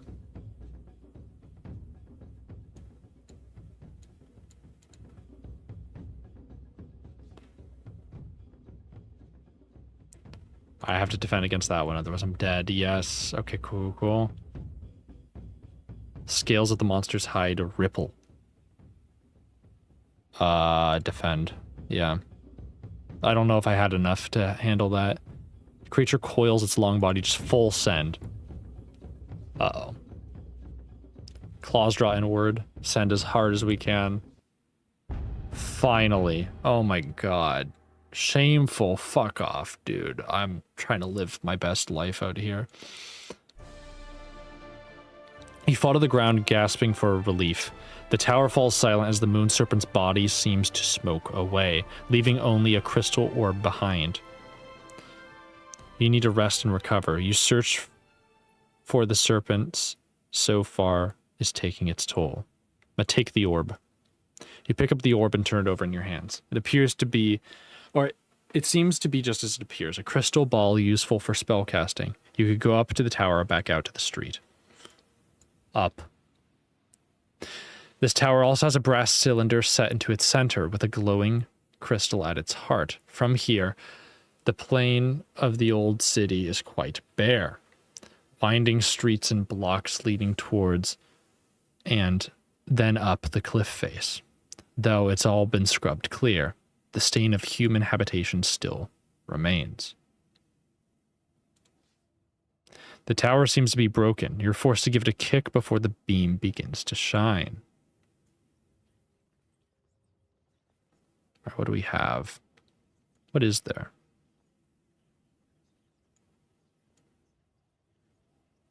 It's like, okay. There are fairies down there. There's also a serpent.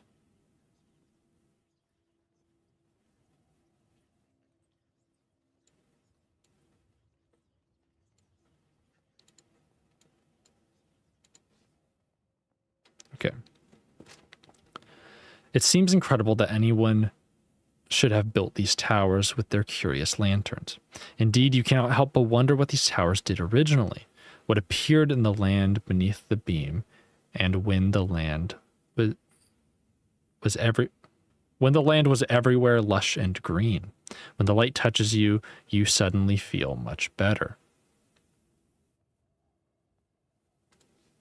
You return to the tower steps. You head off into the city once more. The afternoon is drawing on. The streets are suddenly alive with activity. People roam the streets, calling out to one another and talking. Musicians stand on street corners, playing lively jigs to passerbys, and nearby building pump yellow-tinged smoke into the air. You make your way along the busy, bustling streets, marveling at the people. They do not realize they are ghosts. Their faces express the usual range of thoughts and feelings, happiness, fear, anxiety, humor. They do not seem to realize that they are no better than ghosts, that once the light from the towers moved away, they will be long dead once more. You approach the smoking building. From inside comes a cacophony of sound, crashing, booming, as though a rock demon was inside, fighting against its chains. You push open the heavy wooden door when a small boy grabs your arm. "Are you supposed to be inside?" he asks. "Yes." "I thought so," he answers. "You're the overseer from Mampang. I can always tell a sorcerer. Their eyes are rotten. Follow me." The boy talks well above his age, and acts that way as well. He throws open the door and beckons to you. You step inside the hot, smoky interior. The inside of the factory is filled with a smoky yellow haze. About 100 people are working away at workbenches. The sound of hammer strikes echo around the chamber. You look over one of the benches. It's piled high with chunks of stone.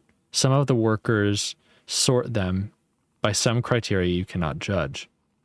Those they select are slid across the bench to the hammer. The rejected rocks seem to simply disappear. You watch the hammers at work. Their effect is hypnotic. Their arms seem to blur. The hammers becoming a gray arc. The bench resonates with a clear tone of noise, and the rocks simply dismantle itself, as though melting into a fine dust filled with bright yellow chunks. The boy you followed inside disappears into the murk. You approach a worker. Greetings, you declare.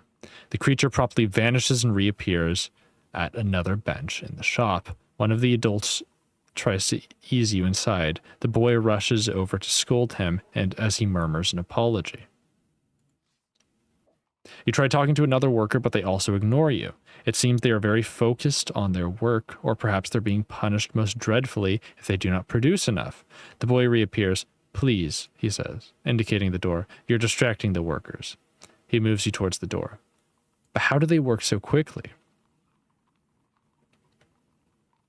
The boy beams with obvious delight. You are pleased with our progress. I'm glad. We will deliver the quantities required soon. Please. The boy opens the door and holds it ajar. You've seen enough.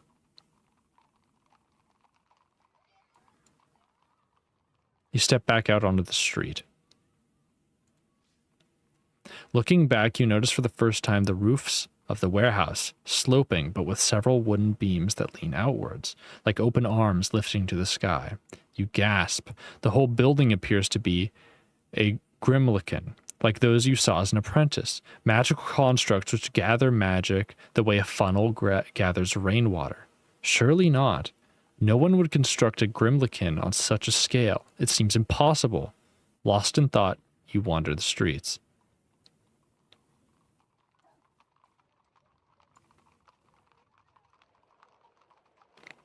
You follow the winding, climbing, stepped streets into the upper reaches of the city.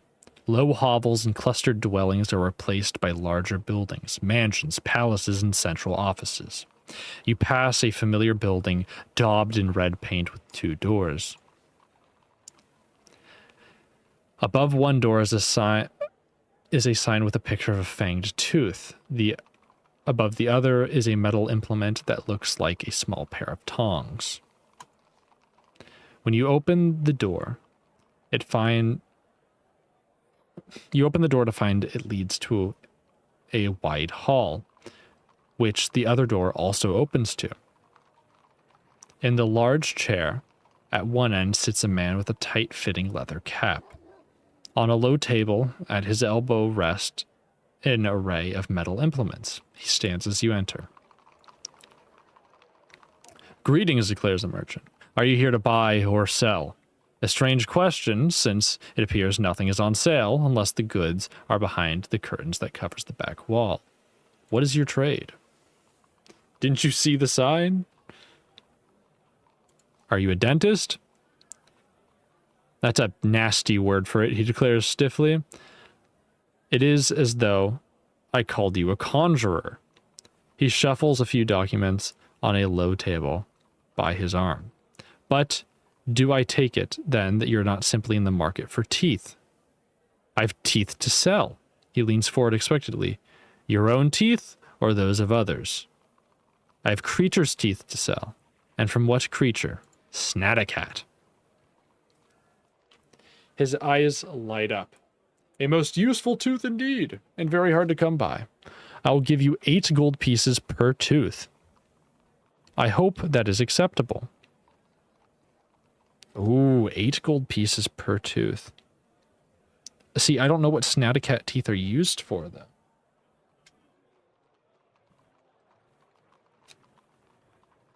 Oh, man.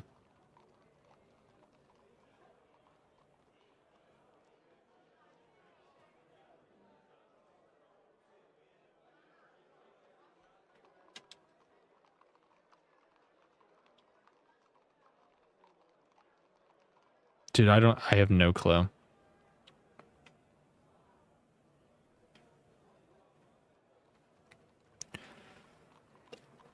I'm gonna sell 2.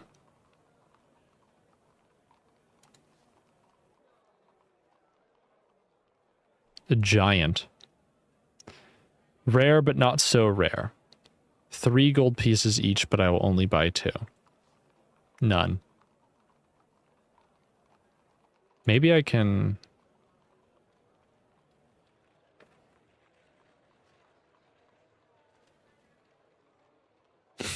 You open your arms to raise a spell, but the merchant catches your arm. Try if you must, he said, but we have a Minimite chained up in the back room. We don't want people testing out merchandise in the shop. You understand?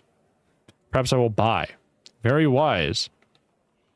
I have a few rarities in my possession today. A genuine firefox tooth, and my prized possession, a tooth of a rock demon. How much for the rock demon? Ah, he replies with a gleam. You're a man of taste, I see. Zwix. He snaps his fingers, and a stooped figure appears from his back, carrying an enormous crystal rock. It is clearly extremely heavy. In perfect condition, you see.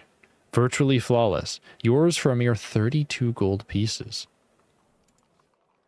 You look it over. The tooth shape is indistinct, ridges and whorls in a crystal cube.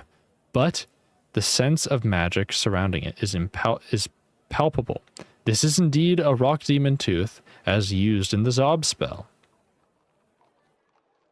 That is too much.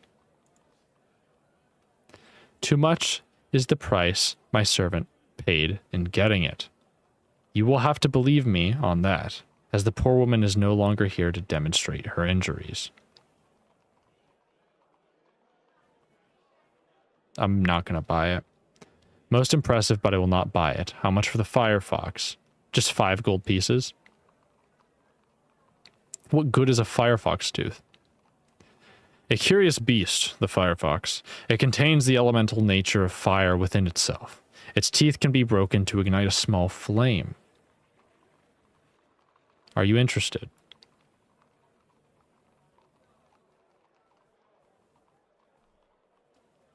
It might be useful, but I've already got like a tinderbox and, you know, fireball. So no. I'm gonna leave the shop.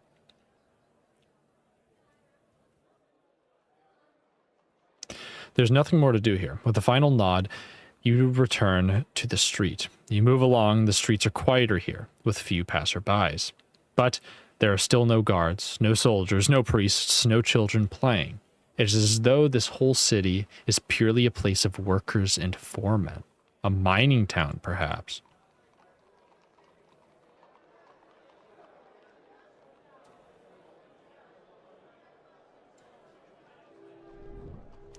You stop in a plaza. A woman passes by wearing a headscarf and carrying what looks like a basket of rocks. Where are you going? Why? I'm going to work. She seems to be in a hurry once more. No doubt her basket is heavy. Can I carry that for you? Most assuredly not. I would not be doing my work if I gave it away. She takes a weary step backwards, almost stumbling under her weight. And where do you work? The warehouse, of course. She waves with her nose at the at the building with yellow smoke. What work do you do? I carry things. She pulls her scarf tightly. Forgive me, but I must do my work.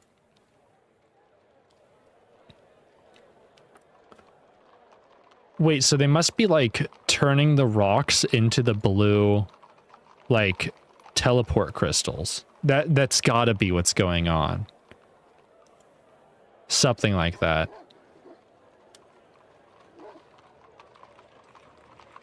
Let me return to the tower real quick.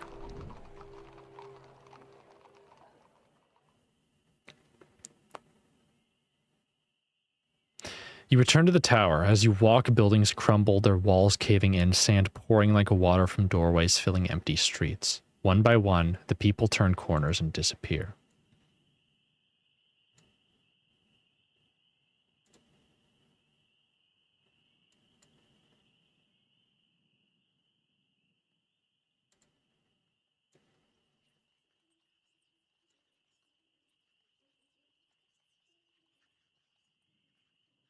Here we go.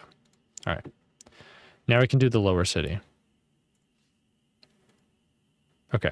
Which I didn't realize wasn't a thing. That we could do.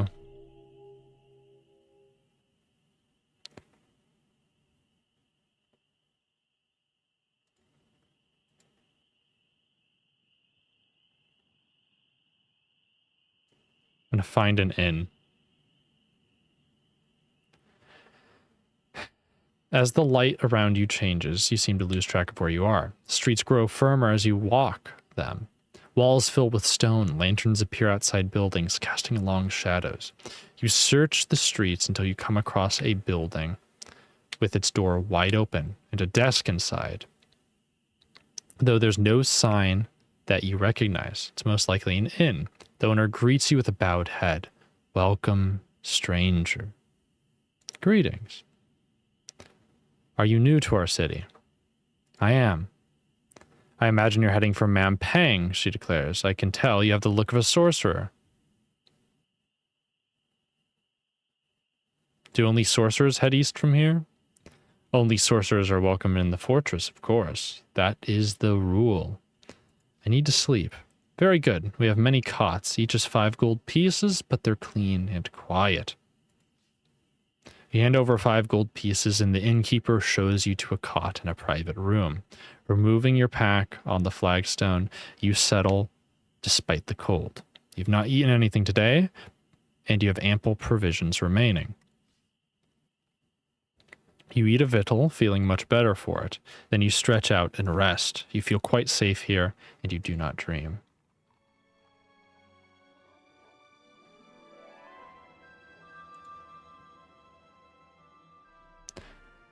The sun rises slowly over the mountains. You feel wonderfully refreshed. It feels like a month since you've last slept in a bed.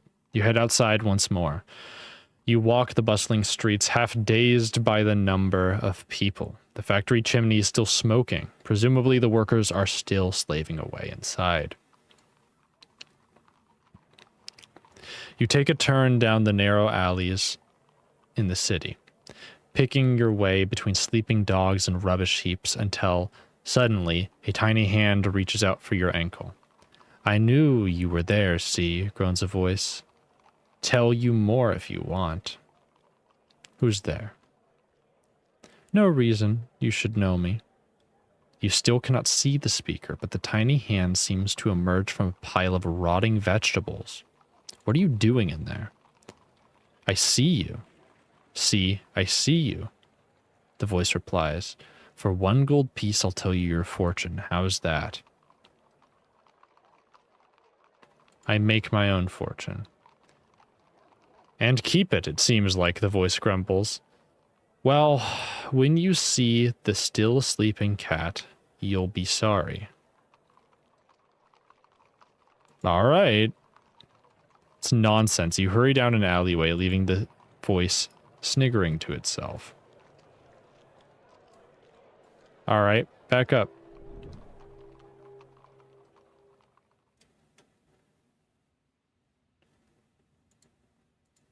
Okay.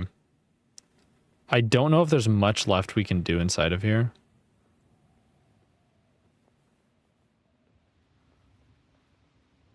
So it's probably going to be a...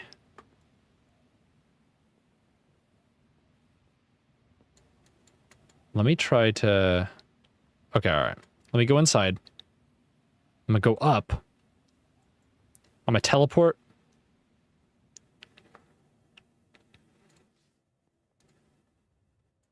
Down here. Adjust the beam.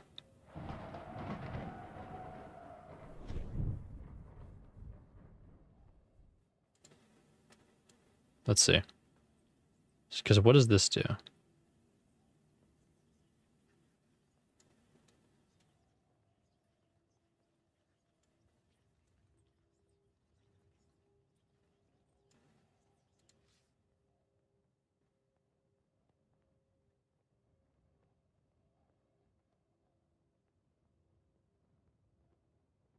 Why do I have the option to cast a spell here?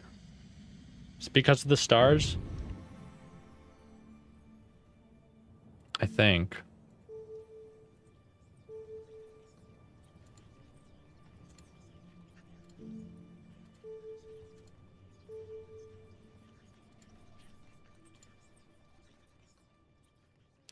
Okay, I'm going to touch the blue crystal again. Back up here.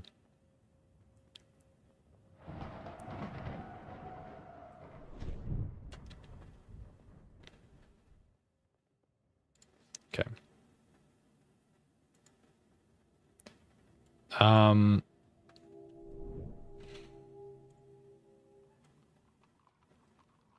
Actually, no, I know what I'm gonna do. Huh? Oh my gosh. All right, inside, cool. Up, yes. Adjust beam. Then we point it. Never mind.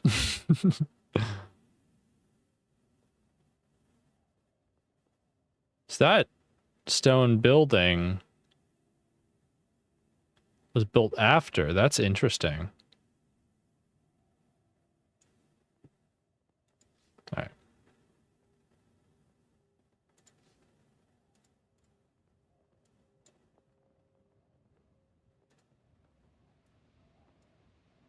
Check out the low city. You walk through the ruins of buildings that spread across the floor of the valley. You find the outline of the warehouse you visited earlier, but whatever was stored here has been taken by the winds long ago. You pick your way over the low wall and through the shattered outline of a family home. A vague depression in one corner indicates an old fire pit. You scratch the dirt of the fire pit for a long time, but find nothing but a few shards of broken pottery. You leave the old house by what once was the doorway. Scratched in the doorway is a chisel mark, perhaps a drawing of some kind. You examine the marks. They were perhaps once more detailed, but are almost worn away by scouring dust. A cat, large and striped, is curled up into a ring for warmth.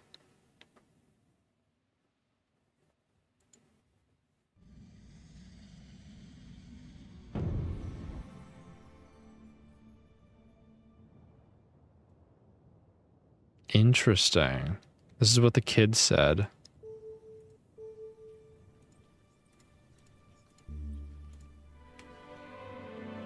You widen starlight into the shape around you, and a steady voice begins to speak to you.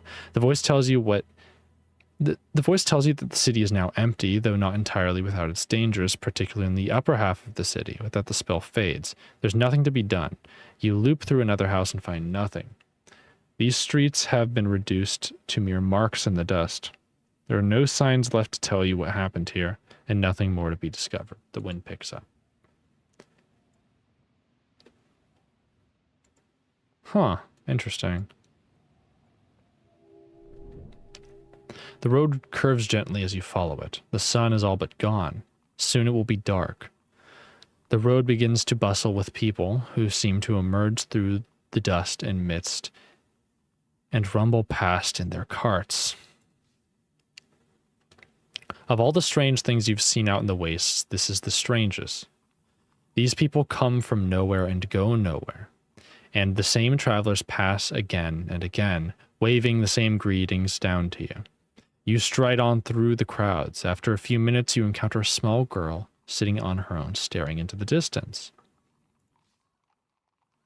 You go over to her and squat down on your ankles. "Greetings, little girl," you begin. The girl looks up at you sharply. "You're in the wrong place," she says, "aren't you?" In a manner of speaking, yes. "I can see it. No one else seems to notice, but I can see it." "What can you see?" "I think it might be a curse," she replies. "Adults are always so forgetful. They forget everything." "I don't understand." She points back up the road towards the great stone arch at the entrance of the city. "When did they rebuild that?" she asks. "I have seen that arch broken." She nods. "I knew it. Didn't I say? You're in the wrong place." "I could tell by the way you were looking at people. Are you the one that stole my parents?" "No." She shakes her head, then stands abruptly, hitting you. "I think you are. I can tell you are. No one else can see it, but you can. It was you. I want them back." With that, she rushes away and is quickly lost in the strange mists. All is quiet once more.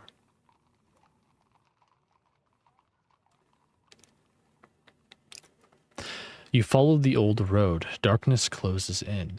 You should find a suitable spot to sleep, especially walking all day without food.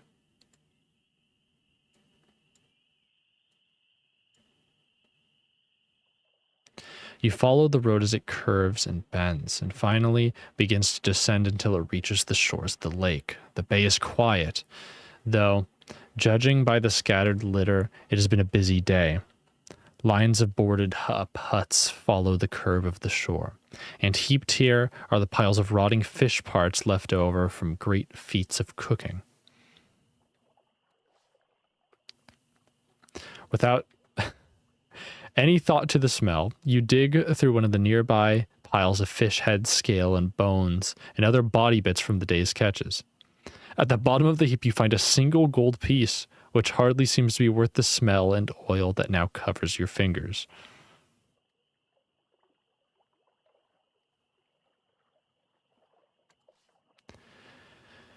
You walk down to the edge of the water and look southwards. The surface is almost mirror flat, and the reflection of the moon broken only by the occasional ripple. Familiar stars seem to lie on the ground, their patterns visible to all. A few things growl in the bushes near the shoreline. The stars on the water are laid out like a chart, but a chart in reverse. Looking at them like this reminds you of what Bria the sorceress said about spells having opposites. In the water, constellations you recognize above become others below.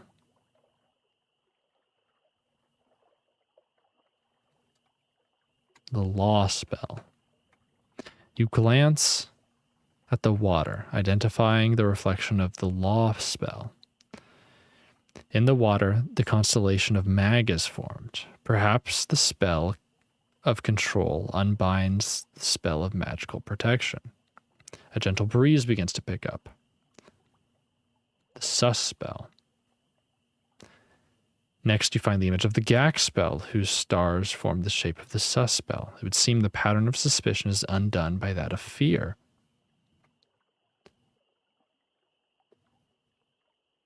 The Gum spell. Closer to the shoreline, the stars of the gum lie the stars of the Gum spell. A new spell matches the Zip spell. Incredible. The spell of gluing opposes the enchantment of teleportation.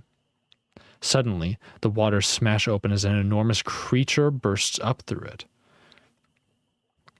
It has 3 racks of nightmarish teeth, and they are open and coming your way.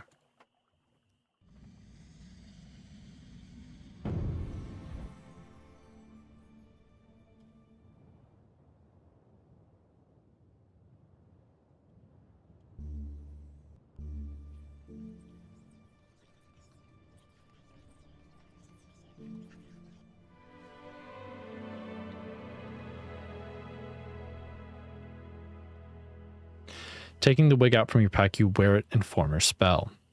A moment later, the fish's thrashings turn into clear words in your head. Come on, it mutters. Step into the water where I can taste you. Step in the water. The water is warm. I'm your friend. Step in.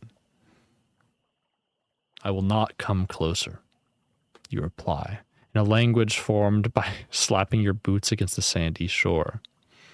The fish freezes in its tracks. It speaks, it mutters, it cannot speak. It's a mere insect. Insects do not speak. What can you tell me of the 7 serpents?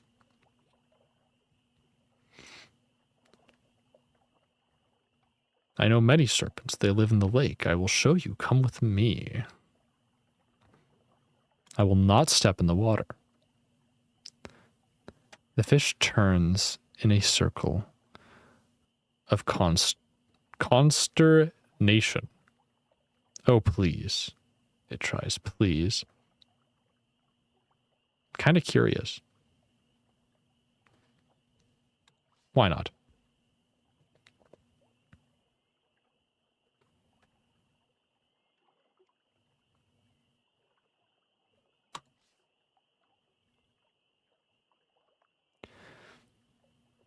You draw your... What the fuck? Oh my god. Hold on. Hold on.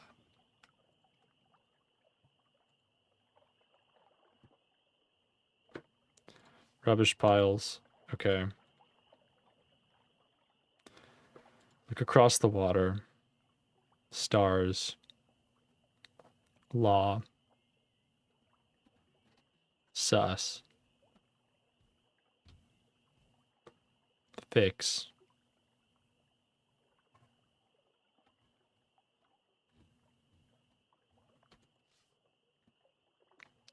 You wait on the shoreline, ready for the creature's approach. Is this one of the serpents? The great mouth rears up from the water, teeth upon teeth shimmering in the moonlight. But it's too far away to swing your sword at.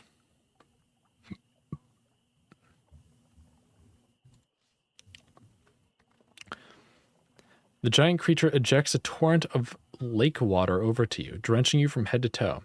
It seems to thrash with its tail in amusement at your suffering.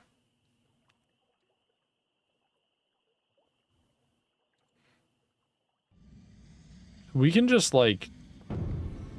You know what, let's just... I'll catch you later, fish.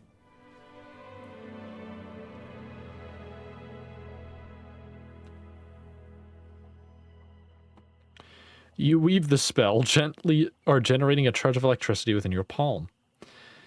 Then you fire the bolt into the water. There's a terrible cracking. Then the fish floats to the surface, its flesh gently smoking. You wait for the last flickers of lightning to fade, then stride into the shallows and cut away some of the fish with your legendary sword. Its meat is succulent and only slightly burnt. Take some as provisions. The fish meat is smoked enough that it should keep for a few days. You cut away 2 meals worth and store them. You leave the rest of the smoking body of the gigantic fish to bob away on the lake's current. All right, let's find somewhere to sleep. Looking across the water, you have a strong sense of how far you still have to go. You cannot hope to swim across. There's no progress to, so there's no progress to be made now. I'm going to sleep in a boat. You find a sculling boat tied up by the shore, filled with several hemp blankets, so you clamber in. At least you're not hungry.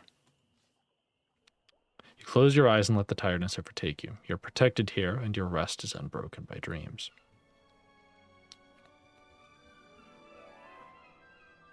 You are awakened by a gentle rocking motion and find yourself not where you expected to be. For a moment, you sense boards of wood underneath your body, but then they are gone. It seems you've been rowed out of from the light of the beacon, and but you have little time to understand your situation before you're forced to start swimming. Of course, all of your water-damaged possessions have been ruined, including your Backlands diary. Oh my fucking god.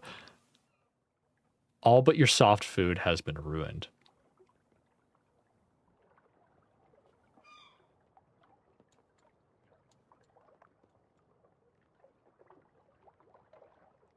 Bruh.